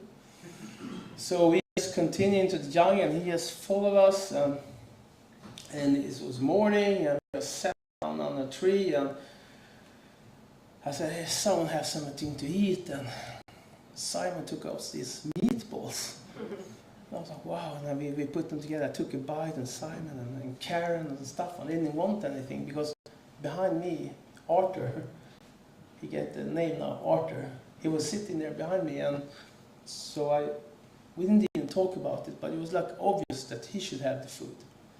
So I gave him the food, and yeah, I guess you see in all the pictures, we had some struggle that from there on, because we gave the food to a stray dog. And many people told me like that was maybe a mistake. Yes, it was, because we're a sponsorship, we were sponsoring peak performance, we made your brand, and we put all the money to do this, and then we give all the food away to a stray dog. I know, but you know how it is in adventure racing. You race, and then you get a little bit confused. But the thing is, like, he was becoming kind of a team member, so it was... Anyway, we continue, we finally reached that transition area. And then we met like, okay, you can't bring the dog any longer, and we understand that. So one of our team members had a real problem. We get IV, and we get some 4-hour penalty, and we have to stay there and wait for a tie, and then we just try to paddle. And they said that you can't bring the dog, it's too dangerous straight. It's mangroves, and it's ties and everything, and we understand that. So we start to paddle away. And when I was maybe 20 meters, something like that, I just heard. And I turned my head, and I saw this dog, Arthur, follow us, and he can't really swim either, so it was just above the water. You know, guys, everyone in this room will do the same. So we just, okay, stop the boat, and then I just take it in my lap, and he was the 5th member. We can't leave him. So we continued this paddling, and he jumped into the water. He was hunting fishes. We had to stop and get him back. And then finally, everyone was in Ecuador. It was a village on the right side. And he saw this village and he just jumped in the water and ran off. I was like, okay, maybe that was his purpose, that was his goal. So we were just paddling. It took like half an hour or something. We almost left there. It was a pretty long village. But then we saw him running, and then he jumped into the water and like started swimming and like, okay, you can pick me up again.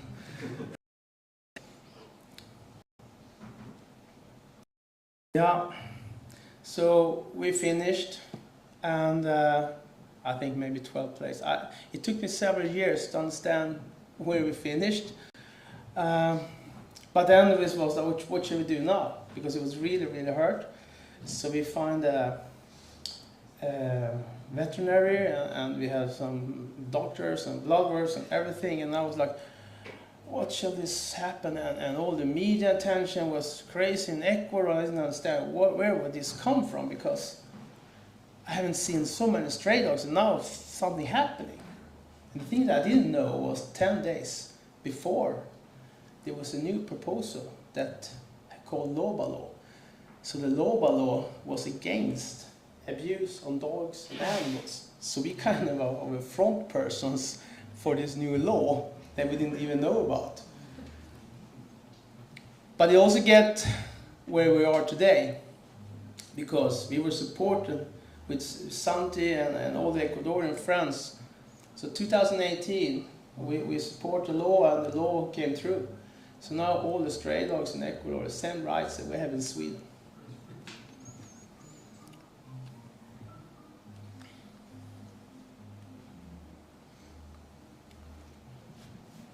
A lot of people have read about adventure racing and Arthur, 23 countries.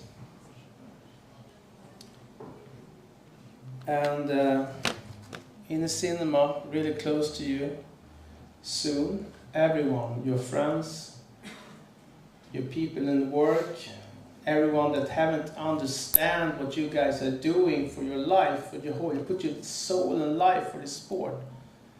In just half a year from now, everyone will know what you are doing. Because half the movie Arthur the King is about adventure racing.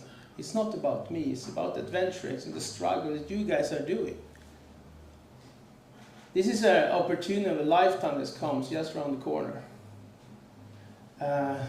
Everyone will talk about the story. It's a love story, of course, but it's also about adventure racing. It's not about me, my team, or something with Ecuador. It's what we can do.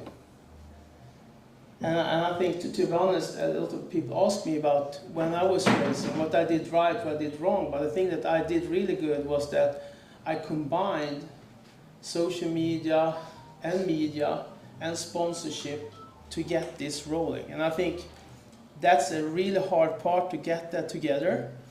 But there's a few things. Everyone can do something. It's like, as we did here with Swedish Armed Forces, we took their Instagram accounts and then we posted on those Instagram accounts. And when you have a race like this with amazing photographers, you can have your friends post on like official photos on your Instagram and spread it. So you don't need to do big shows and stuff like that to make it grow. But I would say the teams that really want something with this sport, go home, put together a case, a sponsorship case, and take them to the companies, because everyone will see this movie. You have the opportunity now to go to do like adventure racing, then to the Swedish Armed Forces, they have great sponsorship and stuff like that. This is the opportunity, because this movie is going to be in every country you come from. So take this opportunity.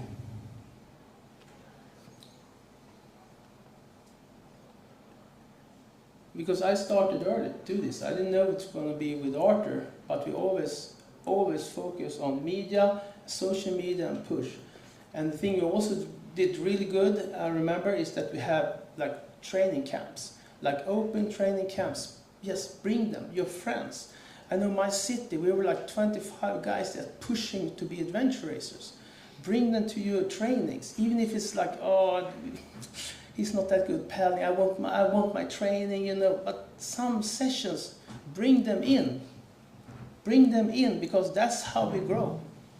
And now people get so motivated when they're going to see this. And it's like just the actors in this movie. Besides Mark Wahlberg, you have Natalie Emanuel, you have Simo. This is famous actors. I spent 1 month with those guys to learn a paddle, to bike, to how the helmet should look, the headlamps, how the glasses should look, you know, all the details to make the sport adventure racing justice. And those people, they are like, you can see them on Barbie, we can see them on Games of Thrones, you can see them all those, they have like 30 million followers on Instagram. Yeah, and this is going to happen for this sport. So take this opportunity. Thank you, guys.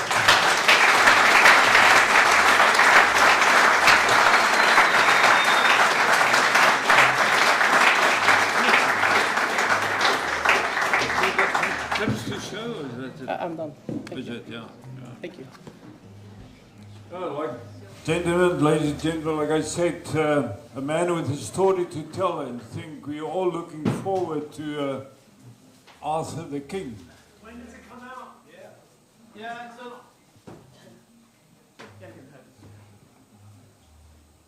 So it's in Hollywood now, it's strike, as you know. So all the actors can't be promoting any movies.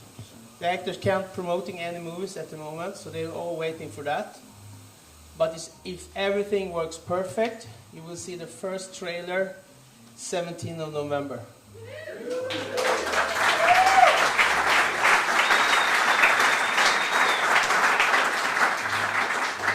Because of the studio is Lionsgate, so it's like up there. So they have this new movie coming out, I guess you see in the series Hunger Games. So the new Hunger Games are coming in November, and they're going to start promote the Arthur King at Hunger Games. Thanks.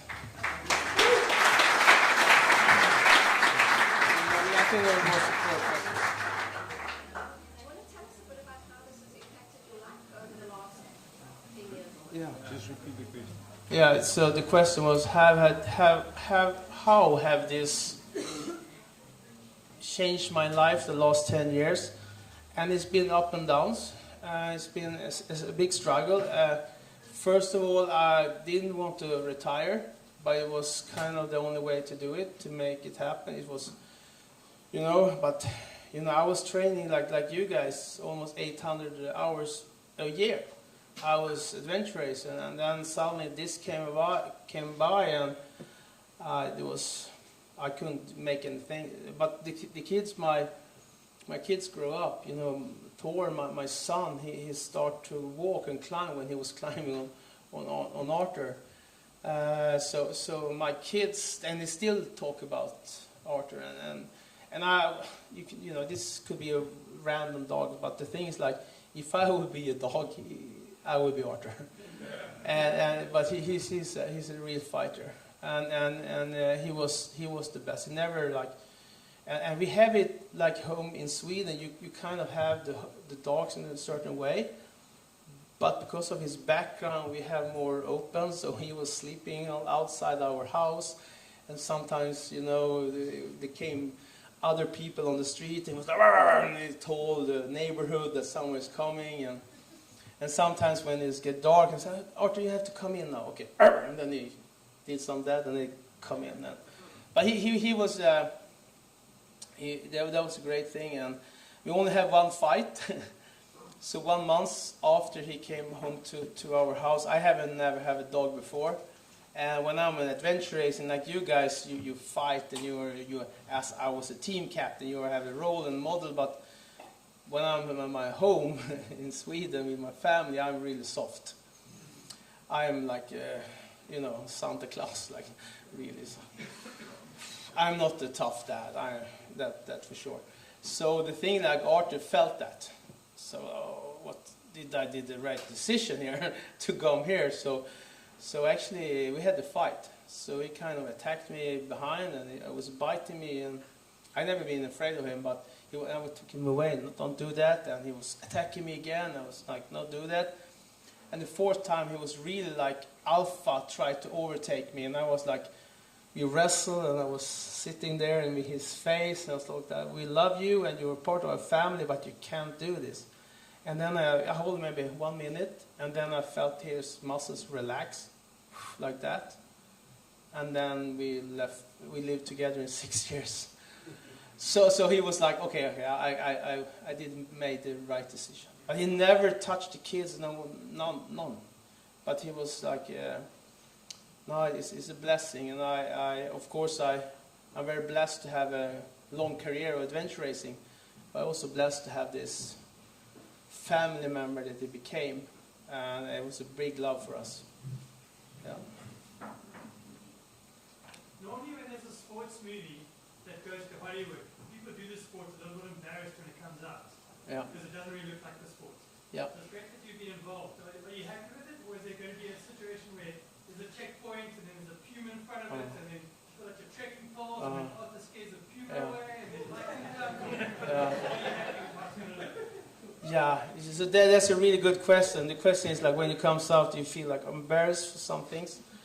And the thing is, like, I work with all the crew kind of before, so every transition area looks like this, but on steroids. It looks like you want it to look. It looks like it looks like the Olympics on Ironman, but in adventure racing style. And as I said, I work with the actors. I think I paddled maybe 100 times in and out with the waves to get the technique right, you know. And I was like, when they was paddling behind the cameras, I was like, I can't. So one of the guys gonna even paddle better than you guys. But with like Mark Wahlberg, it was a different story, because he knows everything. So get him paddle like, you know, when you put you get the grip of the paddling. That's not really him. It's like more strong power. But that's the thing with Mark, is like his you know, you heard about this 5 a.m. club and stuff like that. And when we came there, he said like, Michael, this is gonna be a tough shoot. We're gonna start at 2 a.m. And I was like, oh, you know how it is in adventure racing. You can show up and be for a couple of days. That's okay. But he has a crew. Have you seen Entourage? That's the real thing. If you seen it, like, his guy is all E, his manager. I lived just besides him, but he's an old guy, but he's so cool. But anyway, his entourage, they wake up like 2 to 3, between 2 and 2:30 every day. And then he trained for 2 hours, and then he read the script for 2-3 hours. So when the lights come up, he was like ready. And I was like, the first day, the first week, oh yeah, you know, he's not gonna do this. He's not gonna do this. But he did it for 3 months. His motivation to do this is unbelievable. And some of the scenes, he have like monologues for like 5 minutes. And if you have seen it in movies, you kind of shoot everything from different sides, and you have turnout, so you have like every scene at least 8 times, and he nailed it every time. And he's some of the things in the movies are so close to true life. It's so close. It's so close. And we had also like 3 dogs. Yokai was the head dog. And he looked exactly as Arthur. So all the fans for dogs is going to be, okay, do they have the same dog? So that's going to be great. And this was a long answer, but you will not be embarrassed when you see the movie. It's kind of cool stuff. Yeah.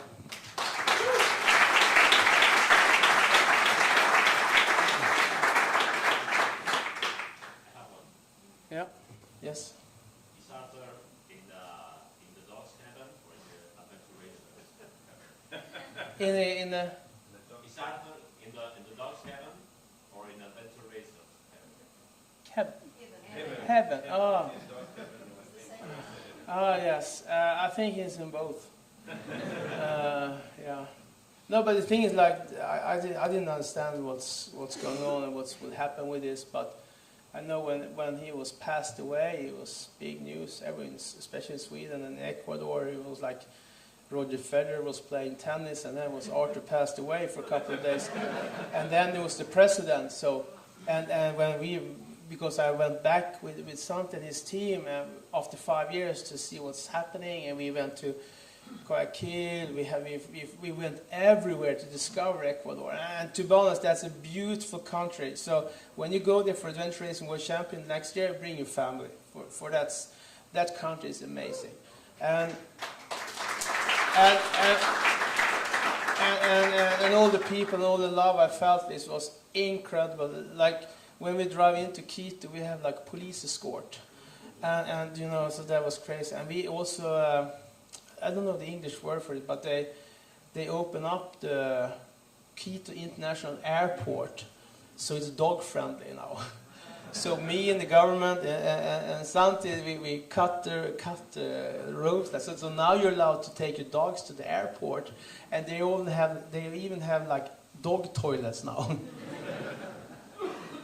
That's for one dog.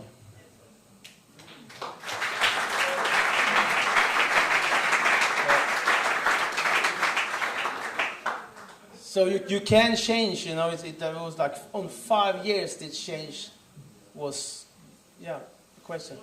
Will there be any cross-promotional efforts with the championship in Ecuador and any other cross-promotional efforts with ARWS or any other adventure racing organizations? Yeah, so the question is there any cross-promotion adventure racing World Series? Me and Heidi talk about to be on the red carpet too. The Bib Wests are exactly the same quality, but we did a little bit more arms here because Mark have guns. But it's like the logotype with Adventure Racing World Series, the World Championship, all the logos, everything is exactly replicas. Exactly replicas. And the team even have out there, you know, my Closer backpacks. They have like epic paddles. They have specialized helmets, specialized mountain bikes. You know, so it's not gonna be like you're gonna feel like adrenaline when you see it, 100% sure. But it's also a really good move for your family, your kids, because then the kids will understand what your dad or what your mom are doing all the time, and where your passion is coming from. Any ideas for attracting and retaining the audience that the movie will bring into the sport? I think, yeah. So the question is how to, you know, the people that are going to attract to the sport, how should we do? And I think that's up to you guys, because the opportunity will come to you guys, and it's up to you what you can do it about. So my great tip for you guys is to take the pictures you already have, make really good compendiums, go to the big brands, make them into the sports. For example, you have, in this race, you have Nissan cars. Yeah? Yeah. We have Nissan on the bib in the movie. So if you not get Nissan in your home country, that's a hard one. So the thing is like it's just for grab. And I would not push doing that push, but you guys and the World Championship is that's the branding you see on all the screens, and the start and finish and everything is all the logos are there. They're accurate. So it's like it's a 1 hour, like 40-minute advertising for Adventure Racing World Series and World Championship. With a love story, of course.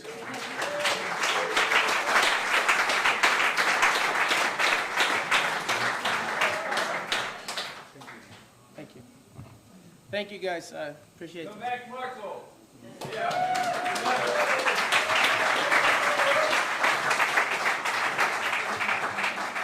Now, ladies and gentlemen, we said that we are keeping one of the highlights right up to the end. So again, Michael, thanks so much for sharing this with us. And I think, again, repeating myself, looking forward to Arthur the King. And you said in November, the trailers. The trailers. But it's going to come in maybe Q1 or Q2 next year. That's right. Good. Ladies and gentlemen, we've got our final presentation, and again this is from a well-known elite endurance racer with the name of Brian Gatens. We have a pre-recorded video that you can enjoy, and we're looking forward. And then after that, those of you who still got some energy, we will have time for an athlete's discussion. So if you're not too hungry yet for the lunch, we will have that after this session. So let's finally sit back and relax and listen very carefully to this closing keynote address.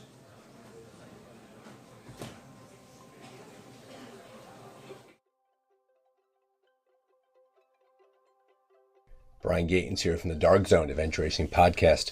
Delighted to be a part of the International Adventure Racing Conference. Thank you to Heidi for asking me to be involved. Quite the honor to play my role here, offering this keynote address. Not lost upon me when I look at the schedule that the second speaker, more like the first speaker after introductions, was Nathan Fave. Not uncommon for Nathan to be the first person to finish something across the finish line, and not uncommon for me to be towards the back. So congratulations to Nathan for giving a great address before. By this point, he's usually home by now with his feet up. Maybe he's doing the haka. I don't know. But it's great to follow in his footsteps and all the other speakers we've had today during the conference. Great innovative idea to have this setting for us to get together, whether in person in South Africa or, of course, the internet. We couldn't ask for a nicer crowd to be here, and it's my honor to give the keynote address. I want to begin by congratulating Stefan for an excellent adventure racing World Series Championship, South Africa. Big race, big land. We talked a lot about the course. We had a podcast about it, and clearly an ambitious race and a very successful one. So congratulations to Stefan and his whole team. We know that a ton of work was going on there. Congratulations to Heidi as she wraps up another year as the CEO of the Adventure Racing World Series. Not an easy job, right? A lot of people, a lot of personalities, a lot of races, a lot of time zones. 6 hours, New Jersey to South Africa. I've learned that math pretty easily.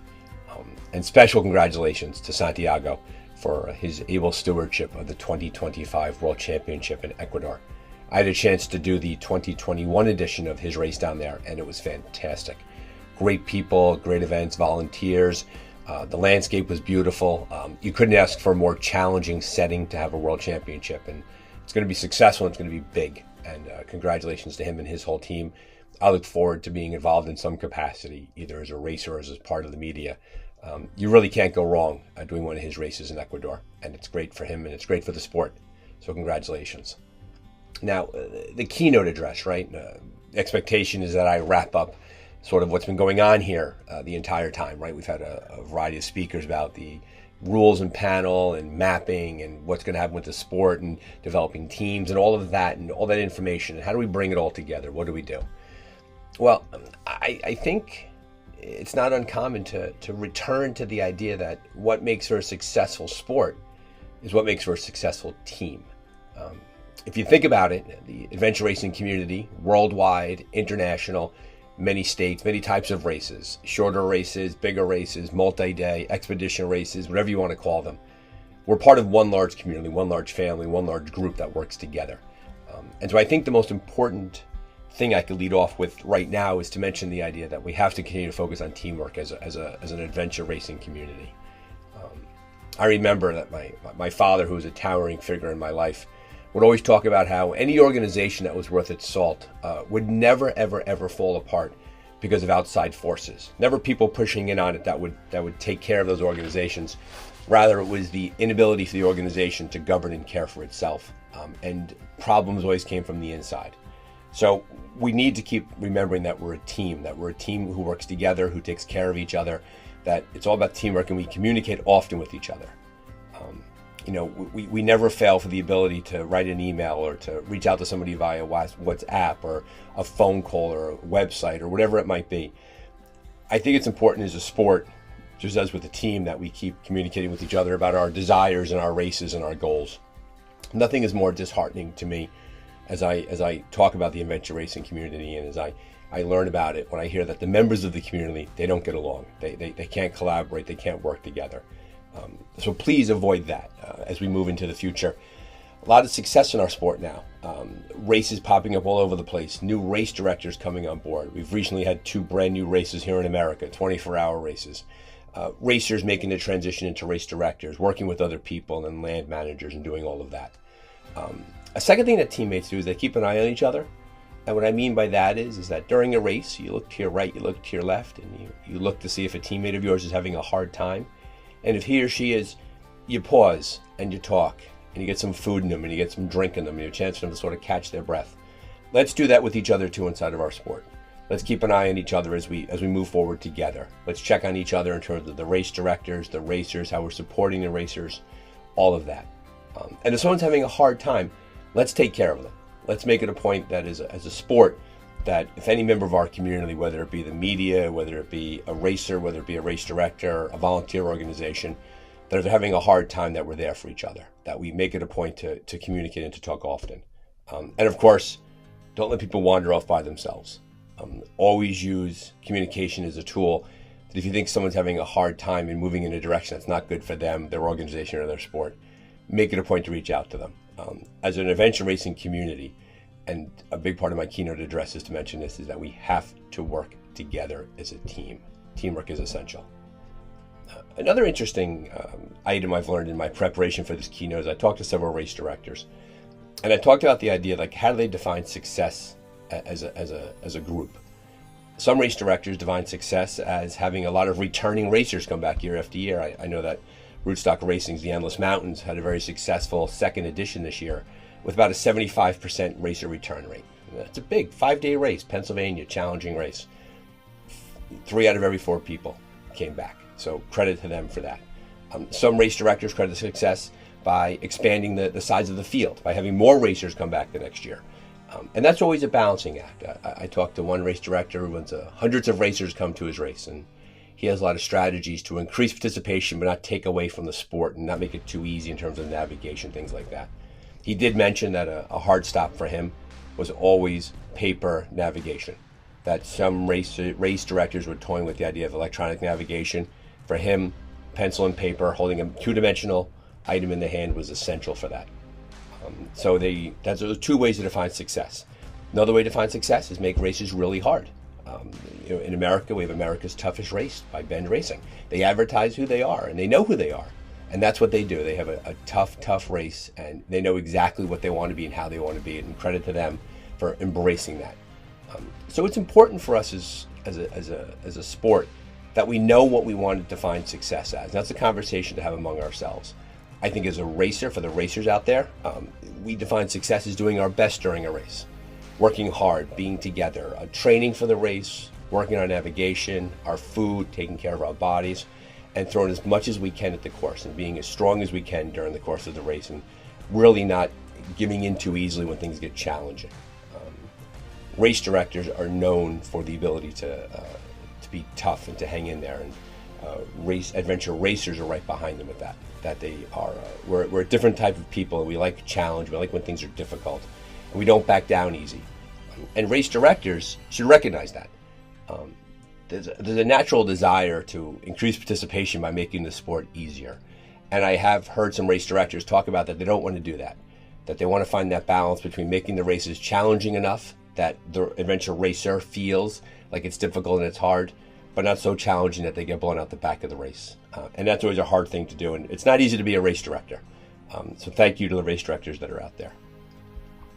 A third thing to talk about is that we do have an obligation to remove barriers to the sport, that we want to make certain that people who want to adventure race can, and we have to do our best to lower what keeps them out of it, whether it be access to equipment, whether it be the race fees that we charge, and obviously that's always a balance, right? Race directors aren't charities, and we have to figure out what we're going to do there, and that's hard. Groups that are underrepresented in sports deserve an opportunity to get mentors and to come into the racing and to practice and to do what they can there. But if we love this sport, we don't want to build a bigger wall, but we want to build a longer table. We want more people to be able to take part in it. I'm happy to share that when I speak to racers, and I talk to a lot of racers, both formally as part of the Dark Zone and informally as just someone curious about the race, time and time again, racers make it a point to talk about how welcome they feel. There's a wide variety of sport that's out there for people. And adventure racing, and not to compare to other sports, and I won't mention them by name, but adventure racing participants and adventure racing organizations are very welcoming to others.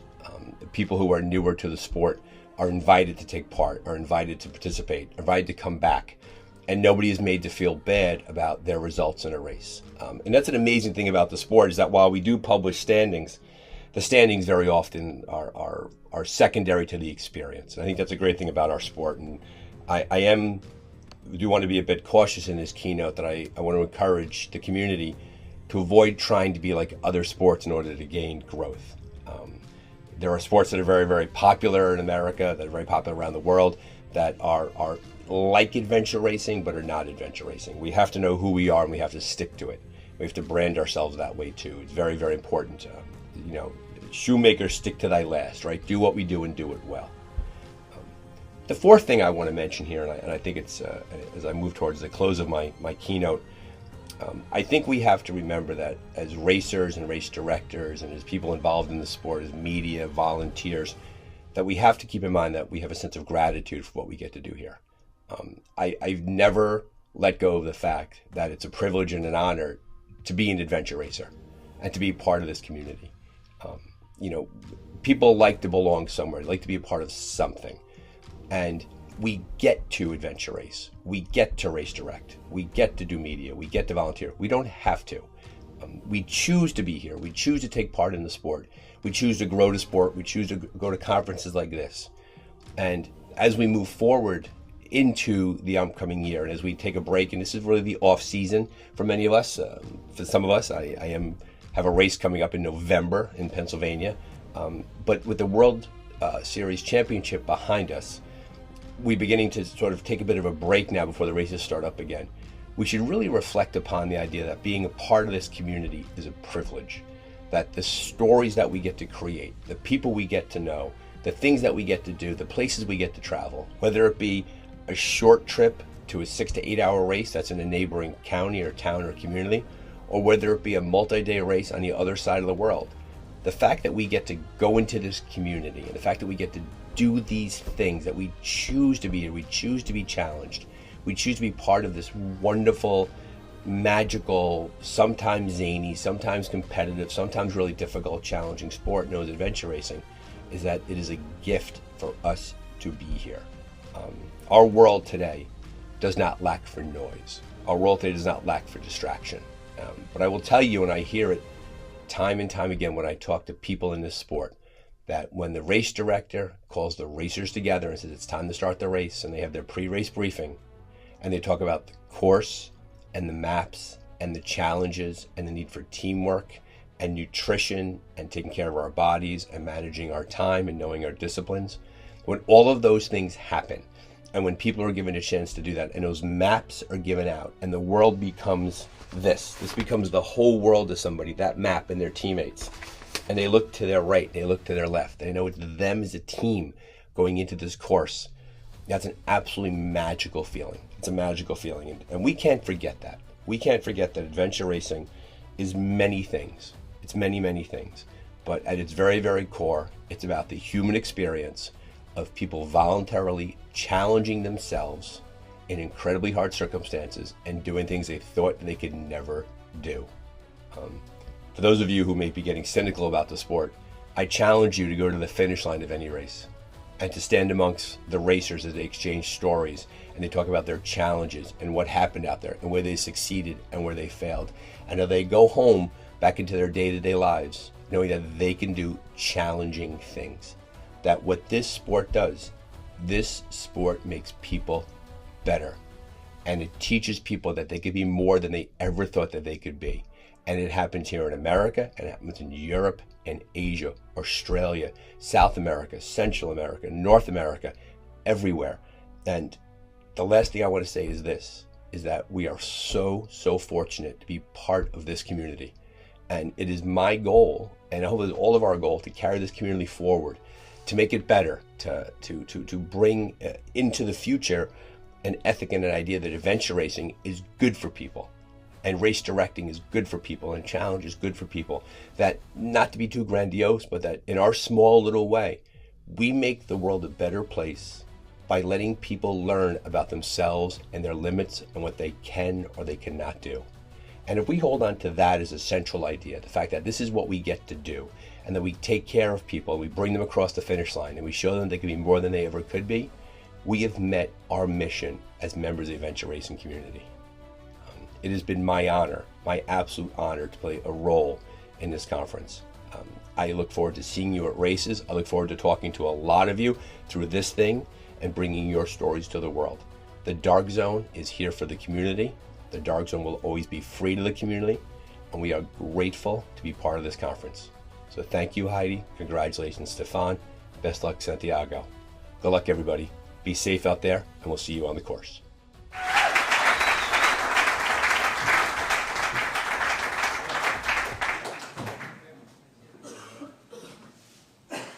Right, ladies and gentlemen, what a way to almost end the conference, and how applicable many of the things that he has said linked up so well to many of the previous speakers at this conference. And I'm sure that he did not know what was going to be said at this conference.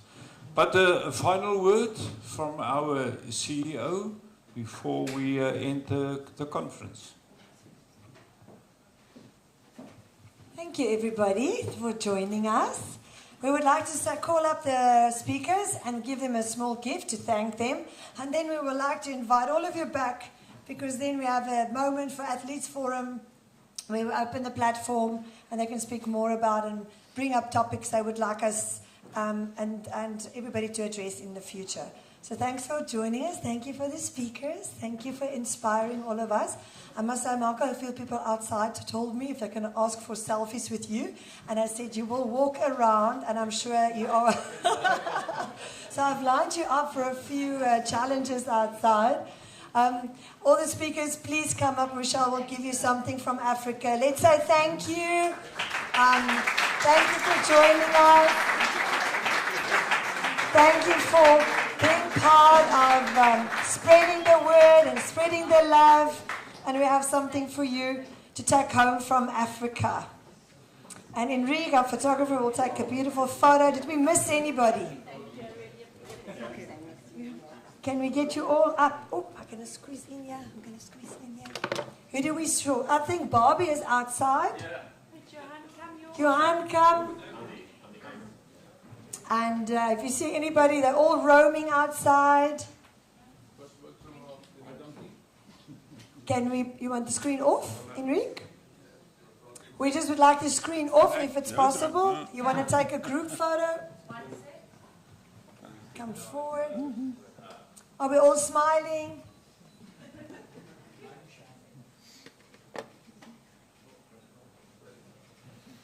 Thank you, everybody.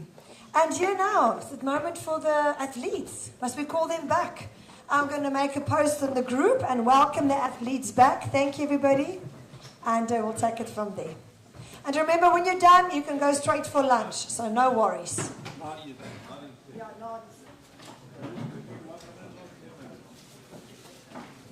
Right, ladies and gentlemen, the Athletes Forum, including all of you, this is a brief but open discussion, so anybody can pose a question and anybody can answer the question.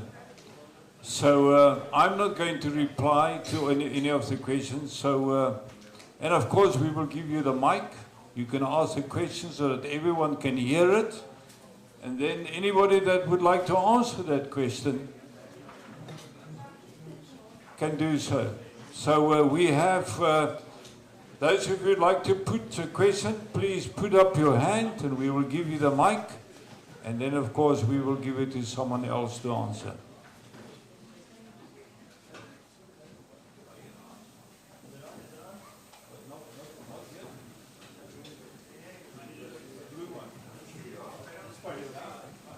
Okay, this one seems to work. Yeah, just, I don't know how many... Okay, I'll stand here. Okay. I don't know how many races are left here, but this was my 7th expedition in Africa. And it was great having a lot of people from around the world, and a lot of comments come through. Everyone said, great people, great country, very beautiful. The one thing I have an issue with is one of the rules that was broken quite a lot. I don't know if Adrian had any infractions with it.